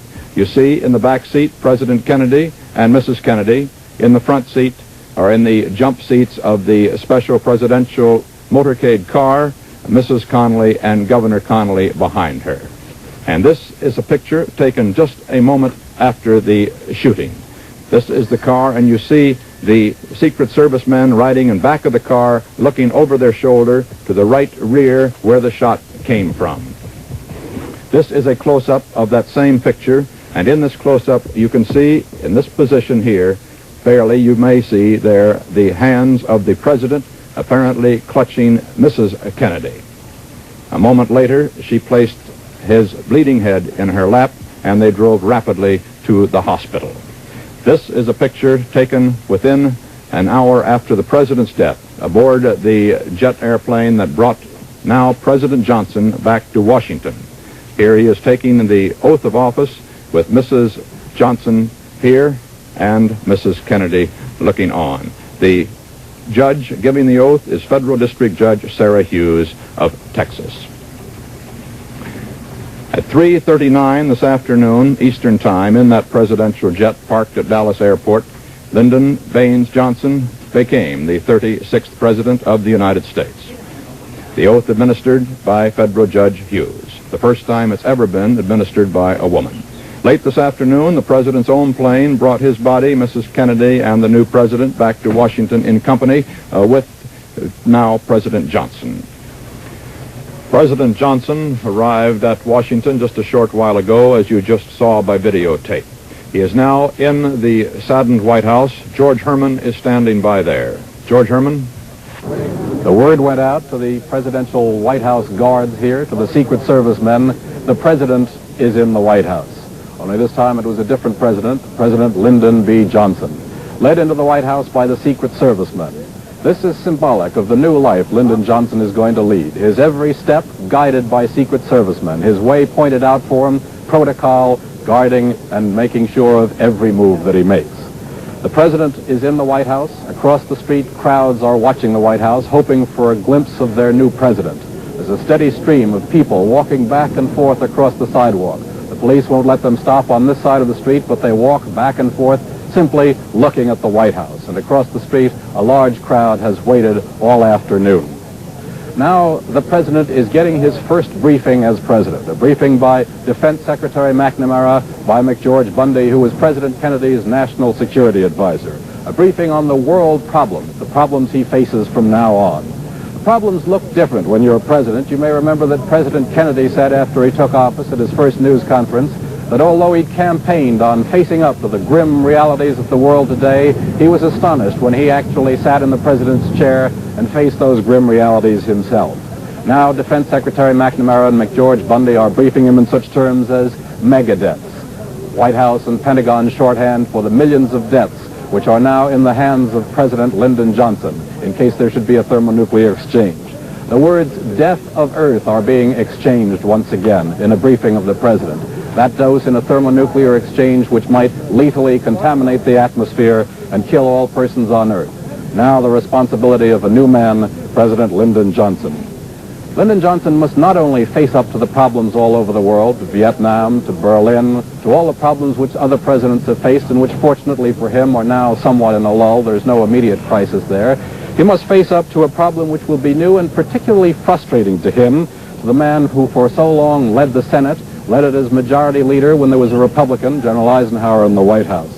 He will find now, as President Truman and President Kennedy found before him, that a senator turned president is no longer a member of the club. He may have the sympathy and the friendship of the men on Capitol Hill, but no longer will they always do what he says when he asks. He must face the frustrations of closing out this particularly difficult, long-term, slow-moving session of the United States Congress, and closing it out with an election year facing him. The remaining business of the Congress is now the business of President Johnson. Then he has the problem of forming a new government. Theoretically, at least, the government of President Kennedy would now offer its resignation. The members of the cabinet were members who were loyal to and owed their allegiance to President Kennedy rather than to the United States as a whole. The members of the diplomatic staff, our ambassadors overseas, now will probably offer their resignations at least as a matter of protocol. The members of the White House staff, the aides who helped President Kennedy do his work, carrying on the business of the government, now also will offer their resignations. And Lyndon Johnson must look them all over. He must not only, in other words, pick up the threads of the government, but he must check out each thread, test it, and see if it fits his hand. Each thread must be checked to see whether this is the kind of man in the cabinet, in the White House staff, anywhere in the government, whether this is the kind of man that Lyndon Johnson can work with and wants to work with. He must check all the persons he'll have to work with on the Congress. He must take a new look, in other words, at his political friends, at his political opponents, and also, as other presidents have learned in the past to their sorrow, he must even take a new look at his friends. Because Lyndon Baines Johnson is now that totally new entity, the President of the United States. This is George Herman at the White House. For a look at the beginning of President Kennedy's day in Texas, a day that began without even a hint of disaster. Here from Dallas is CBS News correspondent Dan Rather. Since Kennedy's final 4 hours began this morning at Fort Worth's Carswell Air Force Base. He and Mrs. Kennedy had just attended a breakfast of the Fort Worth Chamber of Commerce. At the airport in Fort Worth, before taking off for Dallas, the Kennedys, as they have been prone to do all along on this Texas trip, went to the fence railing to shake hands with well-wishers and to allow some pictures to be taken. The President and Mrs. Kennedy both had looked particularly refreshed and rested yesterday during their trip to San Antonio and Houston, and again this morning as they started to leave Fort Worth.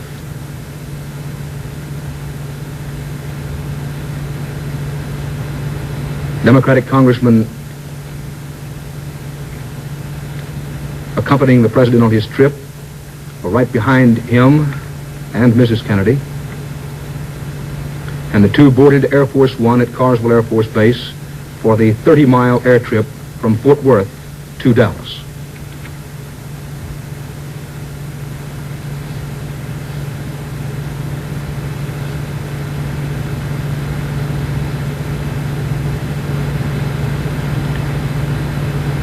It had been a rather gray morning a little bit earlier in the day as a cold front moved across Texas, and there had been some rain.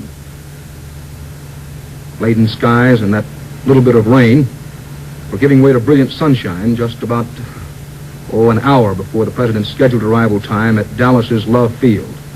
This was the crowd at Love Field, a particularly large greeting crowd. It was described that way by Dallas police and Mayor Earl Cabell. It's ironic that the rain stopped before the president's arrival in Dallas. Had it continued raining, a bulletproof bubble top which fits over the sleek presidential convertible would have undoubtedly been used today and possibly would have prevented the assassination. But as the sunshine broke through, President and Mrs. Kennedy arrived in Dallas to be greeted by a line of local dignitaries. A very enthusiastic crowd was on hand. Local reporters who've covered many of these gatherings called it one of the largest airport greetings in Dallas history. Mrs. Kennedy was given a bouquet of roses. Mrs. Kennedy seemed to enjoy shaking hands with the local populace a bit more today than she did yesterday in San Antonio and Houston, when there were times yesterday when Mrs. Kennedy appeared to be a little ill at ease. This morning she was all smiles and very warm in her greetings, as was the president. Of course, the president used to such occasions.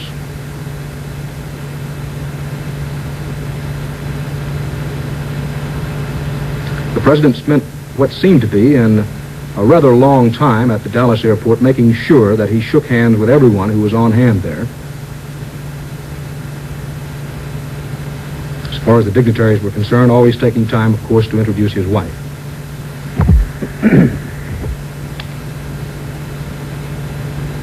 Because of the rather long time spent at the airport, the president was a bit late at getting started on his motorcade through downtown Dallas. They took time out at the airport to greet an elderly lady who said she had lived 69 years without shaking hands with the president. She got her chance today.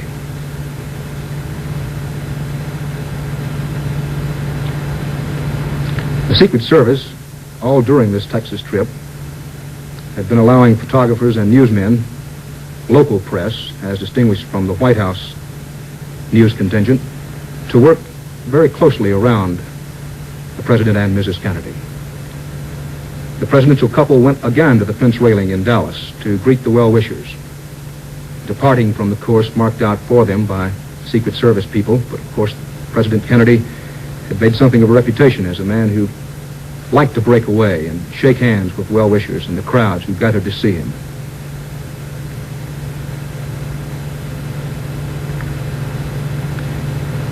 These are some of the last close-up pictures taken of President Kennedy. He was literally mobbed as he and Mrs. Kennedy went to that fence railing at Love Field. The crowd at the Dallas airport was, to a large measure, a young crowd.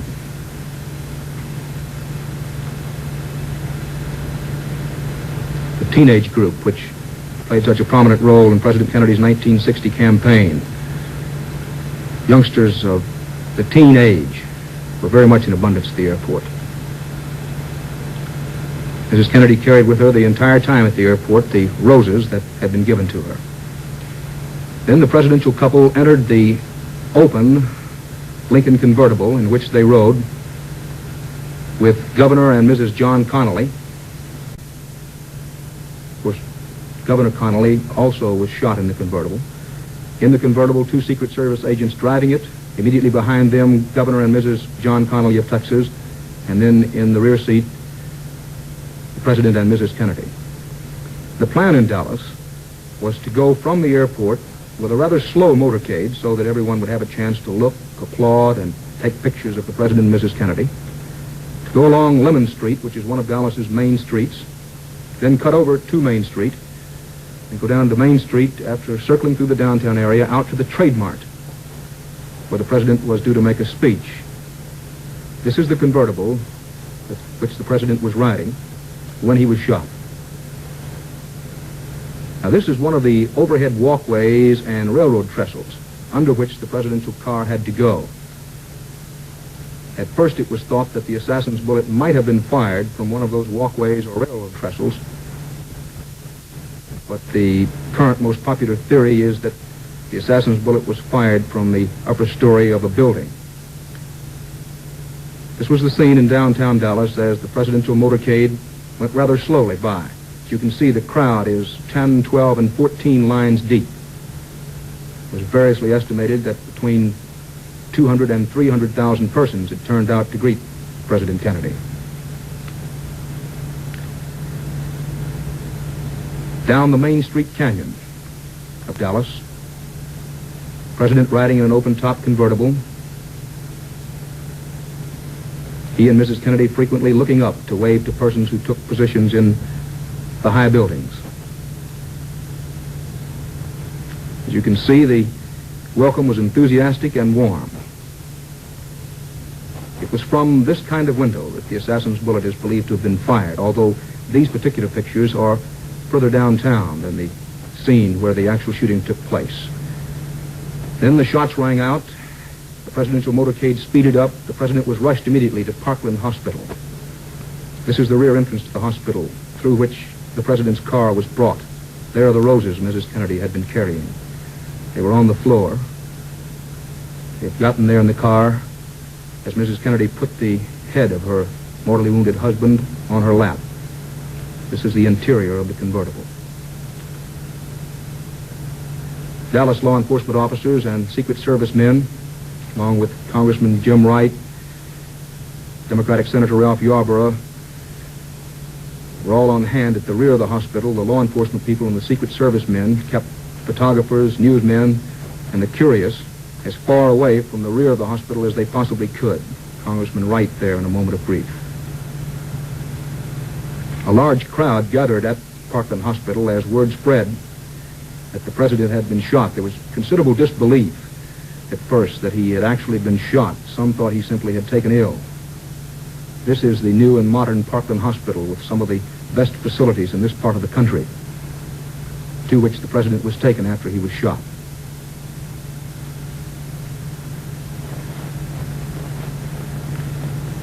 This is the ambulance that carried the president in, moving away. A tight security guard was placed around the automobile.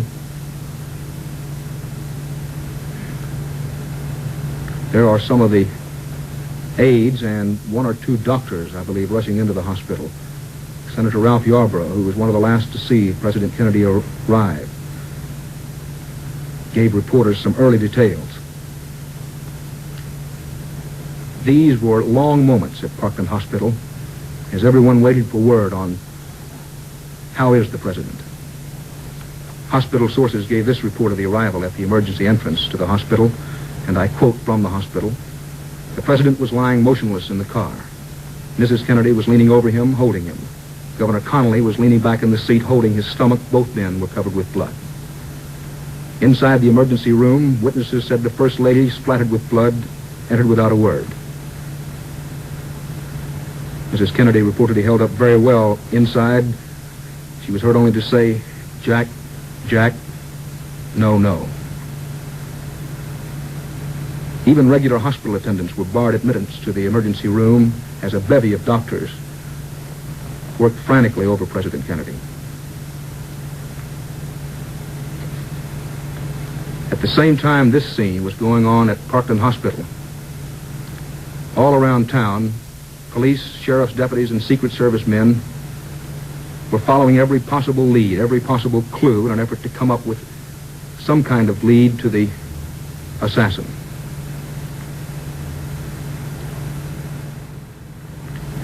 Governor Yarborough, after checking inside in the emergency room, came out and told reporters that he simply didn't know whether the president was still alive or not.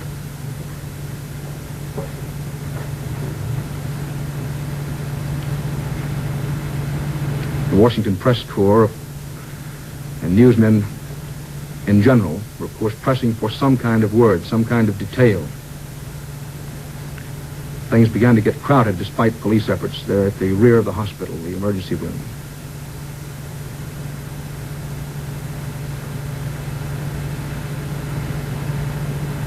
At the moment these pictures were taken, it was known that the president was in serious, perhaps critical condition. It was not known that he was dead.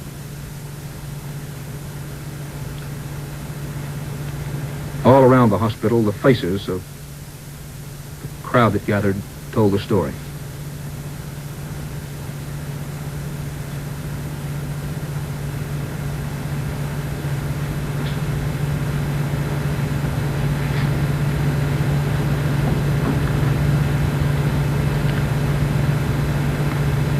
This is part of the motor entourage which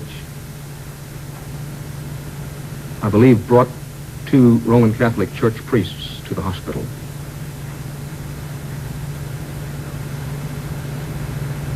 The crowd now has gotten the word. The word has been received that President Kennedy is dead. There were some others wounded at the scene of the shooting. They were brought in much later.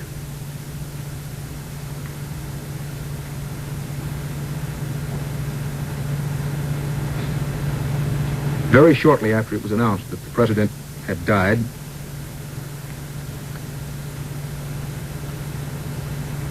a local ambulance pulled up to the hospital, and about the time it did arrive to carry the body of President Kennedy away, Presidential Press Assistant Malcolm Kilduff held a press briefing and made the announcement that the president was officially dead.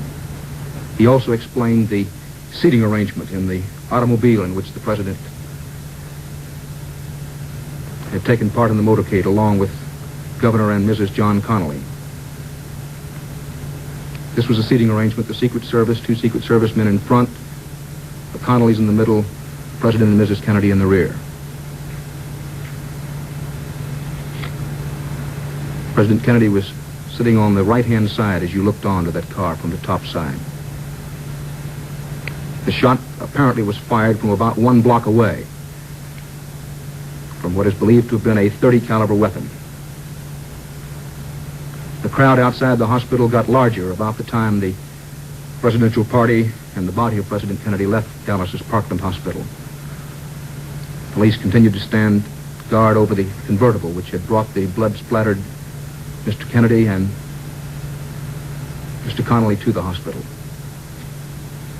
The latest word on Governor Connally is that he is in serious but not critical condition.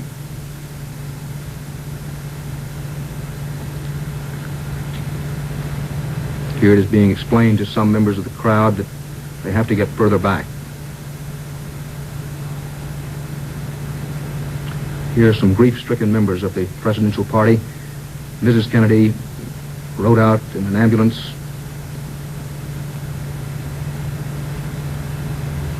The curtains drawn. The body was taken immediately to Dallas's Love Field, where it was put aboard the presidential plane, Presidential One. Here is the Roman Catholic father who administered the last rites, Oscar Huber, Father Oscar Huber of Holy Trinity Church in Dallas, and one of the other fathers at Holy Trinity Church. They were the 2 Catholic priests who administered the last rites. There were stares of disbelief as the body of the president rode away.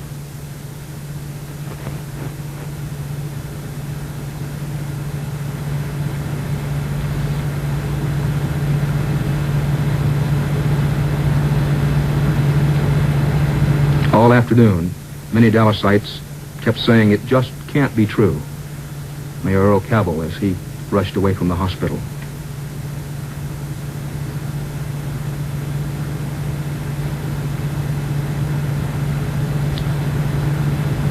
President's personal secretary and Mrs. Kennedy's secretary leaving the hospital at about the time the body left.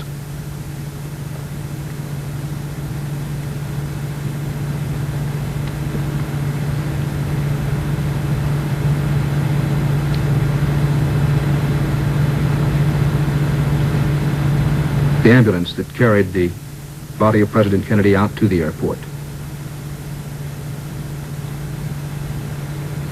The motorcade, of course, was very small. The ambulance, 3 cars, and some police motorcycle escorts. It was a bronze coffin in which the body of the president was placed inside that ambulance. Police, in the meantime, had ringed a building from which the shots were believed to have been fired. This is the building about a block from Houston and Main in Dallas. Police had heard reports that a man with a gun had been seen on the 4th or 5th floor of that building, so they immediately circled the building, heavily armed police and sheriff's deputies, and an inch-by-inch, foot-by-foot search was made of the building and also of the surrounding neighborhood. A number of suspects were picked up in the early minutes after the shooting. Some of those picked up were simply people officers thought might have some information on the shooting, not people that the police thought actually did the shooting. For about a half an hour, law enforcement officers thought they might have the assassin trapped in the building.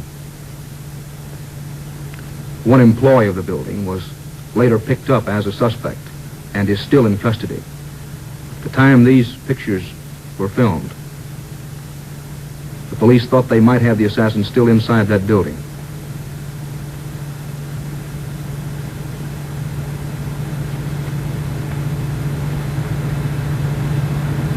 As mentioned earlier, not only the building, but a 3 or 4 block area was sealed off. From one of those open windows, perhaps came the shot that killed President Kennedy.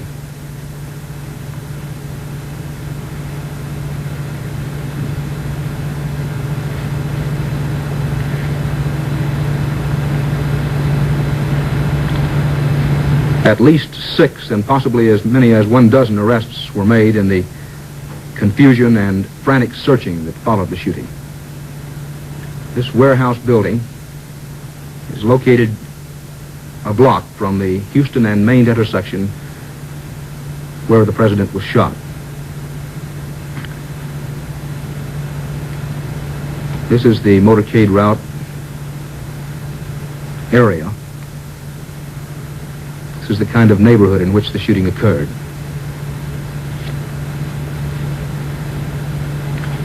Police and detectives here are chasing some other people that they wanted for questioning in connection with the shooting. Then downtown at a theater, police arrested a man after a Dallas policeman was shot.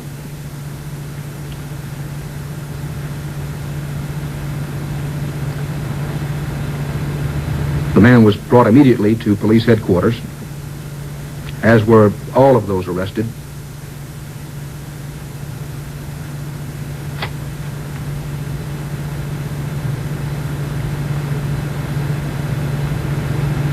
That man said to have been an employee of the building from which the shot is believed to have come.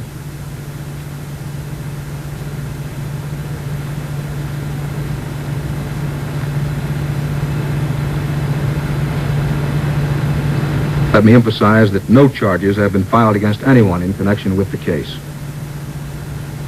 This is Judge Sarah T. Hughes, a woman, federal district judge. She is the woman who gave the oath of office to now President Lyndon Johnson after the shooting of President Kennedy. Judge Sarah T. Hughes here is going directly to the plane at Love Field where the presidential oath was administered to Lyndon Johnson. This is the plane carrying the body of President Kennedy from Dallas to Washington.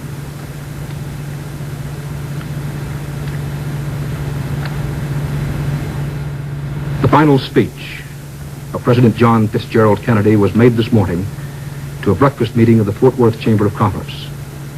This was that speech. The United States.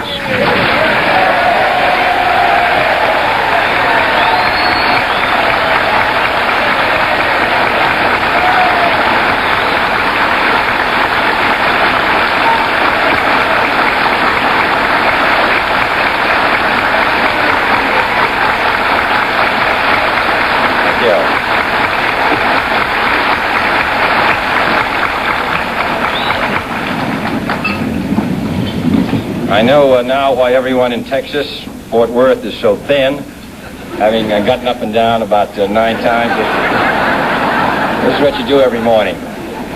Mr. Buck, Mr. Vice President, Governor Conley, Senator Yarborough, Jim Wright, members of the congressional delegation, Mr. Speaker, Mr. Attorney General, ladies and gentlemen. 2 years ago, I said that, introduced myself in Paris by saying that I was the man who had accompanied Mrs. Kennedy to Paris. I'm getting somewhat that same sensation as I travel around Texas.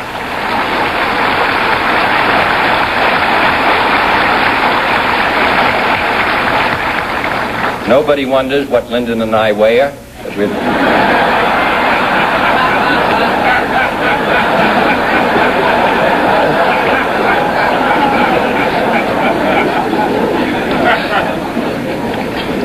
I'm glad to be here in Jim Wright's city.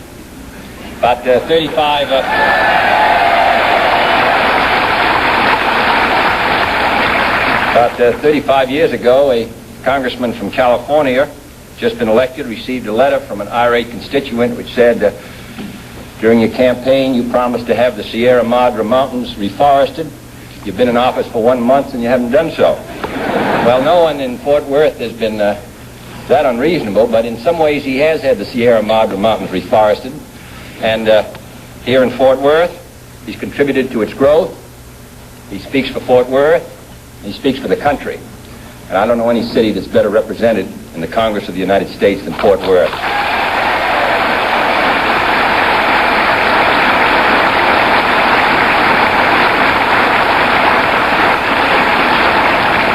And if there are any Democrats here this morning, I'm sure you won't hold that against them.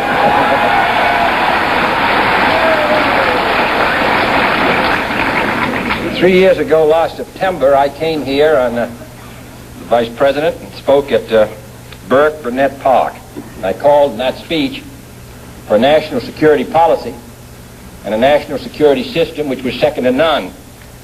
A position which said not first but, if, when, and how, but first. That city responded to that call as it has through its history.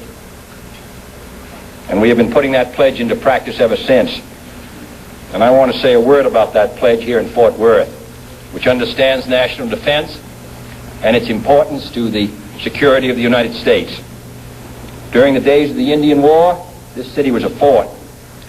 During the days of World War I, even before the United States got into the war, Royal Canadian Air Force pilots were training here. During the days of World War II, the great Liberator bombers, on which my brother flew with his co-pilot from this city, were produced here. First non-stop flight around the world took off and returned here in a plane built in factories here. The first truly intercontinental bomber, the B-36, was produced here. The B-58, which is the finest weapon system in the world today, which it demonstrated most recently in flying from Tokyo to London with an average speed of nearly 1,000 miles per hour, is a Fort Worth project. The Iroquois helicopter from Fort Worth is a mainstay in our fight against the guerrillas in South Vietnam. The transportation of crews between our missile sites is done in planes produced here in Fort Worth. So wherever the confrontation may occur, and in the last 3 years it's occurred at least 3 occasions, in Laos, in Berlin, and in Cuba, and it will again. Wherever it occurs, the products of Fort Worth and the men of Fort Worth provide us with a sense of security. And in the not too distant future,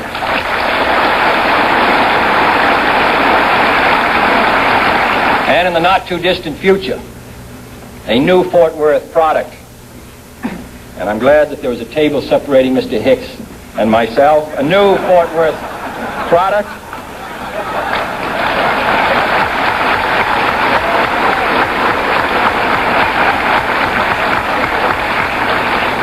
The TFX, Tactical Fighter Experimental.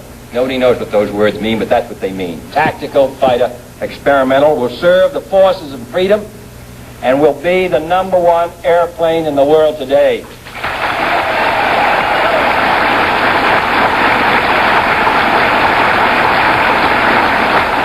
been a good deal of discussion of the long and hard-fought competition to win the TFX contract, but very little discussion about what this plane will do.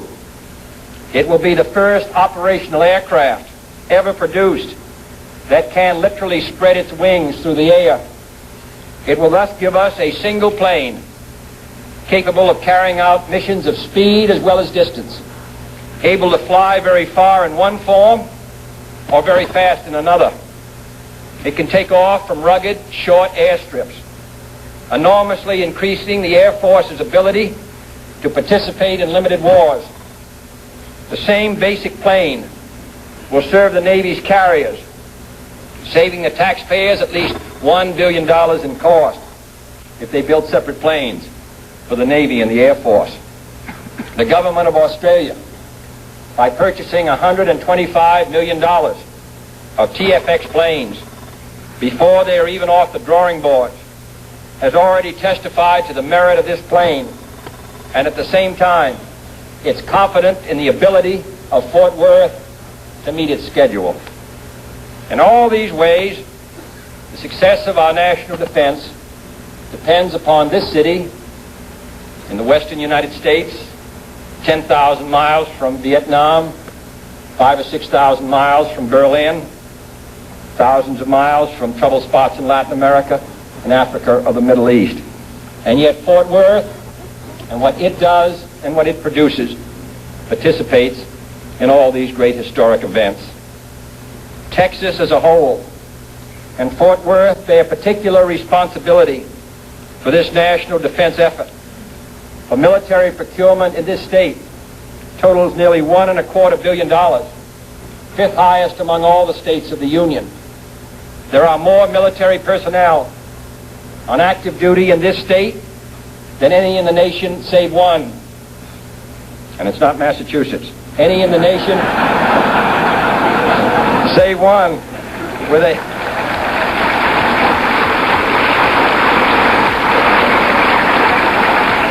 combined military-civilian defense payroll of well over $1 billion. I don't recite these for any partisan purpose. They're the result of American determination to be second to none. And as a result of the effort which this country has made in the last 3 years, we are second to none.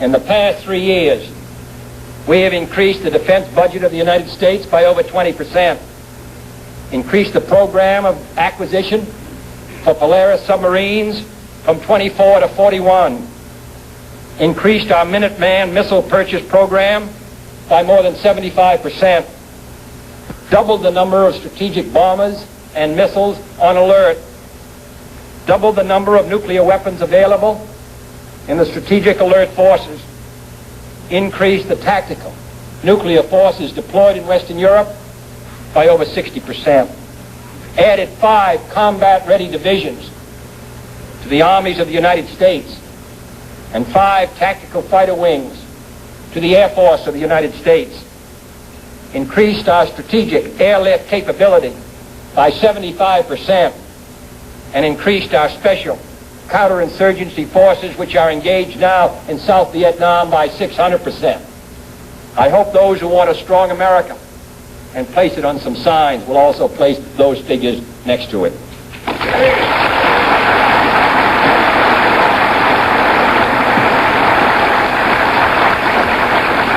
This is not an easy effort. This requires sacrifice by the people of the United States. But this is a very dangerous and uncertain world. As I said earlier, on 3 occasions in the last 3 years, the United States has had a direct confrontation.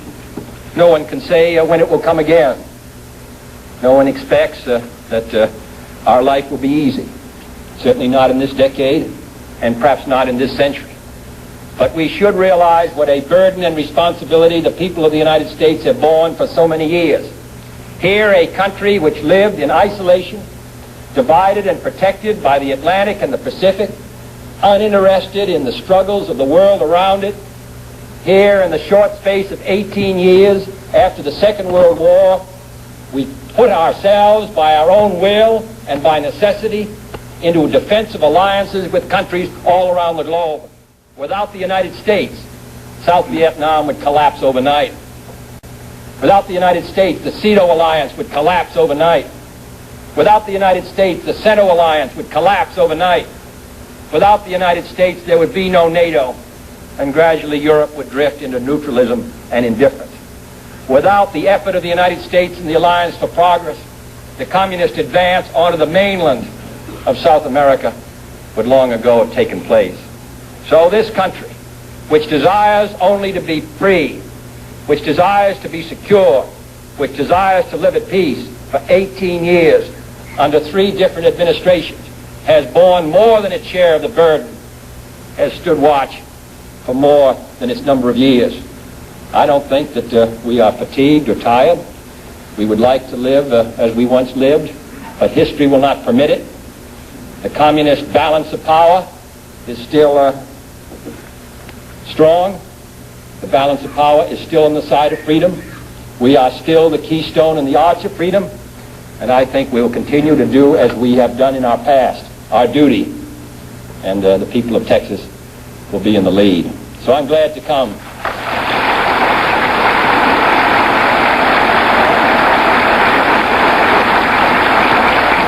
I'm glad to come to this state, which has played such a significant role in so many efforts in this century, and to say that here in Fort Worth, you people will be playing a major role in the maintenance of the security of the United States for the next 10 years. I'm confident, as I look to the future, that our chances for security, our chances for peace, are better than they've been in the past. And the reason is because we're stronger. And with that strength is a determination to not only maintain the peace, but also the vital interests of the United States. To that great cause, Texas and the United States are committed. Thank you.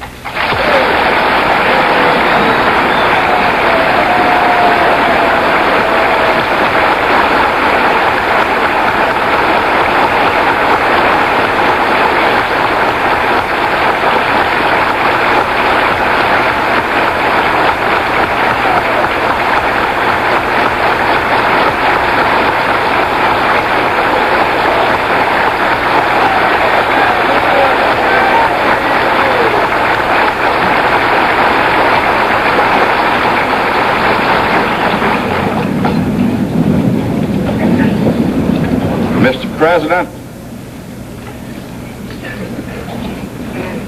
your visit with us in Fort Worth today,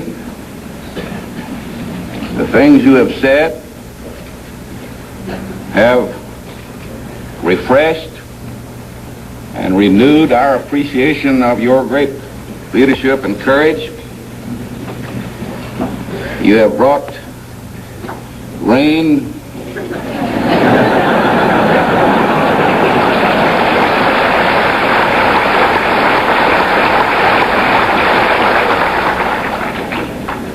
to moisten our pastures and our fields. You have brought sunshine in our hearts.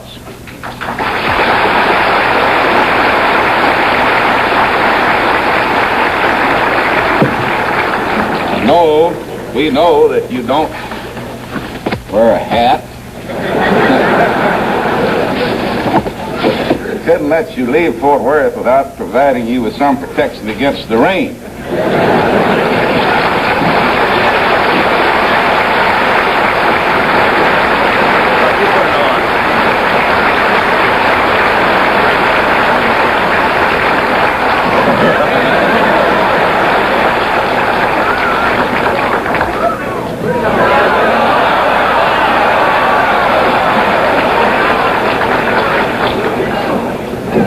Put it on in the White House on Monday. If you'll come up there, you'll have a chance to see it there.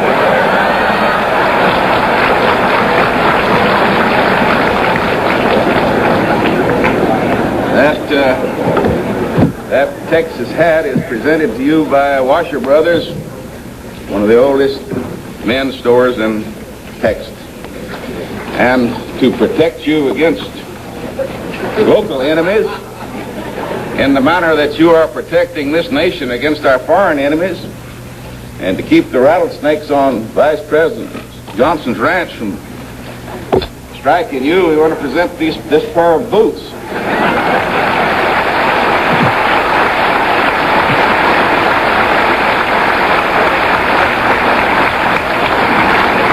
We won't ask you to put them on. Here. The boots are presented by Mr. John Justin, former mayor of Fort Worth, manufacturer of the most walked-about boots in the world.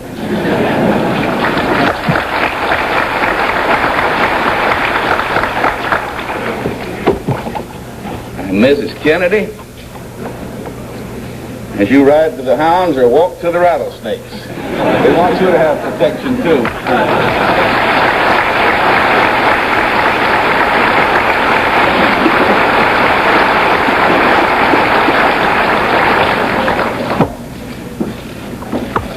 Before the benediction, I'd like to present Mrs. Granville Walker, the wife of Dr. Granville Walker, who will pronounce the benediction. Mrs. Granville Walker.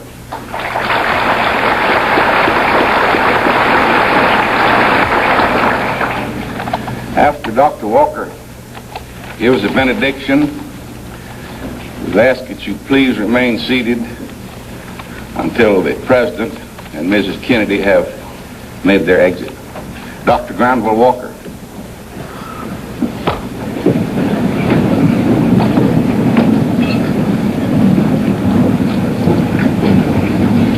Let us be in the spirit of prayer. The Lord bless all nations with a desire for peace. The Lord bless our own beloved nation with rectitude and prosperity, and grant us to achieve justice for all within it. The Lord bless our President and all in places of responsibility with wisdom and with health equal to their tasks. And now the Lord bless you and keep you. The Lord lift up his countenance upon you and be gracious unto you. The Lord cause his face to shine upon you and give you peace both now and forever. Amen.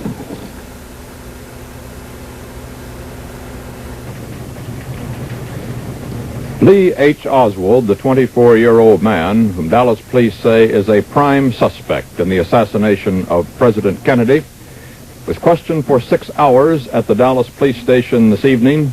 He was arrested shortly after the assassination and has been under questioning ever since.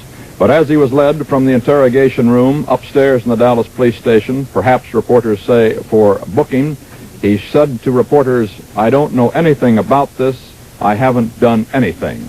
Apparently, he is still denying any knowledge of the assassination.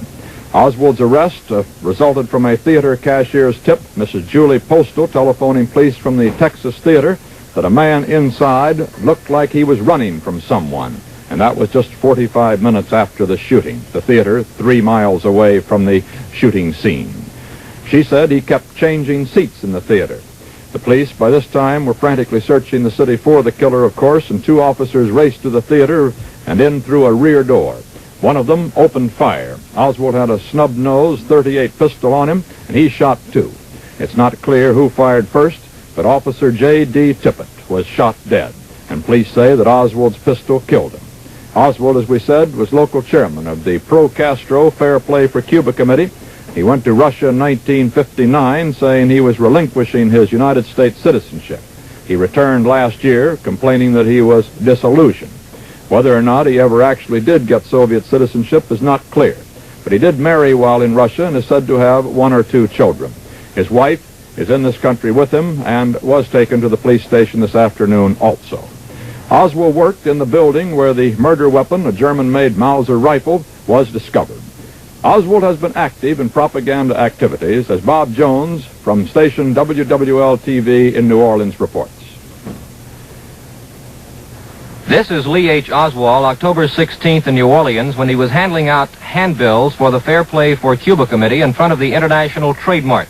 New Orleans police know Oswald well. On August 9th, he was arrested for disturbing the peace by creating a scene on the city's main Canal Street by also distributing these handbills.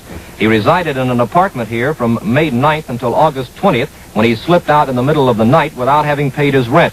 The apartment manager said he was quiet and talked to no one. They found several of these pamphlets lying around the apartment after he had left. This is Bob Jones, WWL-TV in New Orleans. By strange coincidence, since 1840, beginning with Benjamin Harrison, over our last 8 presidents who assumed office on the even years, 2 decades apart, have died in office. And of the nation's 35 presidents, 4 have died of assassins' bullets. President Lincoln in 1865, Garfield in 1881, McKinley in 1901, and John F. Kennedy today. In this century, 4 vice presidents have moved up to the highest office in emergencies. Theodore Roosevelt succeeded President McKinley. Calvin Coolidge in August 1923 succeeded Warren Harding, who died of a stroke. In April 1945, Harry Truman took the oath of office following Franklin Roosevelt's death at Warm Springs, Georgia. And today, Lyndon Johnson took the oath aboard an Air Force jetliner at Dallas, Texas. For a report on the man who is our new president, here is Eric Severin. Walter, on this day of misfortune, perhaps some measure of comfort can be taken from one circumstance. This time, the successor to an assassinated president is a man of first-rank ability. This was not so when Abraham Lincoln died, although some historians disagree about Andrew Johnson. It was not so when Garfield died and was succeeded by Chester Arthur. It was so when McKinley died and Theodore Roosevelt became the president. And it's so again. Lyndon Baines Johnson is no throttle bottom, no political accident. He is 55 years old. He's in the prime of life for the responsibilities of the presidency, at a point where a man's experience and his energies meet at a high mutual level. Johnson was born in Texas near the hamlet called Johnson City, where the family flag flies over the LBJ Ranch. He's a lawyer by education, a politician by instinct, and by great success. He was a very young aide to Franklin Roosevelt during the New Deal days. He worked on the youth projects. He first went to the House of Representatives in 1937. He was only 29 years old. And there in the House, he became the personal protege of Sam Rayburn, the great Texan who ran the House as Speaker longer than any man in our history, including Henry Clay. Johnson went to the Senate in 1949, winning in Texas by a tiny majority of just 87 votes. And he became, without much doubt, the most effective majority leader in the whole story of the Senate. His energy there was prodigious. He lived in a whirl of activity. He put most senators in his personal debt by one kind of service or another. His fame became great in Washington itself during the years of Republican rule under President Eisenhower. His power then as Senate leader was greater by far than it has been since in the vice presidency. Johnson was called a liberal by instinct and intellect, a conservative by geography. His political alliances in Texas were with the more conservative Texans who have managed that state for a good many years. But in most national matters, he was regarded as progressive, including on the matter of civil rights. Again, this was in the pattern and the image of his patron, Sam Rayburn. He is a fairly wealthy man. His family holdings, some in the name of his wife, Lady Bird, include television stations as well as the ranch. In 1955, when Johnson was making a visit to the Virginia farm of Mr. George McGee, another Texan, now ambassador to Germany, Mr. Johnson felt ill. He thought it was acute indigestion. Senator Clinton Anderson of New Mexico was present, and he said at once, "You're having a heart attack." Johnson was taken to a hospital where he slowly recovered. For some time after that, his strength was diminished. He told reporters once, "On Monday mornings, I'm full of fire. By Wednesday night, I'm all tired out." But all this changed. His full strength came back, and in recent years, he has demonstrated his old energies in a daily whirl of activities, including a great many trips around this country and abroad. He is now personally acquainted with virtually all the world leaders that President Kennedy was acquainted with, including Mr. Khrushchev. His grasp of domestic politics is very great, at the general and intellectual level, and at the practical working level of the total human machinery that makes our rather cumbrous system work. His fierce fight against Mr. Kennedy for the Democratic nomination in 1960 seems only yesterday. But his great prestige in Washington at that time was not matched by his prestige in the country at large. So it was a tremendous struggle right down to the final hours of the convention. Mr. Kennedy chose Johnson to be his running mate partly because he had to have strength in the southern states. Johnson was the one man who could conciliate the Southern conservatives, and this he did. In fact, there were many later on who said that Mr. Kennedy owed his election to Mr. Johnson. In any case, Johnson became the president's lieutenant in full fidelity, not only in his public actions, but in his private talk. But he began to fade from the national consciousness as vice president, as most vice presidents under an energetic president are bound to do. When the president, President Kennedy, died today, both he and the vice president were engaged behind the scenes in trying to settle the feud within the Texas Democratic Party between the Johnson-Connolly forces and the liberal forces led by Senator Ralph Yarborough. And now all that, which does seem so petty in retrospect, all that doesn't matter very much. Mr. Johnson is the president. Texas is his personal political base in its totality. Now, when the sorrow of today begins to fade and when the president has been laid to rest, the machinery of the national government will take up again, and again Americans will think ahead, not only as to what lines of policy and action the new president will follow, but also after a while to the election of next year. Mr. Johnson will be nominated at the Democratic Convention next August if he wishes it, and I think most observers tonight would predict that he will wish it. All estimations as to the outcome of the election itself a year from this November, of course, are right now without meaning. That election, like the course of this great country itself, lies with fate and with the continuing nature of the times and of the world itself. Now, Walter. Dallas, Texas, a name and a place that bore the romance of the great oil state and its almost legendary wealth. In an instant, in the flash of an assassin's bullet, has been saddled with an unwanted memory. The mayor of Dallas is Earl Cabell. He is with Eddie Barker in our KRLD TV studios in Dallas right now. Walter, I think that most Dallasites feel at this hour, as I do, still in a state of shock. But as the grim reality takes hold that in our town the President of the United States could be gunned down by a fiend, I shudder and feel sick in the pit of my stomach. And Dallas feels that way too. Because you know, Dallas is not that kind of town. To Easterners who come here, they often say, well, this is sort of a little New York. It's known as the town in the Southwest with the culture. It's had a lot of problems with its extreme elements, but this is something today that certainly has this town shocked. Mayor Earl Cabell, who was in that presidential parade today and was only a car's length away when the president was shot. Mayor? Eddie, what you say about Dallas is true. Dallas has been proud, and it has been known as a friendly, as a gracious city. And that is what has added so much to the shock of what happened today. Along 12 or 14 miles of the route of the caravan, the parade, it was so obvious, the friendliness, the warmth, that was just coming from all of those people. Never in all of my life, and I've lived in Dallas all of my life, I've ridden in dozens of parades, but never have I seen such multitudes, such thousands on the street.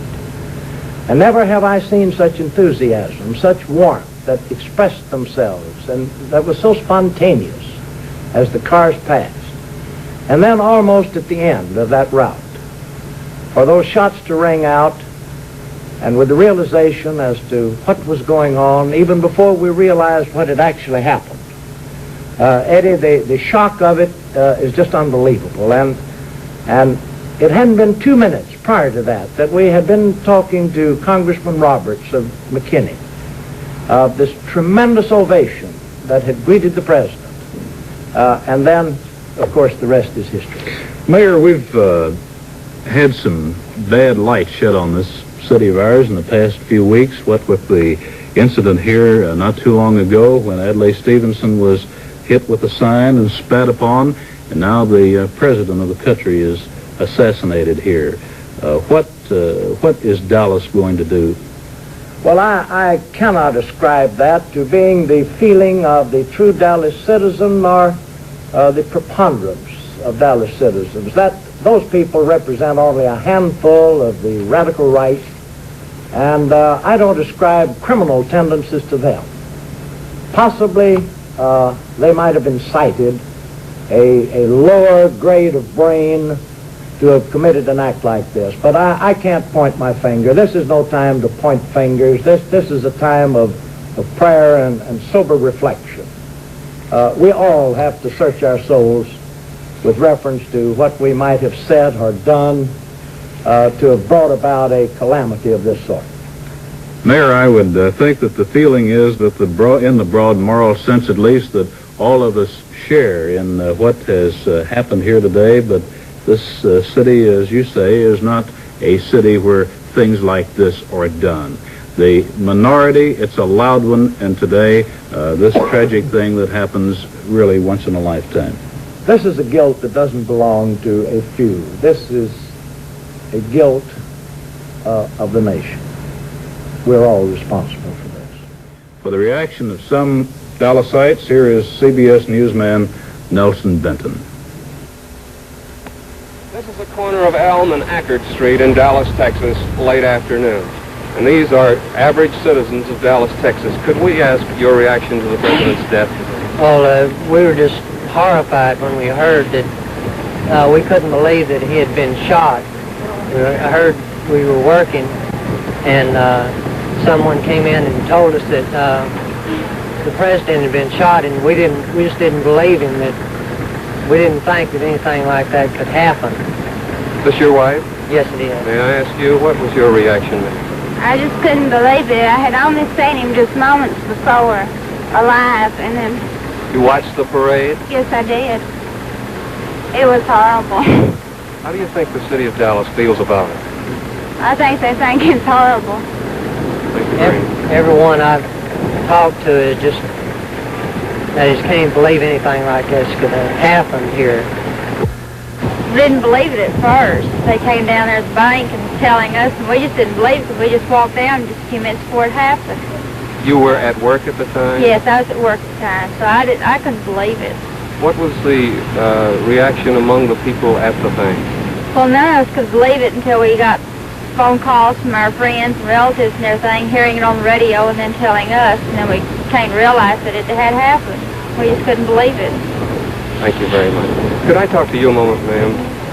What is your reaction to the tragic events that occurred here today? I can't believe it. I just can't believe it. Where were you when you heard about it? I was at work. Had you seen the parade? No, we hadn't gone down. How did you hear about it? One of a department head from another department came in and said that President Kennedy was dead, and none of us, we just couldn't believe it. Well, when I heard the news, I was so stunned, and it just shocked, and I'm still nervous. We lost a good man. In Havana, the Havana radio is reporting the assassination of the president without comment. The announcers appear to be reading a straight copy from the press service wires. They do report that the prime suspect, Lee Oswald, was chairman of the Fair Play for Cuba Committee, but they're making no comment on that fact. In Washington, the death of the president seemed as if someone had pulled the keystone out of the firm arch of government. For reaction from the nation's capital, here is Roger Mudd. In the past 97 years, Washington has been shocked by the assassination of 3 presidents. But today, in this era of instantaneous communication, the news of John Kennedy's death struck so suddenly here it felled this city as if she had been hit in the solar plexus.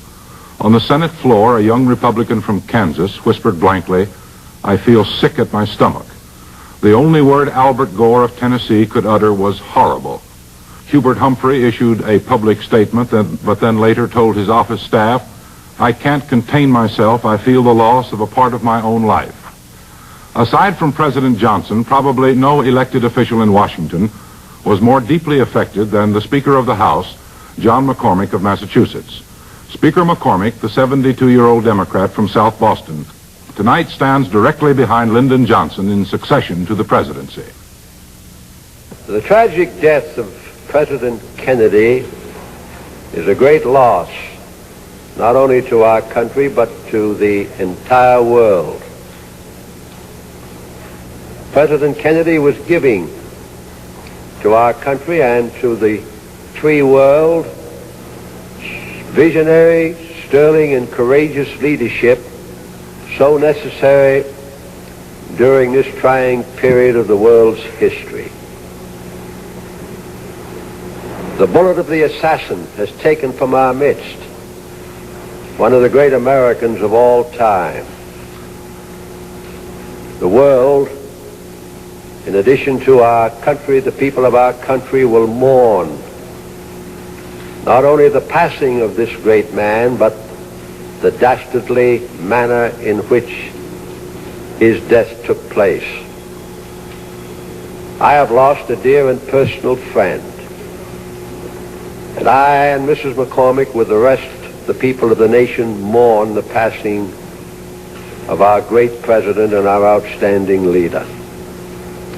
I know that all Americans join with me and Mrs. McCormick in extending to Mrs. Kennedy and the other loved ones of the family of our late president our deepest sympathy in their bereavement. While he has left us, he takes his place in history. And I know that if he could speak to us from the great beyond, that he would say to you and I, all Americans, whether we occupy official life or not, carry on and see that your children and your children's children live under the same form of government that we have today. So from the sacrifices, the leadership, the dedicated service of President Kennedy, let us renew our confidence in the future of our country.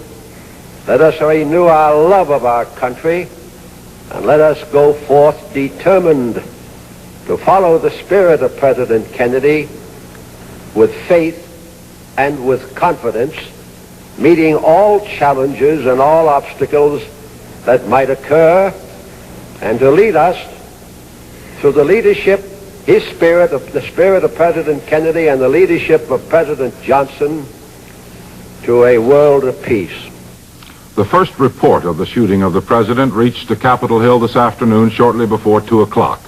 The House was not in session, but the Senate was, considering routine business. Presiding was the president's younger brother, Senator Edward Kennedy, one of half a dozen freshman Democrats who take turns in the presiding officer's chair. The call for a quorum had been issued, and the roll was being read when Richard Riddell, a Senate employee who serves as press liaison, spotted the first bulletin from Dallas on the news ticker in the lobby behind the Senate chamber. I immediately went into the Senate chamber in front of the desk of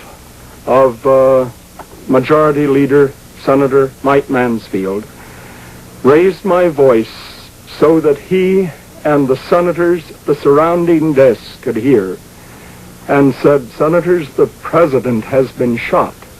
It, of course, was like a shock wave, a jolt. I crossed the aisle to the Republican side, where Senator Dirksen was seated, and in the same manner told Senator Dirksen and the Republican senators who were at adjacent desks, with, of course, the same shocked reaction and stunned expression on their faces. I then happened to recall that a few moments before, the president's brother, Senator Edward Kennedy of Massachusetts, was presiding over the Senate. I turned and he was still occupying the chair. I knew that someone would have to inform him, and I thought I might as well. It was a very difficult job because of the family relationship as well as the friendship of the senators to the president. I rushed up to the chair and said, Senator Kennedy, your brother, the president, has been shot." He gave a jerk to his body tensed, but he was absolutely calm. And as I recall, Senator Kennedy, then presiding over the Senate, when he heard this awful news, said no. And that was all. Senator Kennedy then left the Capitol immediately, went directly to Andrews Field, and with his sister, Mrs. Sergeant Shriver, flew to Hyannisport, Massachusetts, to be with their parents. On the Senate floor, it was 1:55. Majority Leader Mansfield suspended the quorum call and recessed the Senate to await the call of the chair.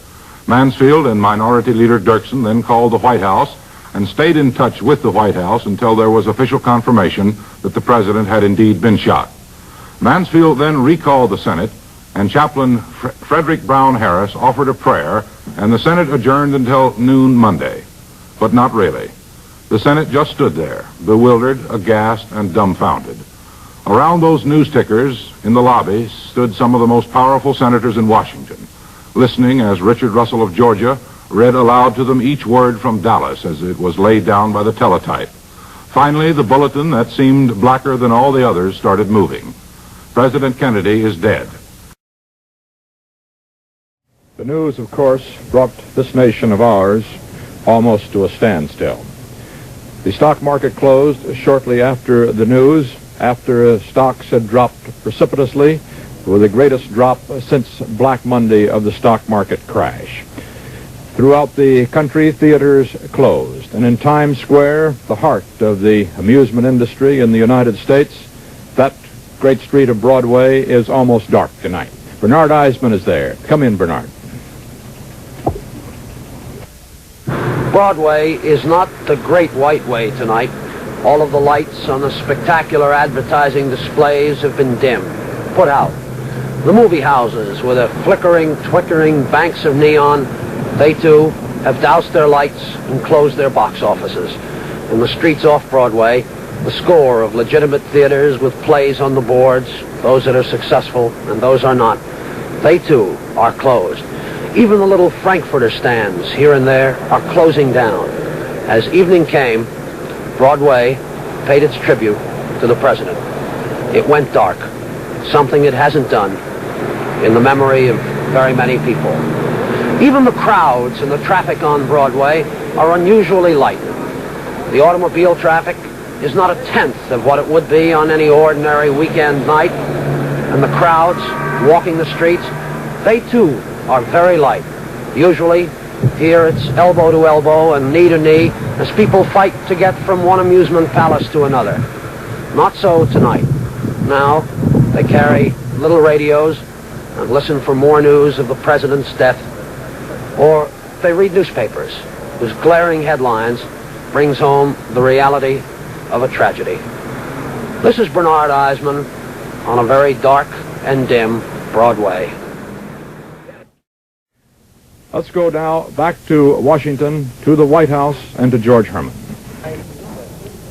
The White House of the United States is empty. President Lyndon Johnson is working in the office he occupied across the street, the Executive Office Building, the office of the Vice President of the United States.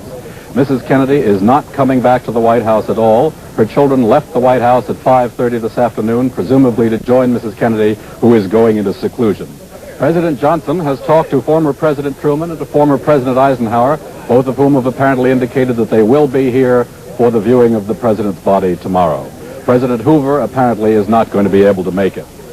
President Johnson met with McGeorge Bundy, President Kennedy's aide on national security matters, with Secretary of Defense McNamara, and with Undersecretary of State George Ball for his first briefing as President of the United States. As I say, he's working now in his Executive Office Building office. The President also met with the legislative leaders of both houses of Congress and both parties. He asked for their united support in this tragedy which has befallen the country. He said it's more essential than ever that this country be united, and he asked them to help with the help of God for them all. This is George Herman at the White House. Back now to Walter Cronkite. Mr. Kennedy's parents, Joseph and Rose Kennedy, are in seclusion tonight at their Hyannisport, Massachusetts home. They learned of the news of the assassination of their son from a workman at the house who heard it over the radio, and they immediately went into that seclusion. Attorney General Robert Kennedy, the president's younger brother and his closest advisor, was having lunch at his Washington home when the tragic news reached him. The president's other brother, Senator Edward Kennedy, was presiding over the Senate. When word of the assassination reached him, he rushed out of the Senate chamber, and he and his sister Mrs. Eunice Shriver later flew to Hyannisport to be with their parents. Another sister, Mrs. Patricia Lawford, was placed under a doctor's care at her home in Santa Monica, California, after receiving word of the assassination. Next week was to have been a big one for the Kennedy family, particularly for Caroline, who will be 6 years old on Wednesday, and for John Jr., who observes his 3rd birthday on Monday. John, as the president called him, was to have been celebrated with his playmates at the White House on Tuesday, and the next day, Caroline was to have been the star of a big family birthday party up at Cape Cod. And all of the Kennedys have been planning to get together for their traditional Thanksgiving gathering at Hyannisport on Thursday.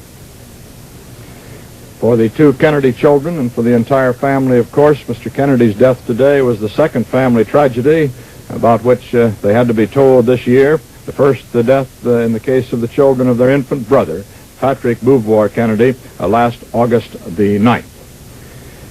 To recapitulate where some of the other principals in today's tragedy are at this hour, the Kennedy family, as we have said, gathering in Hyannisport. President Lyndon Baines Johnson, at 54, by ascension now the 36th President of the United States, is working, as George Herman told you a moment ago, in the Executive Office Building across the street from the White House. Mrs. Lyndon Johnson is at their home in Washington. The 2 Johnson children, daughters, one is at school in Washington, the other was at Austin, Texas, planning to be a part of the weekend on the LBJ Ranch outside of Austin, at which President and Mrs. Kennedy were to have been the honored guests. Whether they are going to fly now to Washington is not known at this hour. And the body of the late President John Fitzgerald Kennedy lies at the U.S. Naval Hospital at Bethesda, Maryland. The body will be taken back to the White House to lie in state at the White House tomorrow. On Sunday, it will be taken to the Capitol building to remain in the Great Rotunda until noon on Monday. It is understood at the moment that the actual funeral services, which will be a full-dress state ceremony, will be held in Boston, but a funeral mass will be said in Washington by Cardinal Cushing, who married the Mr. and Mrs. Kennedy a couple of years ago. Down in Dallas, Texas, one other individual who may have been a principal in this tragedy today, the man whom the police say is a prime suspect. Lee Oswald, a member of the Free Cuba Committee, a man who went to Russia and attempted to take up citizenship there in 1959 and returned here only last year, has been booked for the murder of a Dallas policeman, shot in the Texas Theater 3 miles from the site on the Dallas Street where President Kennedy was assassinated and Governor Connally was shot, seized some 45 minutes later in a gunfight after the teller at the theater said that a man who looked like he was running from something had come into the theater. He was interrogated for more than 6 hours this afternoon. He has been booked now for the murder of the policeman, but there has been no charge leveled regarding the murder of the President of the United States. In case he or the culprit is found and charged, it is a simple murder charge in the state of Texas. It is not a federal offense, and he would face electrocution by the laws of the state of Texas in the Huntsville, Texas State Penitentiary. We are going to continue our coverage of this tragic day in a moment with special broadcasts recounting the career of the late president and a visit with the man who succeeded him. This is Walter Cronkite.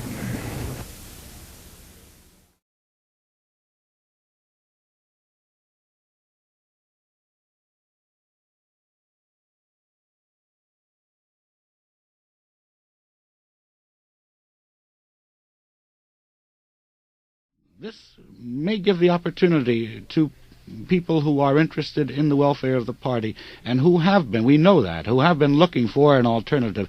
You mentioned Governor Scranton of Pennsylvania, Governor Romney of Michigan, both men considered in between these two. This may be it. This may be the impetus. Of course, we're purely in the area of speculation. There's something going on, and I'm sure that we ought to be making a switch right now. Pandemonium has broken loose here in the basement of Dallas Police Headquarters.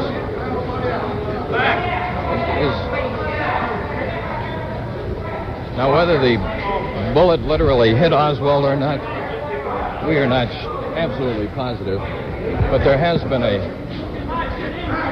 gunshot. Oswald reached for his stomach, doubled up. It'll be impossible to determine whether he was hit or not.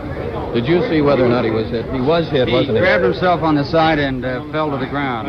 That was my With a understanding. We were, 4 feet away from him? I was 5 feet in front of him when they shot. What is your name? Frank Johnson. And you're with UPI. He did grab his stomach. I saw him grab his stomach. Right from the side.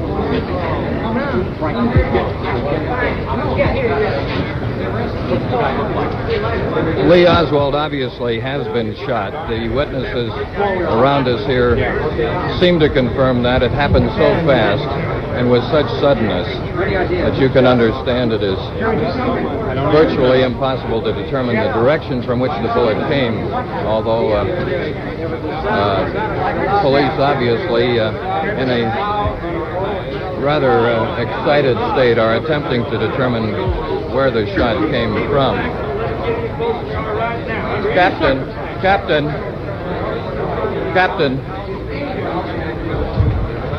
Well, now, tell me your name. Yeah, I'm Jeff Edwards from KHJ-Radio in Los Angeles. How did you see it, Jeff? I was standing over towards the left. Oswald came out. He had the same look on his face that he always does or has. Suddenly, what sounded like a loud firecracker rang out. He grabbed his side and he said, "Ow!" and fell to the ground. Fell to the ground. And I saw the flash right on his black sweater. The flash. Oh yeah. The man had a hat, a dark hat, a brown suit. He was stocky and strong.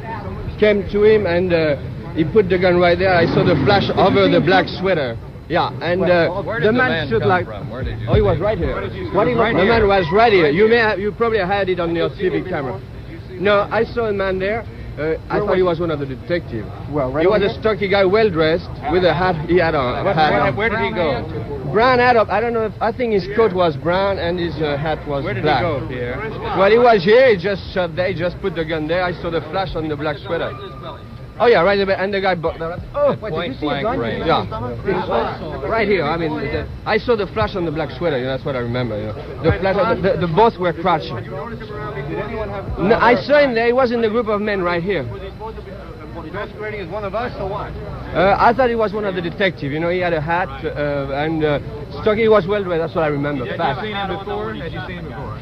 I think he had his hat. There were none of us in this maybe area. he flew off, I don't know, because I look at the flash. There were no reporters in this area. What? No. The trouble is I got the story and I can show it. All right, now that's the situation here at Dallas Police Headquarters in the basement.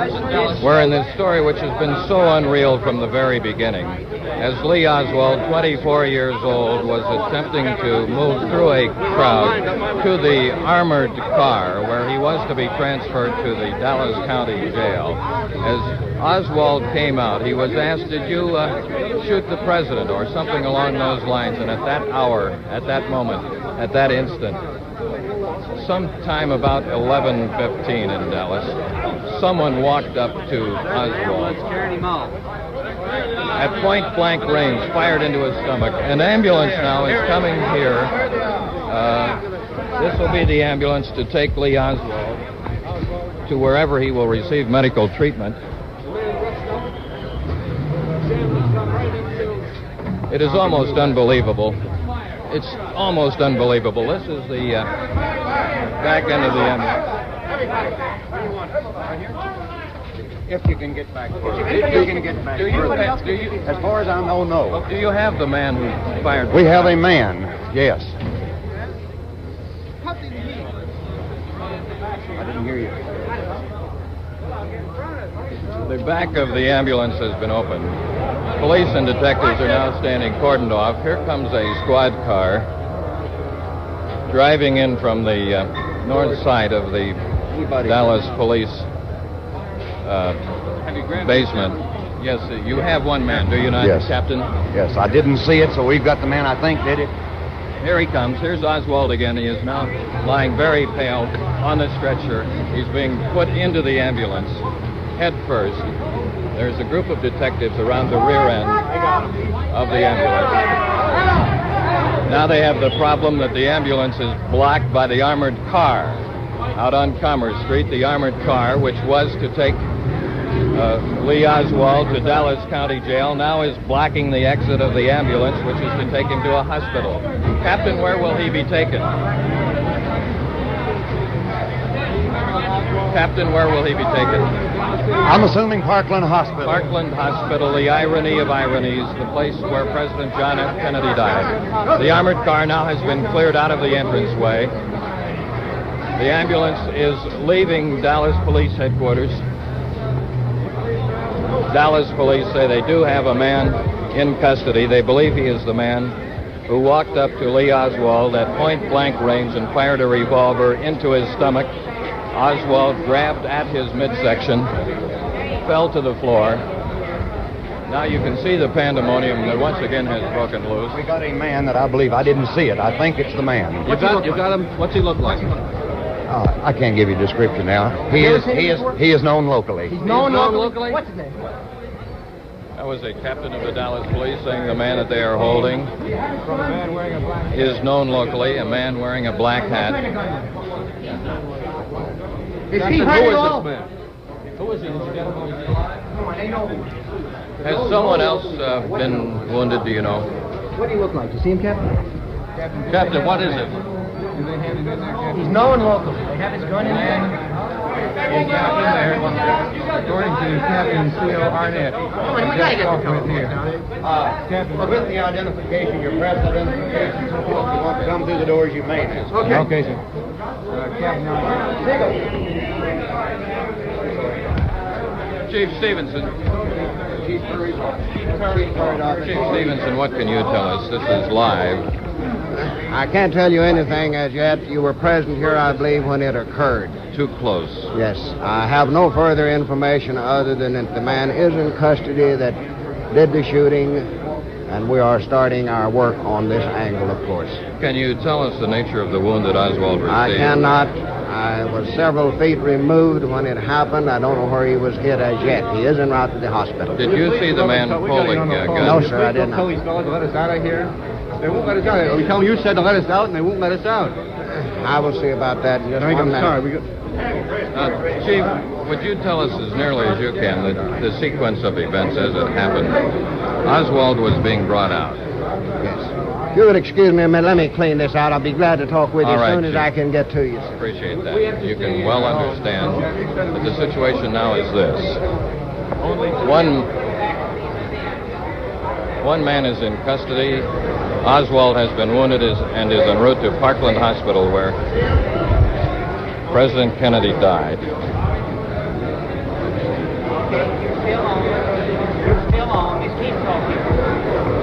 As you can well imagine, the events that have happened here in front of our cameras, and I'm sure some of you have seen them and still do not believe them. We are now going to have a replay of this. All right, now by videotape, you will see again the dramatic events as Lee Oswald was being transferred to an armored car for transportation to Dallas County Jail. Here is that videotape. That is filmed as him being shot. Period. So, we're going to come right back to you for a recap after this playback of the shooting. Then what do I do? This is going on TV. John, stay with me here a minute. Did you see it? No.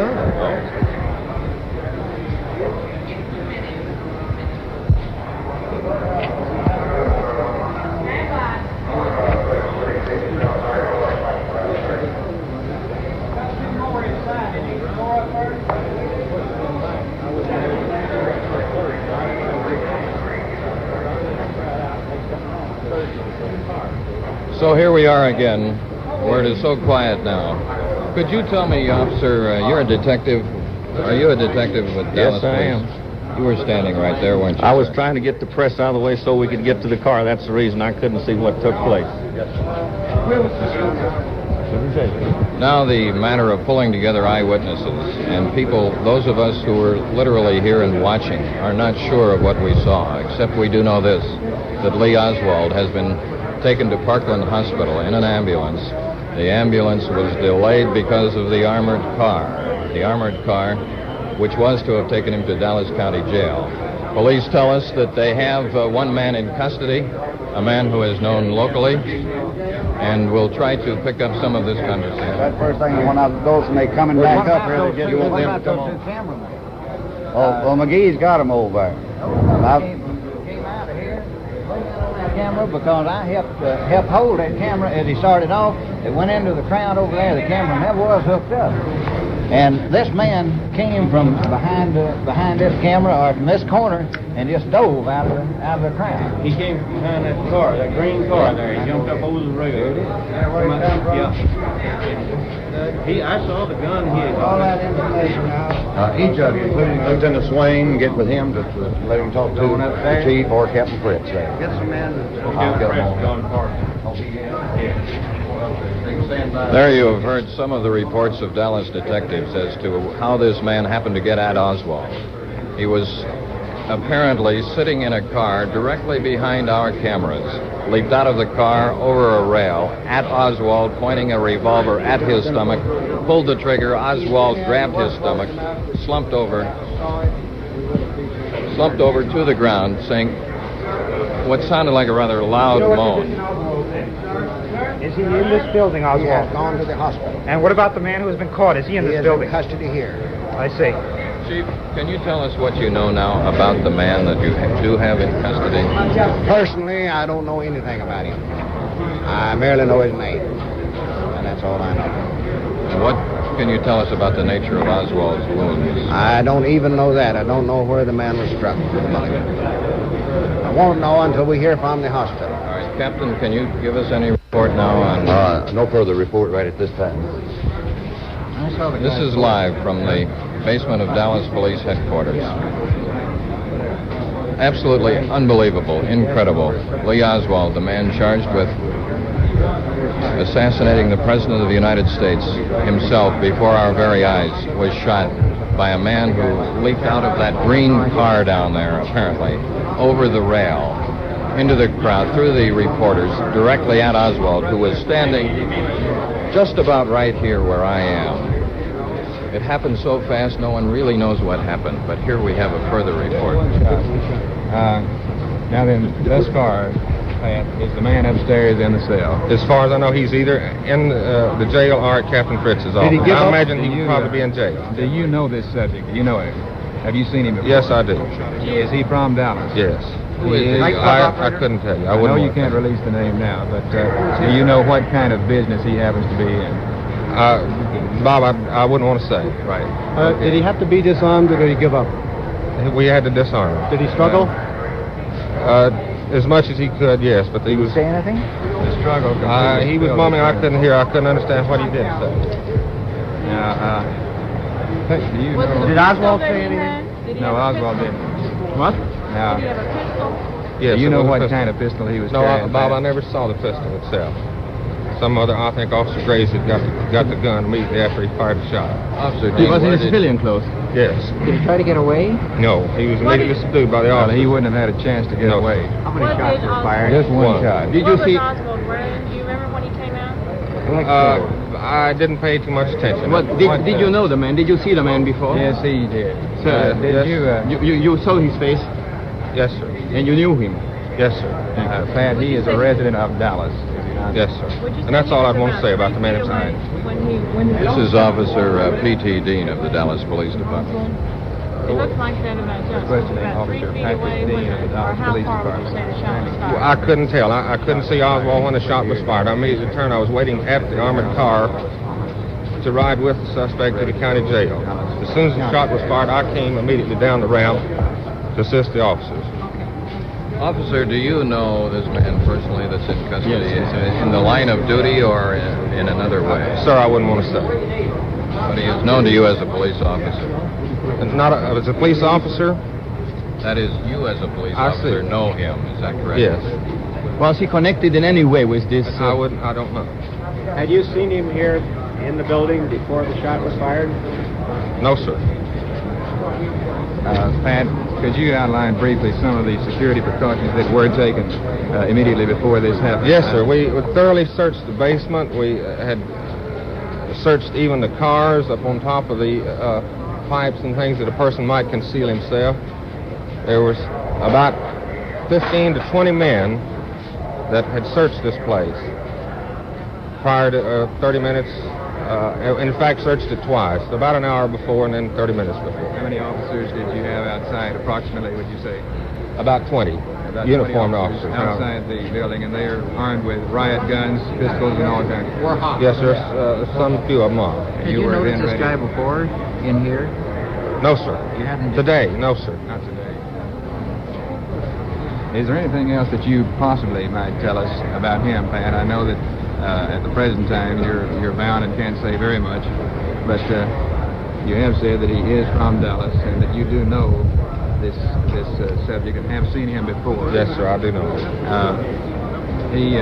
Is there anything that you could say about him further than the fact that he is a resident of Dallas, the man who shot Oswald, to shed some more light on it? Well, Bob, that would be all I'd want to say, really. I'm sure that's the case. Now, at present, what in the way of release is going on inside? How soon do you think we're going to be able to know who this man is? Well, the information would have to come from Captain Fritz's office. Now, Captain Fritz came out of this door just a few steps ahead of Oswald. Do you know where he is at present? No, sir, I don't. Can you give us some indication of why these security precautions had been taken? Were there some threatening phone calls during the night that there might be some effort to take I couldn't answer that. I don't know. Had you heard that? This is merely a precautionary measure. The case as it is, it was felt that there had to be a security for him. There were extreme precautions regarding the armored car. Yes, sir. Now, how, officer, would it be possible for someone to have slipped into this car over here with the elaborate security precautions that had been taken? I can't answer. I do know the man. I would have known him on sight. If I'd seen him and noticed him, I would have ejected him. That's merely not because of him himself, but there was no one that was supposed to be in here but the press and the officers. Now, what is it that you know about this man? Sir, I wouldn't want to elaborate on my knowing. Patrolman, I wonder if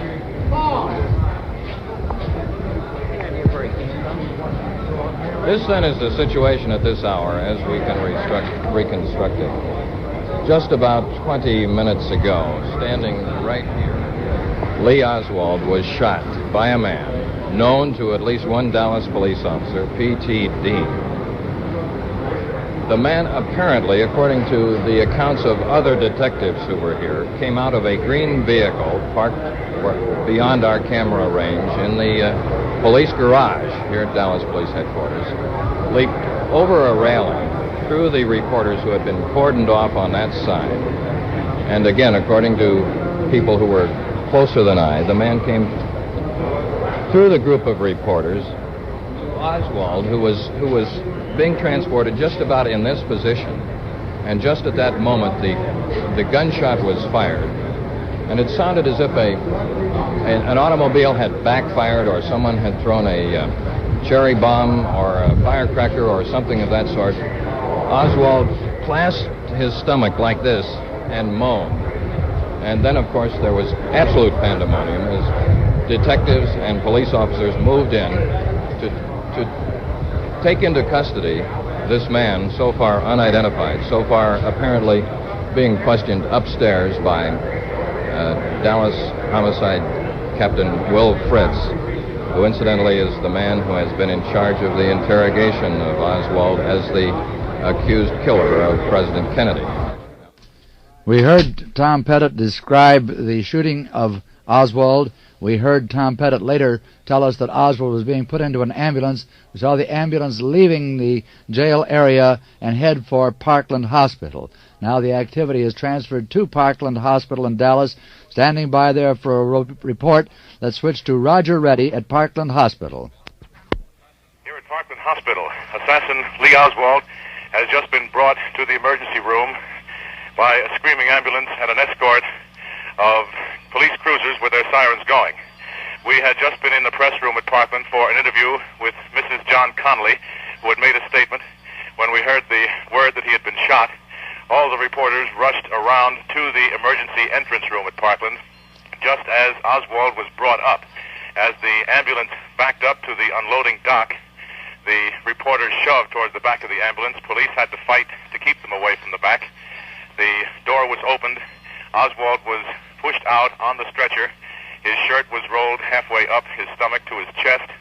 As I saw his face, it was gray and ashen. He did not look good at all. His condition has not been stated yet. He is in emergency here at Parkland Hospital. He has not been moved to any operating room as far as I know. At this time, he is still in emergency. He is completely closed off. Reporters are not permitted in the back. They are working on him right now. That is a report from Roger Reddy at Parkland Hospital. I understand that also standing by in Dallas is Tom Perryman, a reporter for WFAA, who has been right on top of this case, too. I believe we do have an identification of the man who shot Lee Harvey Oswald, and I'm going to give you one line of report on that now. And I think before I give you that line, I'm going to switch directly to Tom Perryman at the Dallas Police Station. This is Tom Perryman at Dallas Police Headquarters. The man who did the shooting is identified by police as a Jack Ruby, owner of 2 Dallas strip clubs. As was reported, Oswald was shot in the upper stomach with a snub-nosed revolver. Police, like a sack, were on Ruby. He has been taken into questioning. Tom Perryman at Dallas Police Headquarters. That was Tom Perryman at Dallas Police Headquarters identifying the man who just a few minutes ago shot and apparently seriously wounded, we don't actually know the extent of the wound, shot and wounded Lee Harvey Oswald, the man who is accused of assassinating President Kennedy. Tom Pettit of NBC News was at the scene when this event took place. He was actually on the air on television at the time that the man was shot. Television viewers actually saw this small man, described as a small elderly man, leap forward through the crowd, place a revolver in Oswald's stomach, and pull the trigger. They actually saw the police officers who were attending Oswald leap on this man, take him into custody. They wrestled him to the ground, and then they started trying to move him back, the assailant of Oswald back into the office from whence Oswald came. And we're going to be back with more of this report after a moment. Jim, I might say that we are now going to replay a recording of the events as they happened. Here is the recording.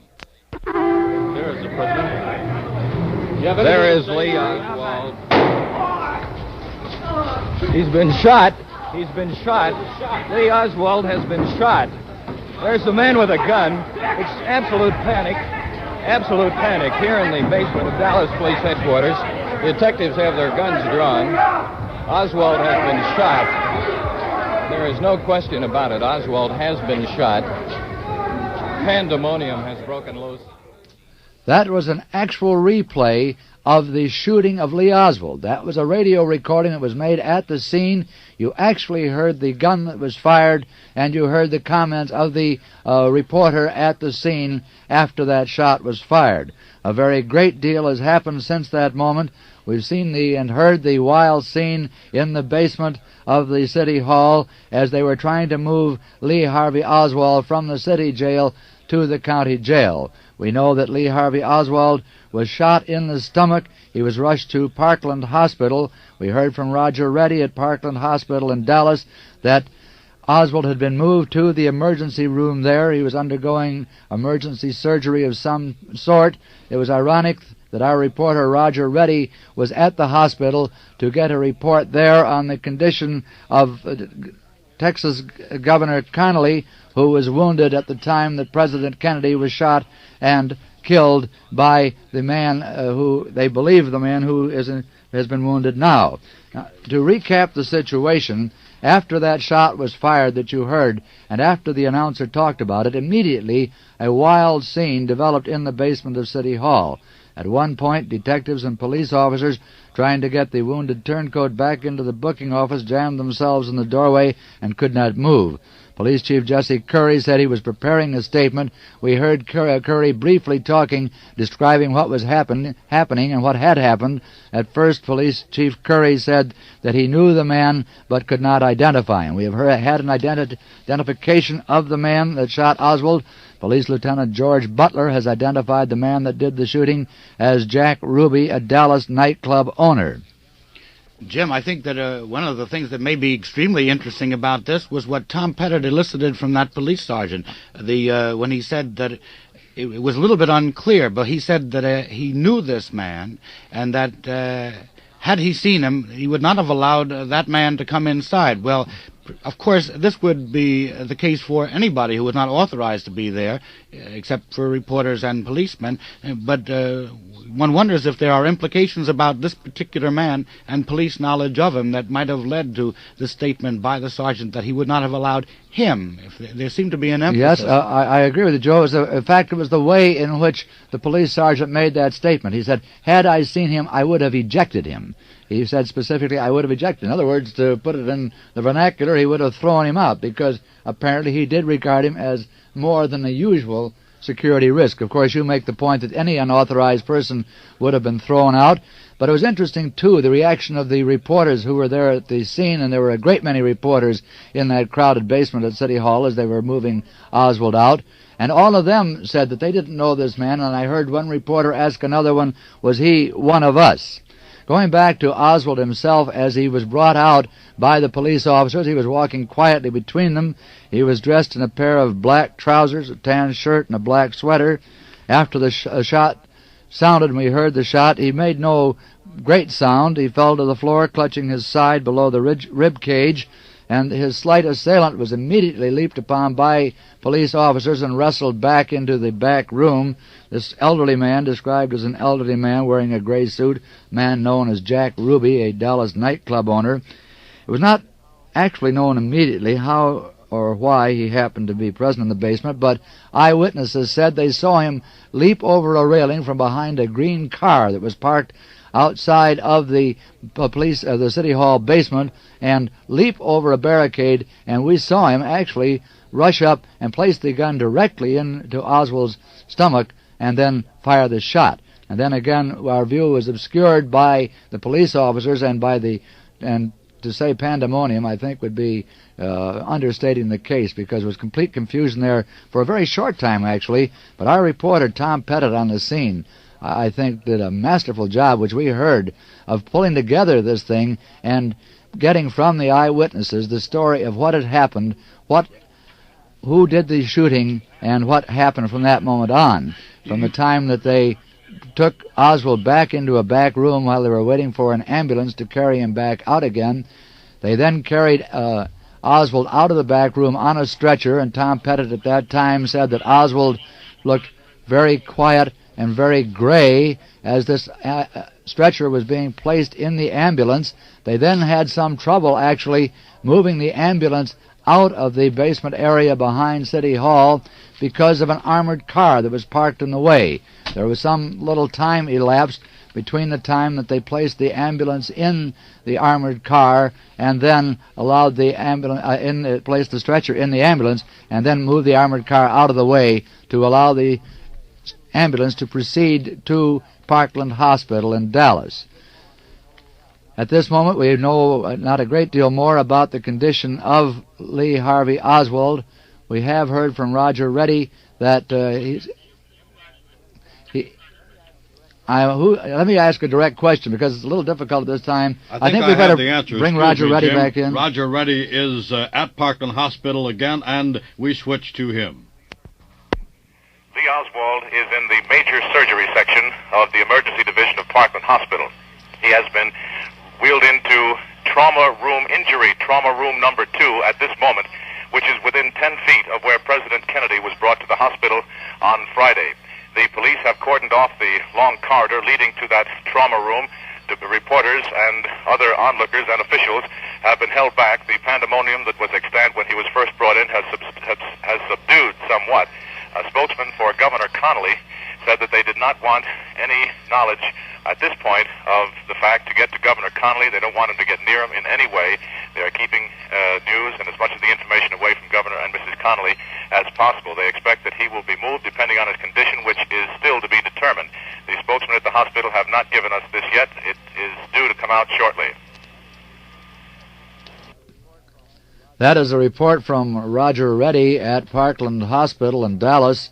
We were just talking about him, and he was ready there to give us that further report. It is really ironic that as all these events are taking place, really staggering events are taking place in Dallas, the place where President Kennedy was shot to death on Friday, just 48 hours ago. Right at this moment in our nation's capital, the procession is moving from the White House to the Capitol, carrying the body of President Kennedy from his first resting place in the east wing of the White House to the Capitol itself. We are not ready to go to Washington at this time for a report on that. These developments are coming so fast and are of such staggering proportions that it is almost difficult to determine where to move next to bring you the most complete story we can on the developments of this day. I think that at the moment, all of us are still interested in what has happened in Dallas. We don't know. We know the identification of the man who shot Lee Harvey Oswald. We know him as an elderly nightclub owner named Jack Ruby. We have had no further report on why he, as an individual, should have taken it upon himself to attempt to take the life of the man who killed President Kennedy. I believe that I heard Tom Pettit say that the man, as he stepped up to Oswald, said, "Are you the guy or are you the man who shot the president?" That was the only quotation that I heard directly from the man who shot Oswald, and shortly after that the shot was fired, which you have heard, and then the pandemonium broke loose in the basement of City Hall where Lee Harvey Oswald was shot. We're still waiting for confirmation of that line, too, from Tom on the scene and from others. The irony piles upon irony in this situation. Dallas was worried, we were told, about its image, despite the fact that it is a conservative town, and this man who did the shooting, Oswald, allegedly did the shooting, reportedly did the shooting of the president, was supposed to be a communist sympathizer, and so admitted. We find today, last night and today, that they were worried about their image there. Well, what does this do for the Dallas image, too? The funeral cortege for the president is forming up now in the north portico of the White House, and we will join our reporter, Herbert Kaplow, who is already on the scene. The coffin bearing President Kennedy is still inside of the White House. I'm going to interrupt. I'm sorry, Robert McCormick. I think because of the urgency of the situation, we want to switch for a condition report on Lee Harvey Oswald, switch to Roger Reddy at Parkland Hospital in Dallas. Here at Parkland Hospital, a spokesman, Peter Geilich, assistant administrator at Parkland, says that Lee Oswald has now been taken from emergency room, trauma room number 2, to surgery at Parkland on the second floor of the building. The condition report is that he is very, very serious. Unofficially, Mr. Geilich said that he looked critical. He was in very bad condition. He was unconscious. He was shot once below the heart on the left side in the upper left chest. He is currently in shock. As we said, he is being moved now to surgery on the second floor of Parkland Hospital. That was a condition report from Roger Reddy at Parkland Hospital in Dallas. We interrupted Herbert Kaplow's report on the procession moving from the White House to the Capitol, and let us go back now to Washington. A horrible, tragic series of events. Yeah.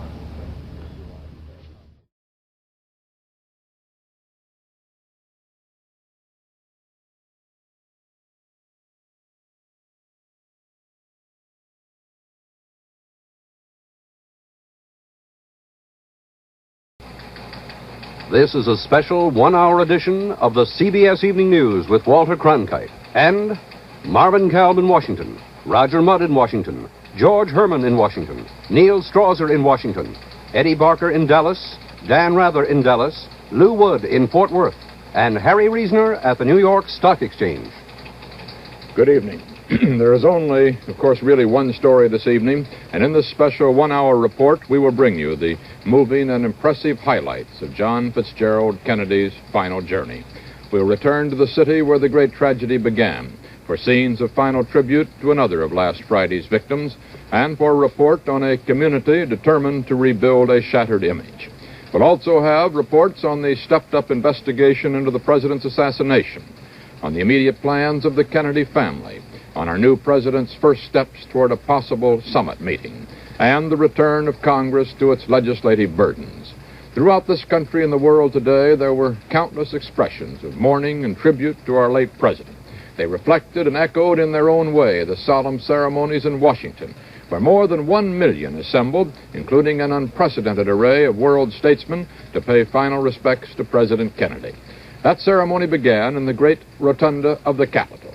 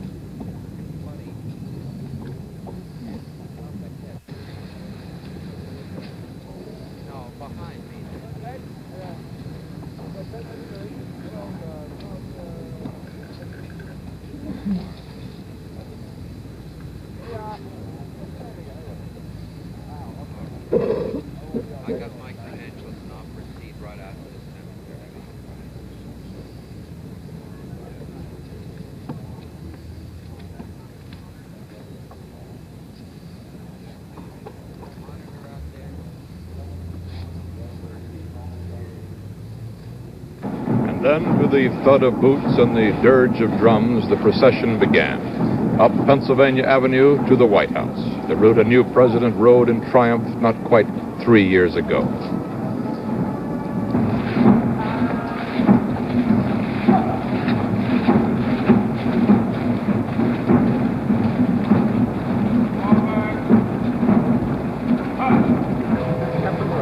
A brief stop at the White House, then Mrs. Kennedy followed the casket on foot to St. Matthew's Church.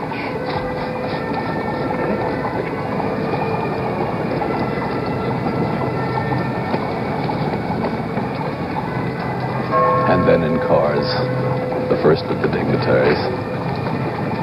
And then, marching along behind, come the heads of state, in no particular formation, just walking ad lib, and members of the White House staff, people from the White House grounds here, some of them falling into the procession to join the walk to the church.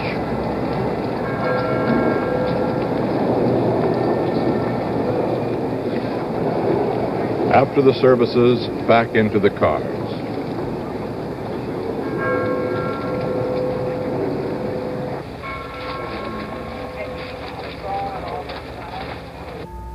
Senator Edward Kennedy now going over and inviting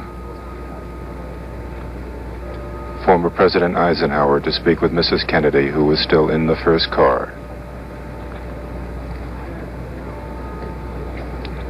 And President Truman there as well.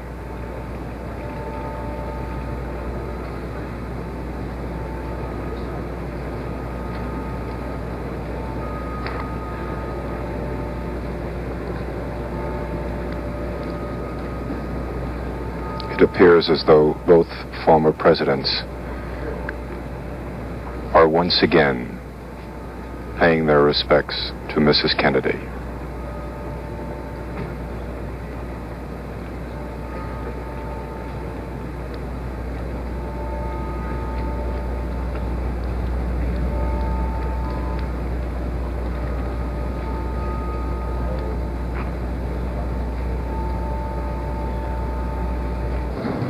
Then the final mile to Arlington National Cemetery. Oh, I see. I'm not going to stop it.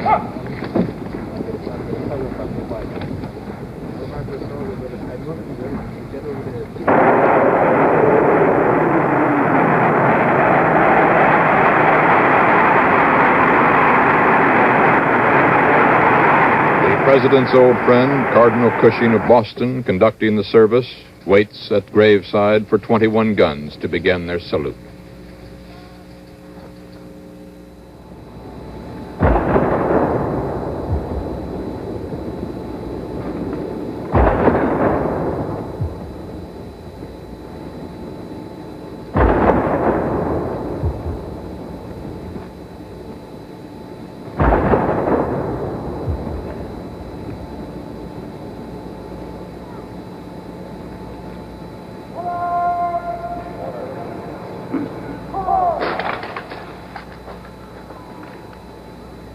Requiem aeternam Done Domine lux perpetua luceat ei. Rest in peace, eternal rest grant unto him, O Lord. May his soul and the souls of all the faithful departed through the mercy of God rest in peace. Amen.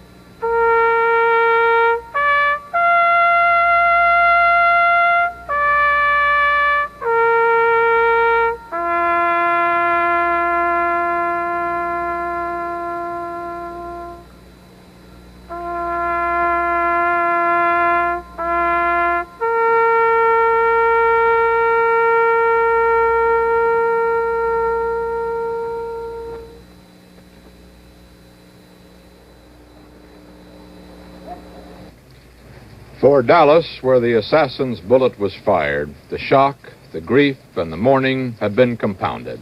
Eddie Barker, news director of KRLD-TV, reports. The president is buried now, and Dallas, Texas, where John F. Kennedy died, mourns his passing. The sorrow of Dallas in 1963 duplicates the sorrow in Washington in 1865 when Lincoln was shot, and again in 1881 when Garfield was assassinated, and Buffalo when McKinley died at the turn of the century. Dallas closed its doors today, and its people talked of what has happened and why. Well, no, I'm not ashamed of Dallas. I think Dallas is a great town. I'm sorry it had to happen here, but I know that everybody pulling together, well, we'll eventually get over it here. Said many times before, I think we've lost a rather great leader. Many people were against him, many people were for him. But all in all, if so many people were against him, we vote people out of office, we don't shoot them. I still can't believe it. My wife and I just look at each other from time to time and say we just still can't believe it. But we have both vowed, and as we hope others will too, that we will be better Christians, Americans, and people as a result of this great sacrifice. It's still hard to believe that there'd be people in the United States or even the world who would do a dastardly thing such as this. I feel like that everything happens for the best, and we can all join together and just pray to God that this will awaken this country to the dangers that are encountered in this communistic ways, and just hope that we can overcome this without too much damage or to our prestige throughout the world. Well, we're all real shocked, and we just couldn't believe that anything could happen like this. We're all real sorry. It's just terrible that anything like this could happen. I just couldn't believe it happened here in Dallas. I just hope people just don't blame us for it, because Dallas didn't want it to happen. Young man like that getting killed, besides another policeman. 5 kids. What they gonna do now? They got something to do. Somebody's got to do something for him. Of course, he's all right. How about this policeman out here? That's who I've been thinking about all night.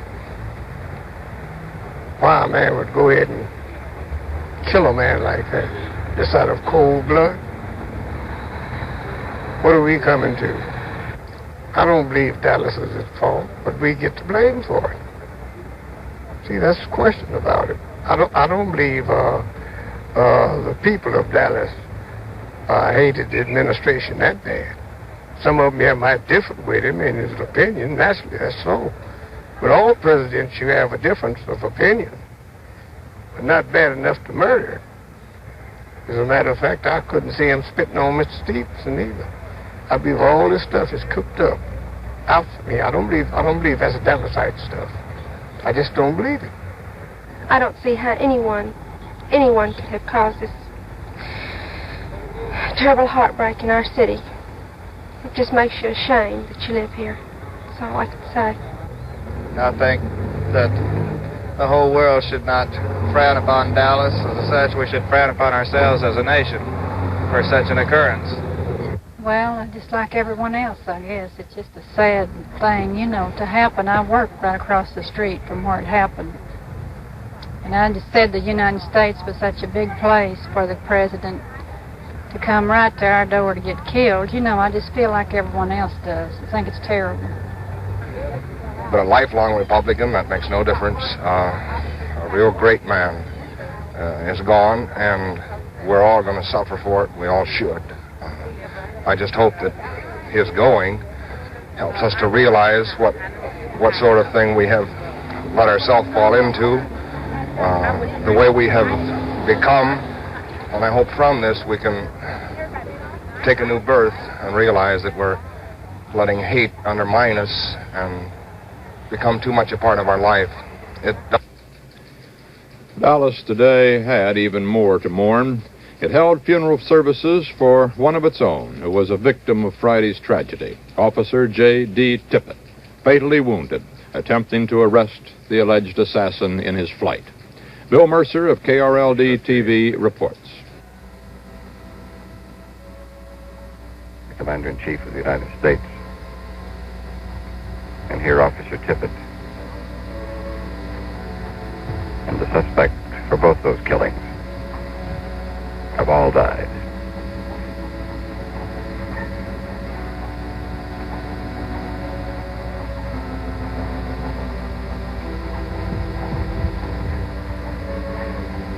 And filing past the casket of Officer J.D. Tippit, the many friends, some who knew him, but all in Dallas and the nation know of him for his unselfish, his personal contribution in the line of duty.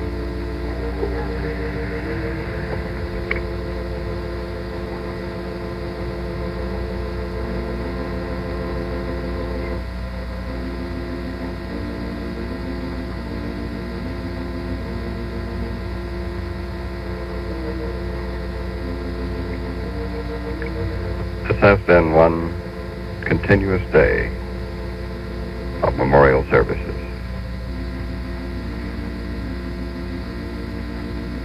Starting at shortly after 9 o'clock Dallas time in Washington, D.C., with the services for President Kennedy.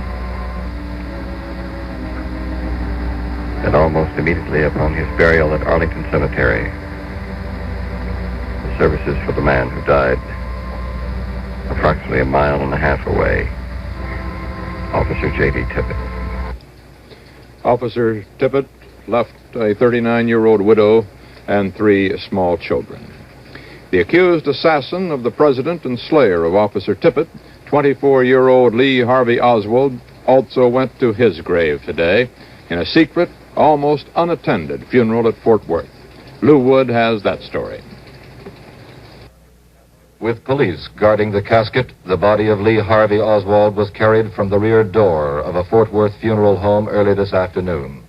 It was a wooden coffin with a single spray of flowers on top, destined for a simple burial in Rose Hill Cemetery. Their officers kept the curious away. With newsmen serving as pallbearers, the coffin rested for a time in a small brownstone chapel, then was moved to the grave site. The family arrived, and only the family.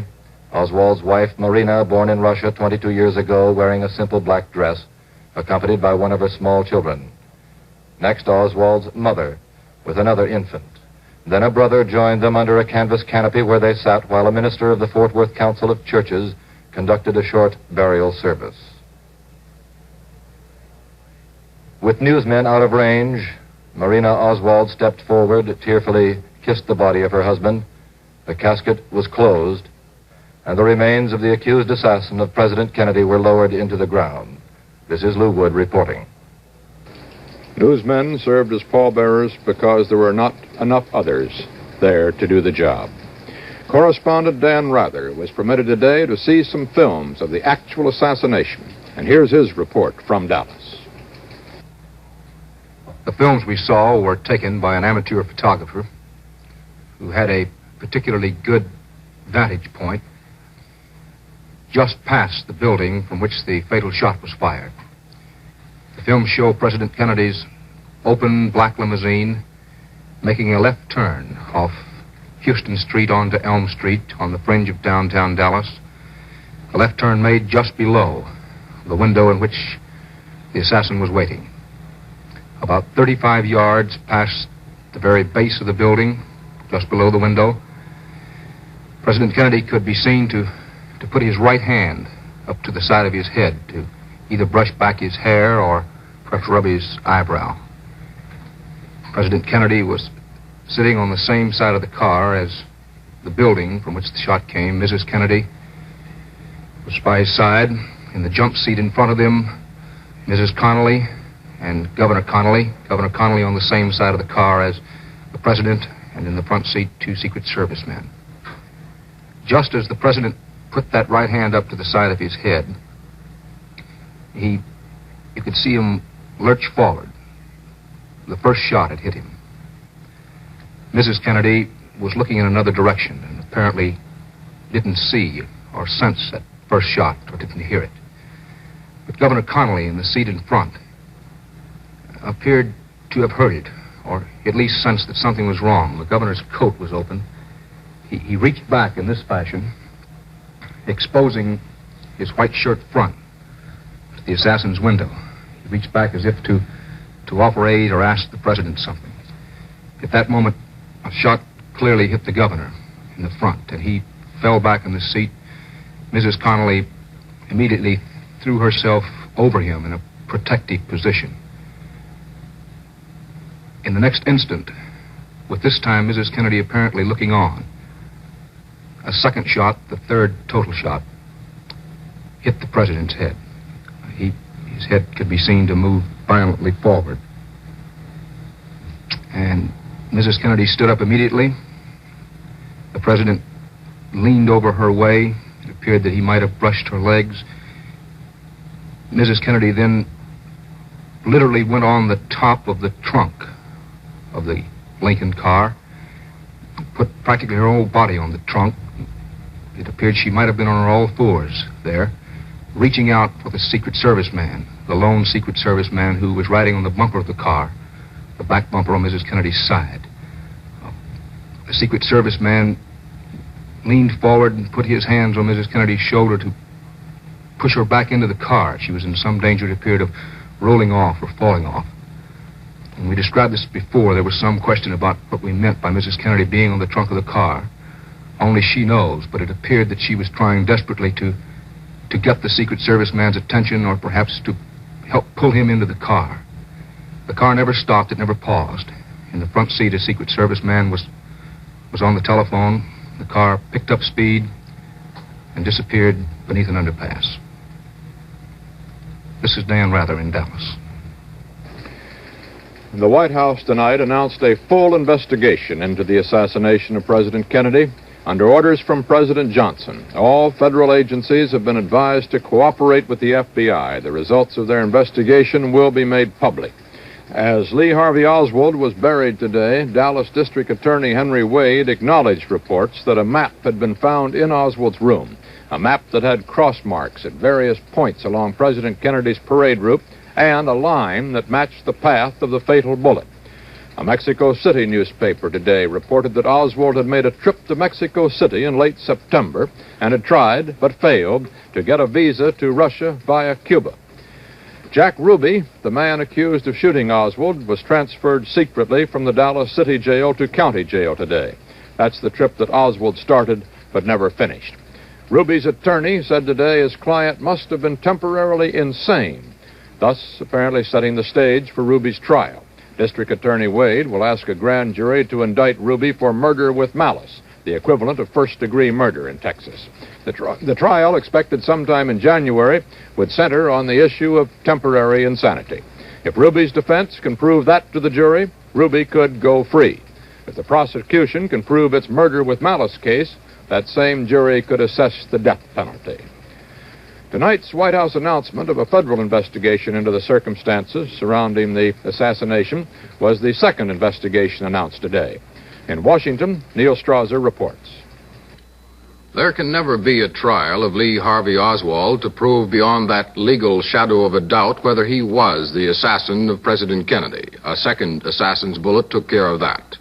But it is considered highly important here in Washington to place on the record in unimpeachable fashion all the evidence that might help to lift that shadow. President Johnson tonight has chosen the Justice Department and the almost never questioned FBI to make that inquiry, so that not only the American people can know, but to provide an official answer to the current Soviet line that the assassination is being used in some sort of reactionary plot to hit at communism. There are other investigations. Congressman Hale Boggs today suggested a blue-ribbon bipartisan congressional inquiry into the circumstances surrounding the assassination of President Kennedy. And moments after the funeral ended this afternoon, the Attorney General of the state of Texas, Wagner Carr, summoned reporters to a Washington hotel for an announcement, said Carr, of national significance. All Texans join with all other Americans in mourning the loss of our president. Because the shocking assassination of President Kennedy, the attempted assassination of Governor Connally, and the subsequent murder of the suspected assassin occurred in Texas, it is my feeling that all the facts surrounding these matters should be made public for the knowledge of all people everywhere. I will therefore, upon my return to Texas, call for a court of inquiry which is authorized under existing Texas law. Those conducting the inquiry will be the top staff of my office, staff, S-T-A-F-F, of my office, including the Attorney General, working in cooperation with one or more outstanding and eminent jurists and lawyers. Also, top-level local and state authorities will be invited to participate actively, and federal authorities will be asked to cooperate. A full and complete report of the findings of this hearing will be sent to the United States Department of Justice. And I want to emphasize that this will be a thorough, complete, and impartial investigation, and that the full results will be made public. Further details will be announced as they develop, and I must go now to the plane to return to Texas to put these plans into operation. The Court of Inquiry announced by the Attorney General of Texas will have the power to subpoena witnesses. The Justice Department said it will furnish all assistance available. But shortly after that announcement, there came the announcement that the President has directed a separate federal investigation, too, every shred of evidence to be examined. It is interesting to note that today Congressman Ariz of Ohio said he will introduce a bill in Congress making an assault on a president, vice president, or cabinet officer a federal crime. It is not now. The killing of President Kennedy was murder under state law. And that is why the accused assassin, Oswald, was in the custody of Dallas police at the time of his own shooting. From the feeling I have encountered in certain federal agencies in the past couple of days, it appears there might be considerable support for the sort of measure that Ayers today has proposed. This is Neil Strasser in Washington. Investigations into all the facts of these last 4 days may not be limited to the state of Texas or the FBI. Some congressmen already have suggested a congressional investigation. The city of Dallas, whatever may come, faces a monumental job of rebuilding its image, trying to find some way of living with the fact that the darkest days in the recent history of this nation were played out on its streets. Ed Barker, news director for station KRLD in Dallas, gathered together a group of citizens to discuss the problem. Walter, the civic and spiritual leaders of this city, whose job it is going to be to forge the path that lies ahead, took time today to reflect on what has happened since that Friday and recall the dreams of civic pride that were shattered with the sharp crack of a sniper's rifle. First, here's Luther Holcomb, head of the citywide Council of Churches. The mayor of Dallas issued a proclamation calling for a prayer vigil. It was my sacred privilege to notify the ministers of the city. Their response was immediate. I would say during a 24-hour period, more individuals turned to places of worship, chapels, all types of churches in Dallas than any time since D-Day. Eric Johnson, civic leader who was to have introduced President Kennedy at that luncheon that never came about. Had three organizations, however, that had a particular part to play here, and I've brought with me some of the material that will be reminiscent of what we intended to do, because this might be of interest to you, Eddie. When the president arrived to the music of Hail the Chief, we'd have had an invocation and then a little food, after which we'd have introduced our distinguished head table, numbered the guests I've mentioned, as well as our own mayor, the president of the Dallas Assembly, and the president of the Science Research Center. We then, having introduced our congressman friends, would have gone on to ask particularly for Mrs. Kennedy to join me at the microphone. We had thought for some time of how we could make some little gift to her or to the president that would not be, let's say, presumptuous in any way, but in keeping with our welcoming idea. And it seemed to us most appropriate, since they were people who had all the worldly things they could want, to make a gift to the children.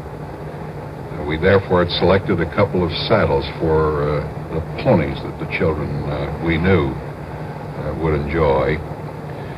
And following display of gift wrap packages enclosing these saddles, we had a memento of a previous visit of another president, which we thought particularly fitting for a nonpartisan organization to present to Mrs. Kennedy as what I think would be called the memorabilia associated with both this visit and a prior one by a Republican president in 1909. President William Taft was here then, and was tendered a banquet in his honor by the citizens of the city at the then Oriental Hotel.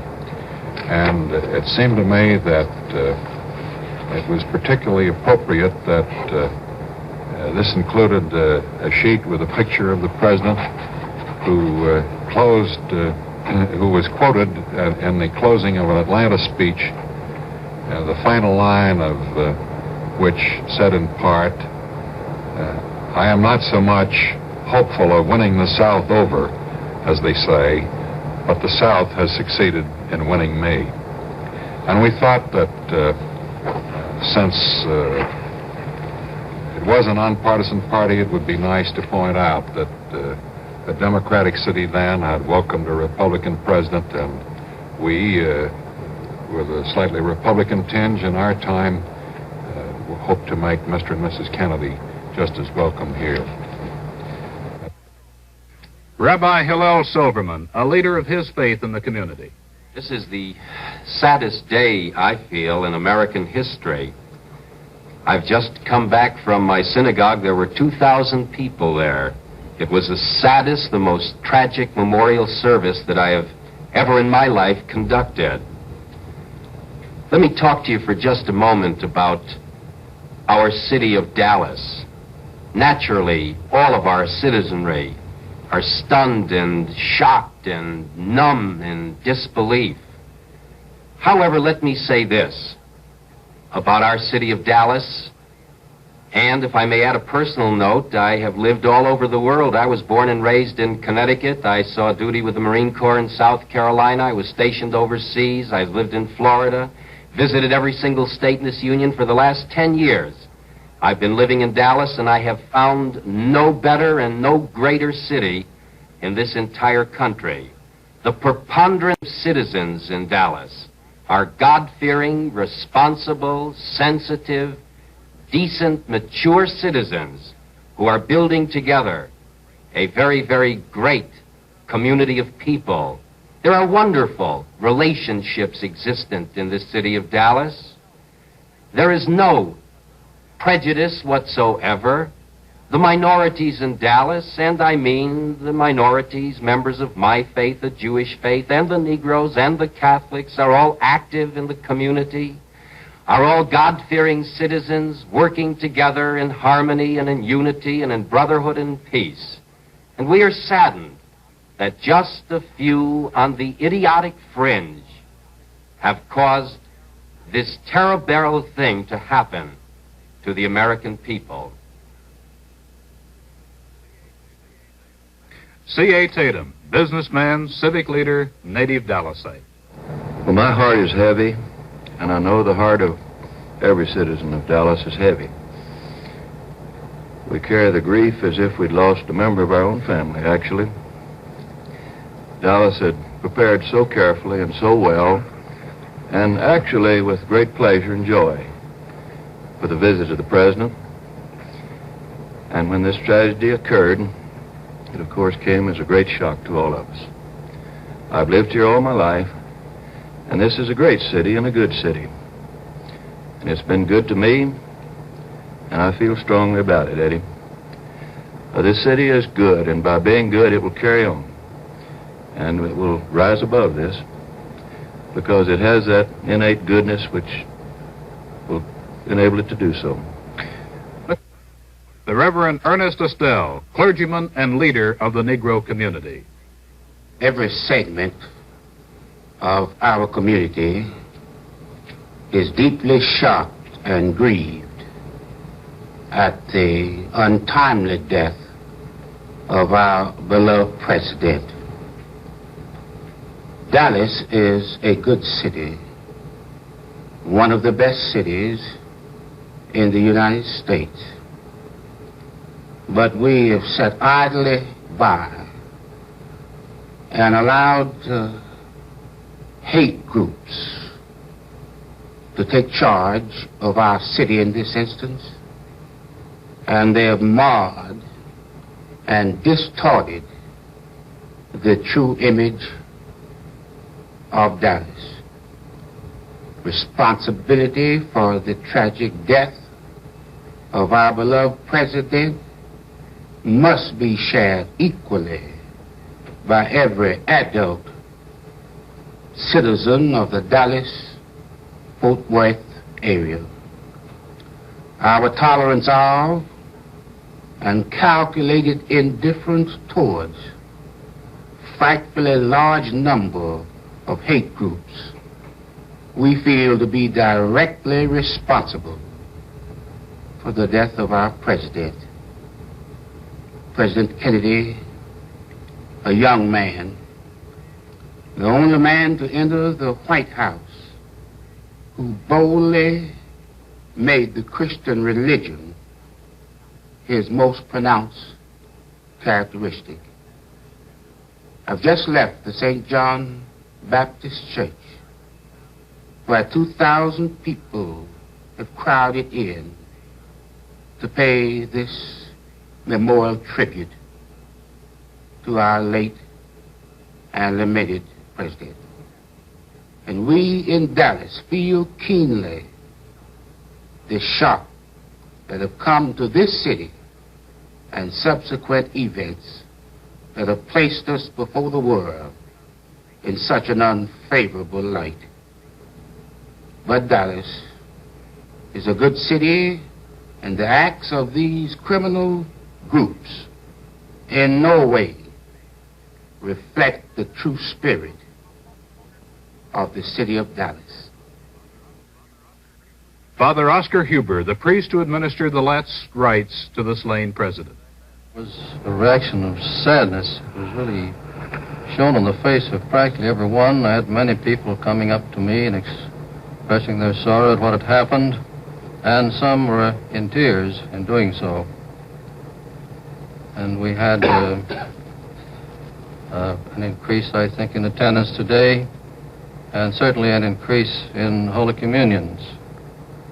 And on Friday evening, the day of the unfortunate incident, I said a Mass at 5:30. We have a daily Mass at 5:30 in the evening. And very few people knew that I was going to offer that Mass for the repose of the soul of the president, yet the church was crowded that evening. I'd say twice as many people as usual in the church that evening. And there was noticeably sorrow on the faces of practically everyone. Robert Cullen, business leader and president of the powerful Dallas Chamber of Commerce. Eddie, I'm sure that there is some confusion in the minds of people from other cities, and the picture that they get of Dallas these days. I think perhaps that the true picture is, as well as anything I know, was reflected in the work of preparation for the president's visit to Dallas. I hark back to this. I, like all citizens of Dallas, tend to be preoccupied with it. Our minds are on it. But I was involved in arrangements for the luncheon with Eric and with literally hundreds of anonymous workers. And as I think you know from having been around here a long time, this is perhaps the trademark of the civic spirit of Dallas, is the anonymity with which people work and the responsiveness with which they answer every call. And in this project, which the city was so engrossed in and so eager in its anticipation for fine success, I've never participated in anything with which people worked harder or really, ironically enough, with a greater sense of impending success, and everything crowned their efforts so beautifully. The airport reception was magnificent. Another irony was that I met my friend John Connolly, the governor there, and said, John, you're going to be proud of Dallas today. We have a great show for you. I think you were on the streets downtown and you saw the warmth and the obvious, the tremendous eagerness with which the Up and down the street, rank and file citizens of Dallas greeted our government, because the heart of our government was here, as Eric so well put it. We were within 5 minutes at that tragic end of perhaps the finest civic triumph that Dallas ever knew. 5 minutes from the greatest civic triumph this city ever knew. But those 5 minutes now seem like an eternity. In that eternity, how can Dallas offer its true portrait to the nation or to the world on this day in the midst of national sorrow that was born of the tragedy here? How can the city penetrate the darkening shadows of criticism from those who see in the assassination of John F. Kennedy the guilt of this city? How can it express its grief? And in expressing it, assure the world that violence is not a natural phase of this city's life and being. But if there is guilt by association, then these are the outward manifestations of that guilt. The wreaths that lay near the place where the late president was shot. It's Monday now, and since that dark Friday when the canyons of this city became the valley of death for John F. Kennedy, the heart of Dallas has been cloaked in a shroud. The crowds still come, as though trying to communicate something of their terrible agony. They are Dallas, but in their agony, they are the nation. They are leaders and followers, and their outward grief speaks for them in a way far stronger than mere words. Had the assassin of the president lived in another place, or had the crime happened at another time, Dallas would grieve as it grieves now, not because it happened here, but because it happened at all. Now back to Walter Cronkite in New York. Dallas's shame is the nation's and civilization's shame. Even as Dallas begins the job of rebuilding its own self-esteem, the nation turns to the job of rebuilding its image in the eyes of the world. In Washington, the presence of so many heads of state, premiers, foreign and defense ministers presented a unique opportunity to President Johnson. Representatives of 53 countries came to honor President Kennedy. There were 26 presidents and heads of state, 30 foreign ministers, and 5 defense ministers. President Johnson is taking the occasion to confer privately with some of the foreign leaders informally tonight and tomorrow. He met Charles de Gaulle tonight. All the visiting delegations had a chance, though, to meet the new American president at a State Department reception early this evening.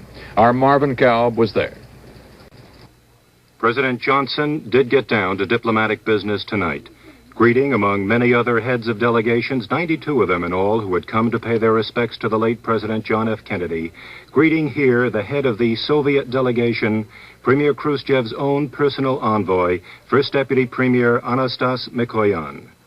Tomorrow, it is believed, the President will have a 15 or 20-minute conversation with Mikoyan, who was last here almost exactly a year ago to iron out some of the details of that Cuban Missile Crisis. Soviet-American relations lie, of course, at the core of American foreign policy, for, in a sense, as these go, so go many other avenues of agreements, potential and otherwise, accommodations and understandings. Some people at this government reception at the State Department felt that possibly President Johnson could have waited until tomorrow for this reception, but most American officials were pleased on balance that he chose quickly and amiably to reestablish diplomatic links between the United States and allies, friends, and foes around the world. Also, they added many leaders, such as French President de Gaulle, plan to leave tonight. The major theme at this reception, the point that the President was trying to make, was the basic continuity of American foreign policy, as practiced under the late President John F. Kennedy. Basic continuity, State Department sources stress, and they seem to hit the word basic very hard, implying that possibly minor changes in emphasis and nuance might now be expected under a new president. But unity of the Western world is the key to Johnson's policy, just as it was the key to the late president's, beefing up America's military strength, strengthening, too, the alliance between the United States and Western Europe, strengthening the ties with Latin America, and with Africa and Asian leaders as well. Johnson tonight was his old political self, shaking hands warmly with each dignitary, listening as they expressed, often at great length, their sorrow at the assassination of President Kennedy and their very best wishes to his, Johnson's, new administration. Sometimes he would shake hands with both hands. At other times, obviously depending on who the dignitary was, he would shake hands simply, with dignity, and a sense almost of aloofness, as he listened to their expressions of condolences.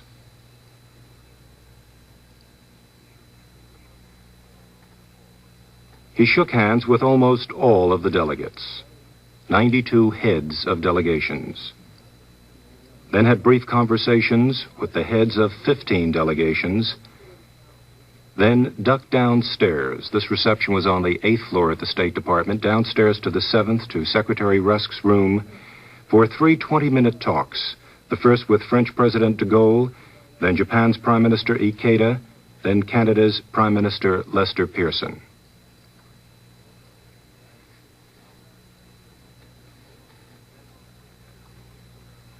Almost at every spare moment, he would turn around for a brief chat with his Secretary of State, the man on whom he will have to lean most heavily in the early months of his administration until he learns the nuclear intricacies of American foreign policy, lean on Rusk's guidance and advice.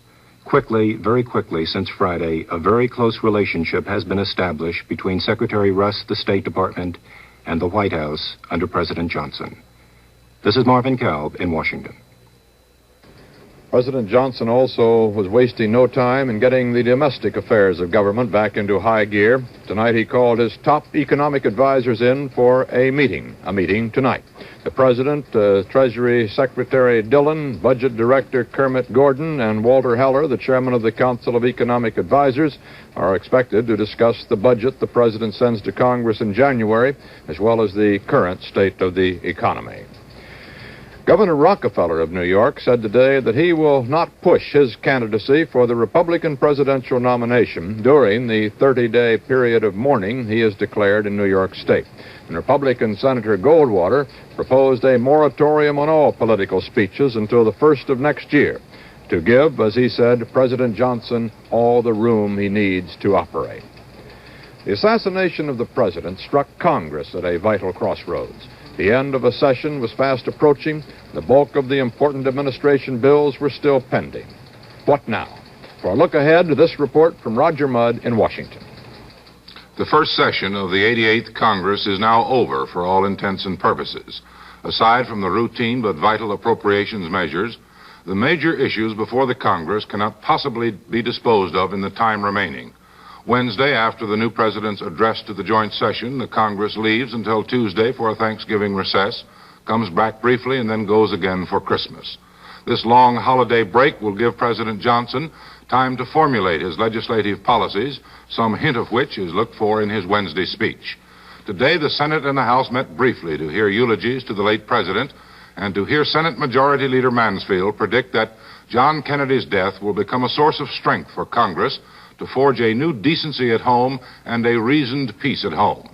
But as heavy as the congressional grief was today, there was some slight legislative movement. The Senate Banking Committee, on an 8-7 vote, recommended against passage of the Munt bill that would prohibit government underwriting of private loans for the communist bloc wheat sale. Last week, before the assassination, the committee favored the bill 9-6. There are 2 other congressional items we would add this evening. First, during the Senate eulogies today, Republican Margaret Chase Smith of Maine quietly walked over to the old desk of Senator John Kennedy and placed on it a single rose. And second, the publicity photographers for Democratic and Republican campaign staffs confirmed they have been taking pictures of senators paying homage at the casket of the late president. They denied the pictures would be used for political purposes. This is Roger Mudd in Washington. Congress and the nation had reminders today that while the world seemed suspended by our tragedy, it really kept on its whirling way. In Vietnam reports today of the bloodiest fighting in almost a year. Military sources report massive communist attacks have wiped out 2 strategic northern hamlets, and more than 1,000 mountain tribesmen defending them are now missing. Communist guerrillas have stepped up their attacks against the hamlets ever since the overthrow of President Diem. Fighting was widespread over the weekend. 2 American Air Force officers were killed in a plane crash, and on the ground, 4 of our Army men are reported missing and presumed captured. The South Vietnamese government reported that its troops have killed 82 communist guerrillas in a battle just 45 miles south of the capital of Saigon. Neighboring Cambodia, which has renounced American aid, signed a commercial air agreement today with Red China, and the New China News Agency says Cambodia has accepted Peking's promise of support in case of attack. Terrorists took no break in Venezuela. 4 persons were reported killed today in widespread outbreaks of pro-Castro terrorism, and 6 oil and gas pipelines were set afire. In Lawrence, Massachusetts, police said today they're afraid a 23-year-old single girl whose body was discovered Sunday is the 10th victim in 17 months for Boston's mystery strangler. Police said they have something to go on, as they put it, but have not made any arrests as yet. In the world of finance, life must go on, too. Friday's tragic news sent stock exchange prices tumbling. The Dow Jones average dropped 21 points, but the market was closed early then, and with the weekend and today's day of mourning, plus indications of stability on foreign exchanges, which were open today, there is optimism about tomorrow when the exchanges here reopen. Here is Harry Reasoner at the New York Stock Exchange. Tomorrow, this famous room, which is now so dim and quiet, will be bright and busy again as the New York Stock Exchange opens for business after 3 days. The question is, which turn will that business take? On Friday, after the tragic news from Dallas, the stock exchange had to close an hour and 23 minutes early, with the Dow Jones averages down about 21 points, and with such a torrent of sell orders in brokers' hands that the ticker was running behind 27 minutes. The question is, what will stock owners who have had a weekend to reflect, just as the rest of the country has, on what happens next, what will they do tomorrow? One theory is that the people who buy and sell stocks, like the rest of the country, have decided, as they got used to the tragic event, that the country and the government will go on, and that there will probably be no major change in basic policies. There's some evidence to support this theory. When the exchange closed on Friday, there were a great many sell orders in brokers' hands to be executed on the next day of business. Over the weekend, a good many of those have been canceled, and a good many buy orders have replaced them, as some people decided that a lot of stocks were selling at a low price and it was time to buy them. As a matter of fact, the evidence is that buy orders are running at a ratio of about 6-to-1 to sell orders. This means it'll be a busy morning, and even though the orders are limited, that is, they call for buying a stock providing it does not go above a certain price, the chances are that the market will initially go up.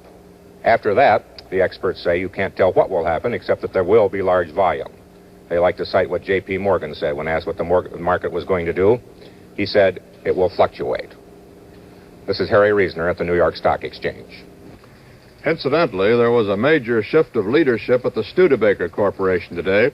Sherwood Egbert, resigned as the president of Studebaker. He said he had some differences of opinion with the board of directors. Myers Burlingame, a Studebaker executive, is the new president. The normal transition of presidents in the White House is a task planned and carefully carried out. This weekend's events have precipitated sudden changes for the presidential mansion. George Herman reports from Washington. Funerals end, and however much grief endures, the nation goes forward and the government goes forward. Now there is a new flag of the President of the United States flying in the White House. In President Kennedy's old Oval Office, Mrs. Evelyn Lincoln, his secretary, and her aides have removed every scrap, every vestige of the signs of the personal touches of President Kennedy. The President's personal objects have been taken off his desk, even the coconut shell on which he inscribed a message for help when he was lost on an island during the Pacific War. All the President's objects, his toys, his favorite gadgets on his desk are gone. The furniture covers, which Mrs. Kennedy had specially made for the furniture, have been removed. The paintings which the President loved so and which Mrs. Kennedy selected for him are down from the walls. Even the carpet in the presidential office is new. President Kennedy ordered a new carpet for his office and for the office of his secretary, Mrs. Lincoln. he never got to see either of them. The office of the president is stripped. Even the great silver lanterns which the White House press corps gave the president have been removed, taken for the Kennedy collection, and in their place there is now the old White House light fixture which was there before President Kennedy received this gift from the press corps. The Oval Office of the President now stripped and bare of all touches of personality, ready and waiting for President Johnson.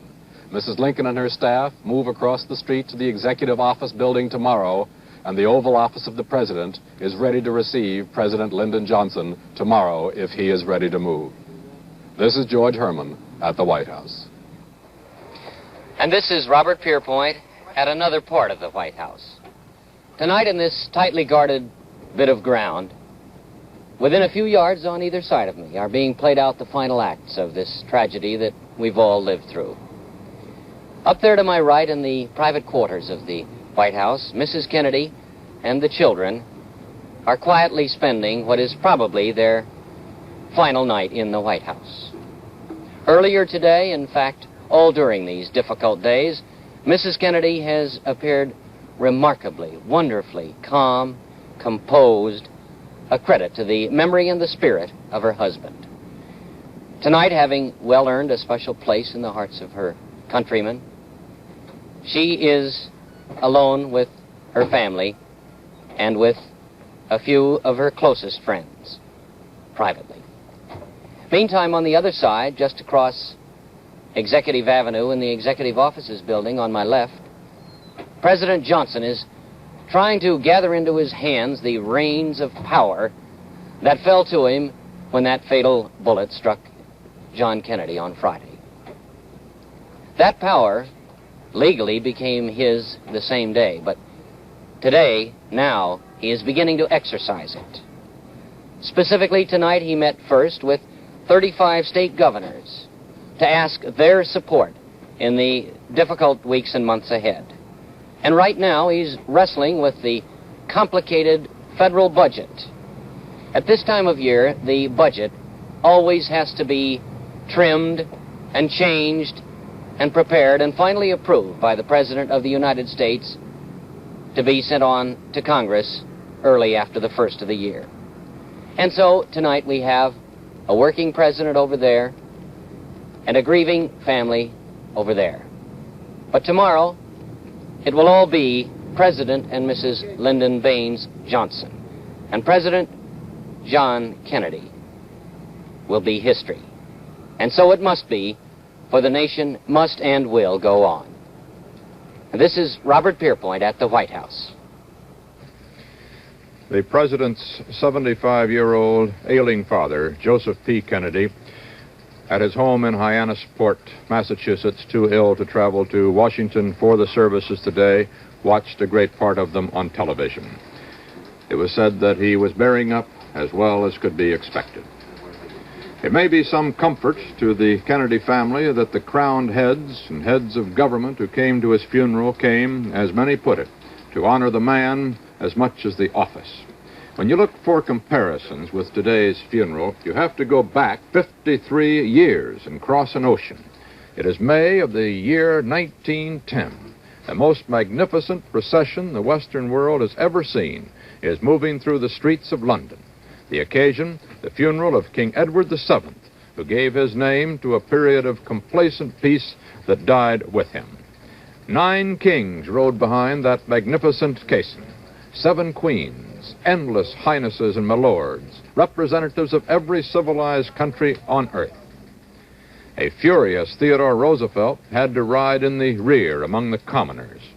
Most of these mighty mourners would soon be at each other's throats.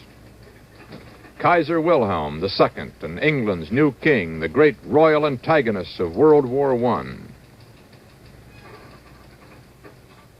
4 kings of Norway, Denmark, Greece, and Spain. Field Marshal Lord Kitchener, the hero of Khartoum, with the kings of Portugal and Serbia. Tsar Ferdinand of Bulgaria, men whose thrones, some of whose very countries, would vanish in the holocausts that were to follow. But for a moment of peace and grief, here they all were, in a procession never to be surpassed until perhaps today. That state funeral, 53 years ago, was splendid in its panoply and pomp, and the sadness was relieved somewhat by the knowledge that the king, dead at 68, had lived a full life. His death had none of the tragic overtones of the world's new bereavement. It is said that the human mind has a greater capacity for remembering the pleasant than the unpleasant, but today was a day that will live in memory and in grief. Only history can write the importance of this day. Were these dark days the harbingers of even blacker ones to come, or like the black before the dawn, shall they lead to some still as yet undiscernible sunrise of understanding among men, that violent words, no matter what their origin or motivation, can lead only to violent deeds? This is the larger question that will be answered in part in the manner that a shaken civilization seeks the answers to the immediate questions. Who, and most importantly, what was Lee Harvey Oswald? A world's doubts must be put to rest. Tonight there will be few Americans who will go to bed without carrying with them a sense that somehow they have failed.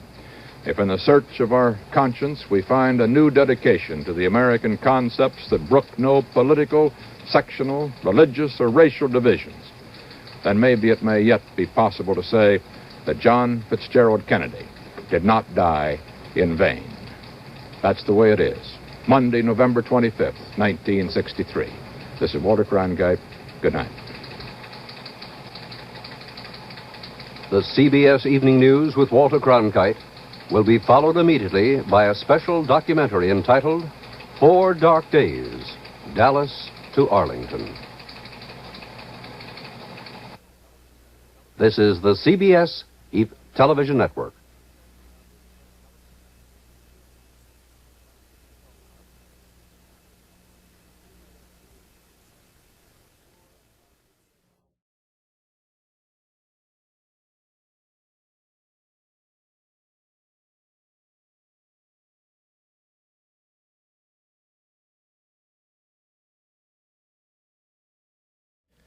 For the story of what Fort Worth is like on this 4th day following President Kennedy's death, we call in WBAP reporter Wayne Brown.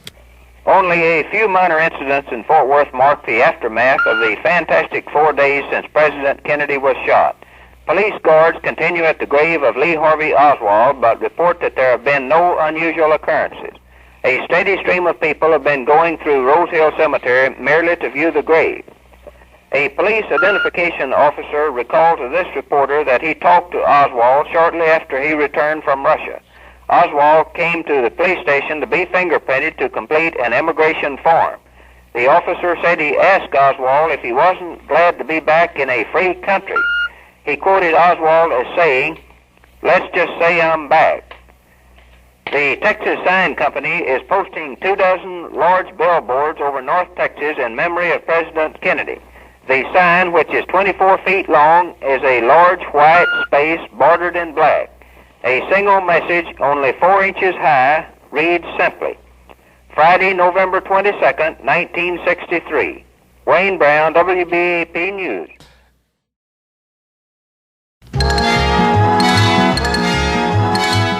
Total information news from WBAP Fort Worth. Bud Kneisel reporting. The Dallas County Grand Jury has indicted 52-year-old Jack Ruby in the slaying of Lee Harvey Oswald, the man accused of assassinating President Kennedy. The charge against Ruby is murder with malice, which carries a maximum death penalty. His trial has been scheduled for December 9th in a Dallas court. Dallas County District Attorney Wade says he will ask for the death penalty for Ruby, and Ruby's attorney has indicated his defense will be insanity. The attorney says he thinks Ruby was out of his mind at the time of the shooting. Ruby, a nightclub owner, shot Oswald last Sunday in the basement of the Dallas City Hall while Oswald was being transferred to the county jail. Attorney General Carr is conferring with other state officials in Austin today on a court of inquiry which he has ordered to probe all circumstances surrounding the presidential assassin and the subsequent slaying of Mr. Kennedy's accused assassin. Carr says that federal authorities will be invited to participate in the inquiry, details of which, he says, will be made public. Today's conference at Austin is including discussions of the time and place for the investigation. No decision has been reached on the disposition of more than $300,000 raised for the planned $100 a plate dinner in Austin the day the president was shot. Pat O'Keefe, the executive secretary of the State Democratic Executive Committee, said today the committee is waiting for word from the National Democratic Committee before dividing or returning the funds. An oil well fire is burning out of control about 15 miles northwest of Big Spring on the L.E. Brown farm. No injuries have been reported. Celebrated oil well firefighter Red Adair has arrived at the scene to fight the blaze. His crew has started digging pits near the fire. Adair told newsmen he didn't plan to use dynamite to extinguish the blaze. The well had been drilled to a depth of 9,000 feet in 1952, and the crew was making a re-entry when they struck oil at 9,065 feet. Drillers at the scene said the blaze was caused by a high-pressure buildup. We'll have the latest weather information in just a moment. The weather forecast for the Fort Worth-Dallas area, partly cloudy and cool this afternoon through Wednesday. The high temperature this afternoon in the middle 50s, the low tonight in the upper 30s, and the high Wednesday in the upper 50s. Winds northerly 10 to 15 miles per hour, becoming easterly on Wednesday. At Southwest International Airport, the present temperature is 54 degrees and the relative humidity 52%.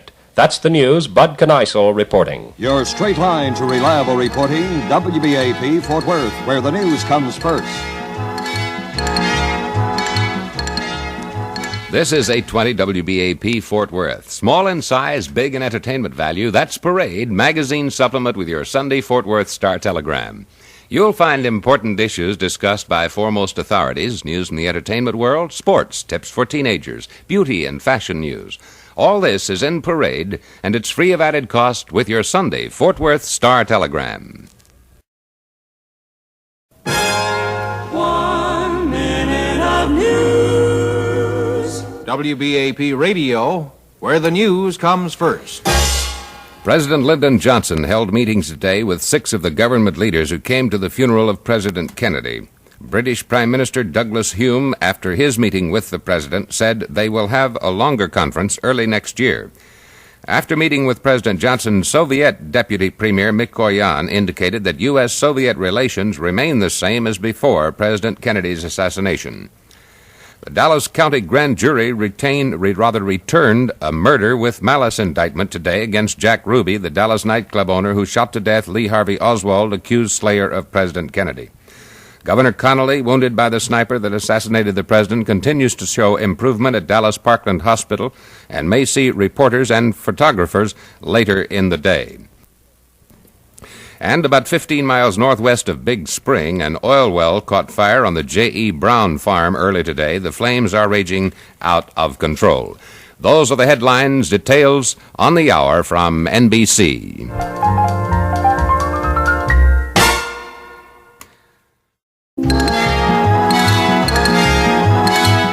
Total information news from WBAP Fort Worth. David Daniel reporting.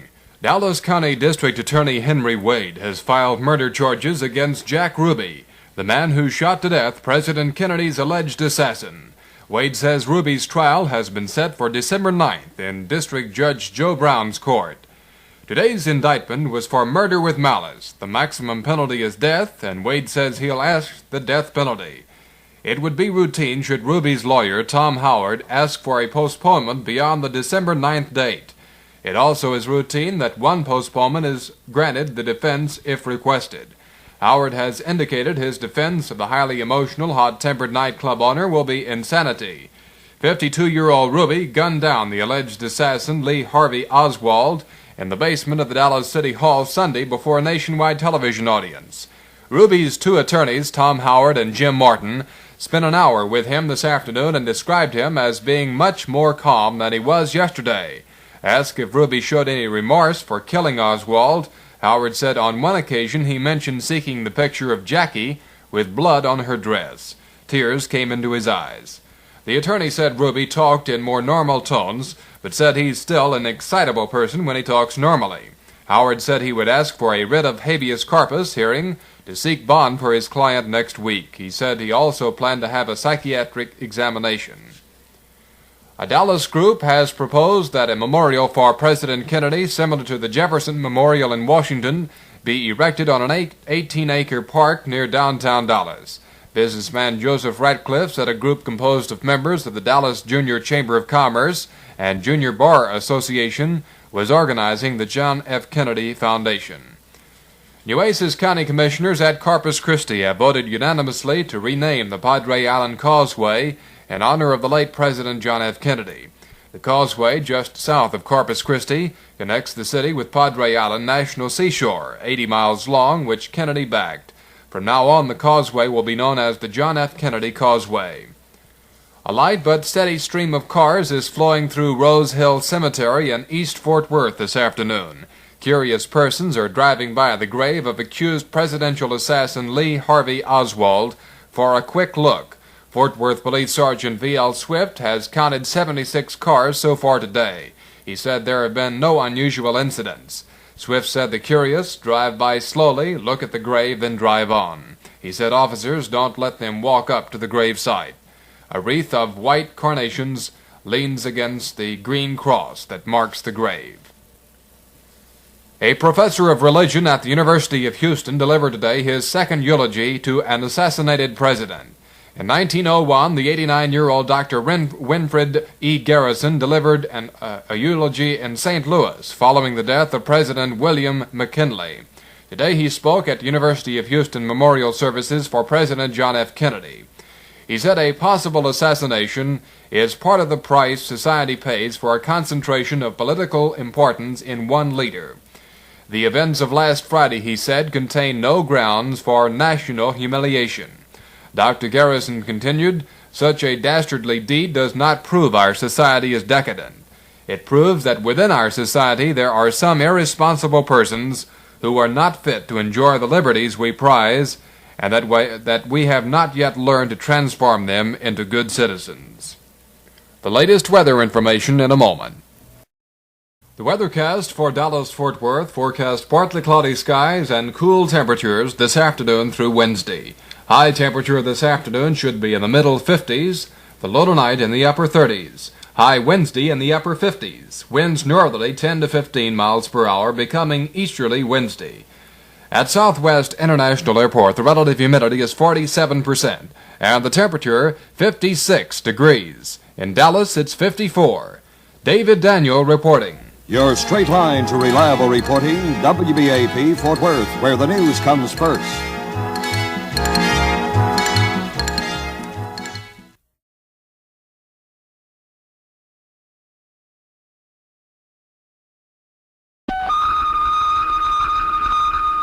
NBC Radio, News on the Hour. Chevrolet spotlights the news.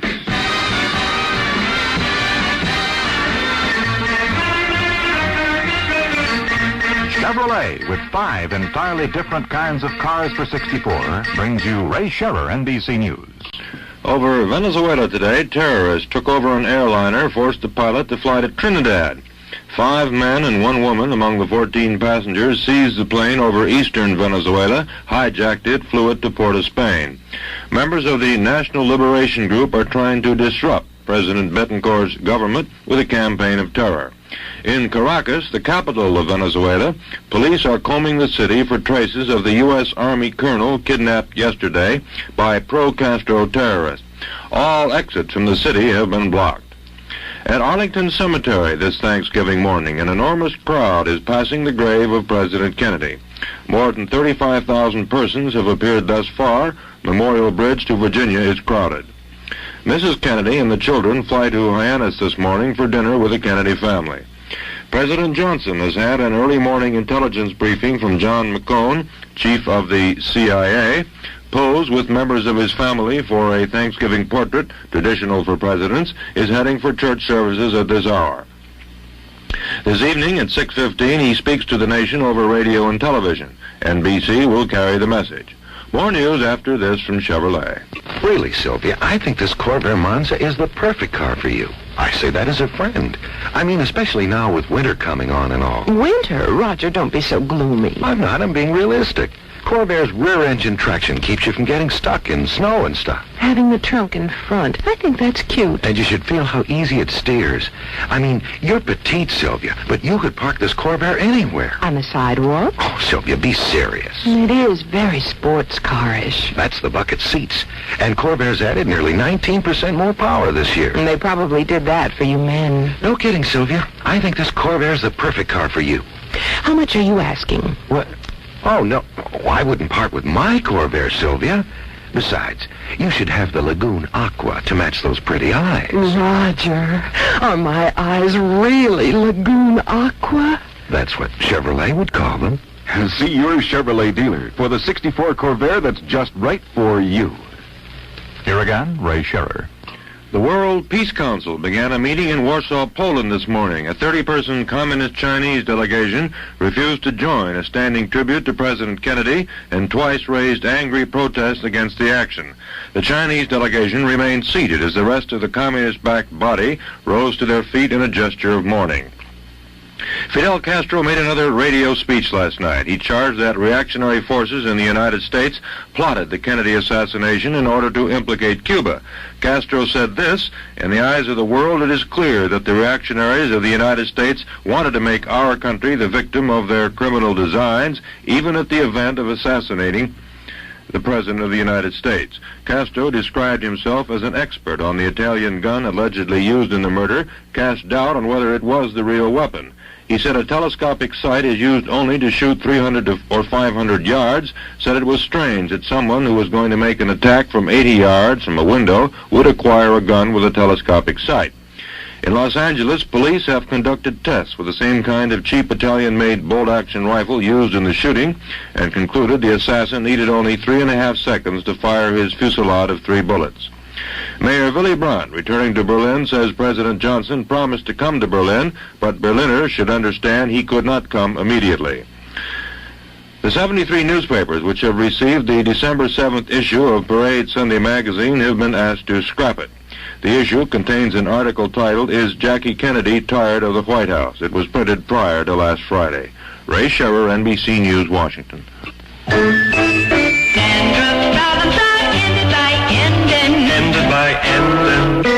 With regular use, Helene Curtis Endon ends dandruff problems. Endon has worked for more families in the past 6 years than any other dandruff product sold.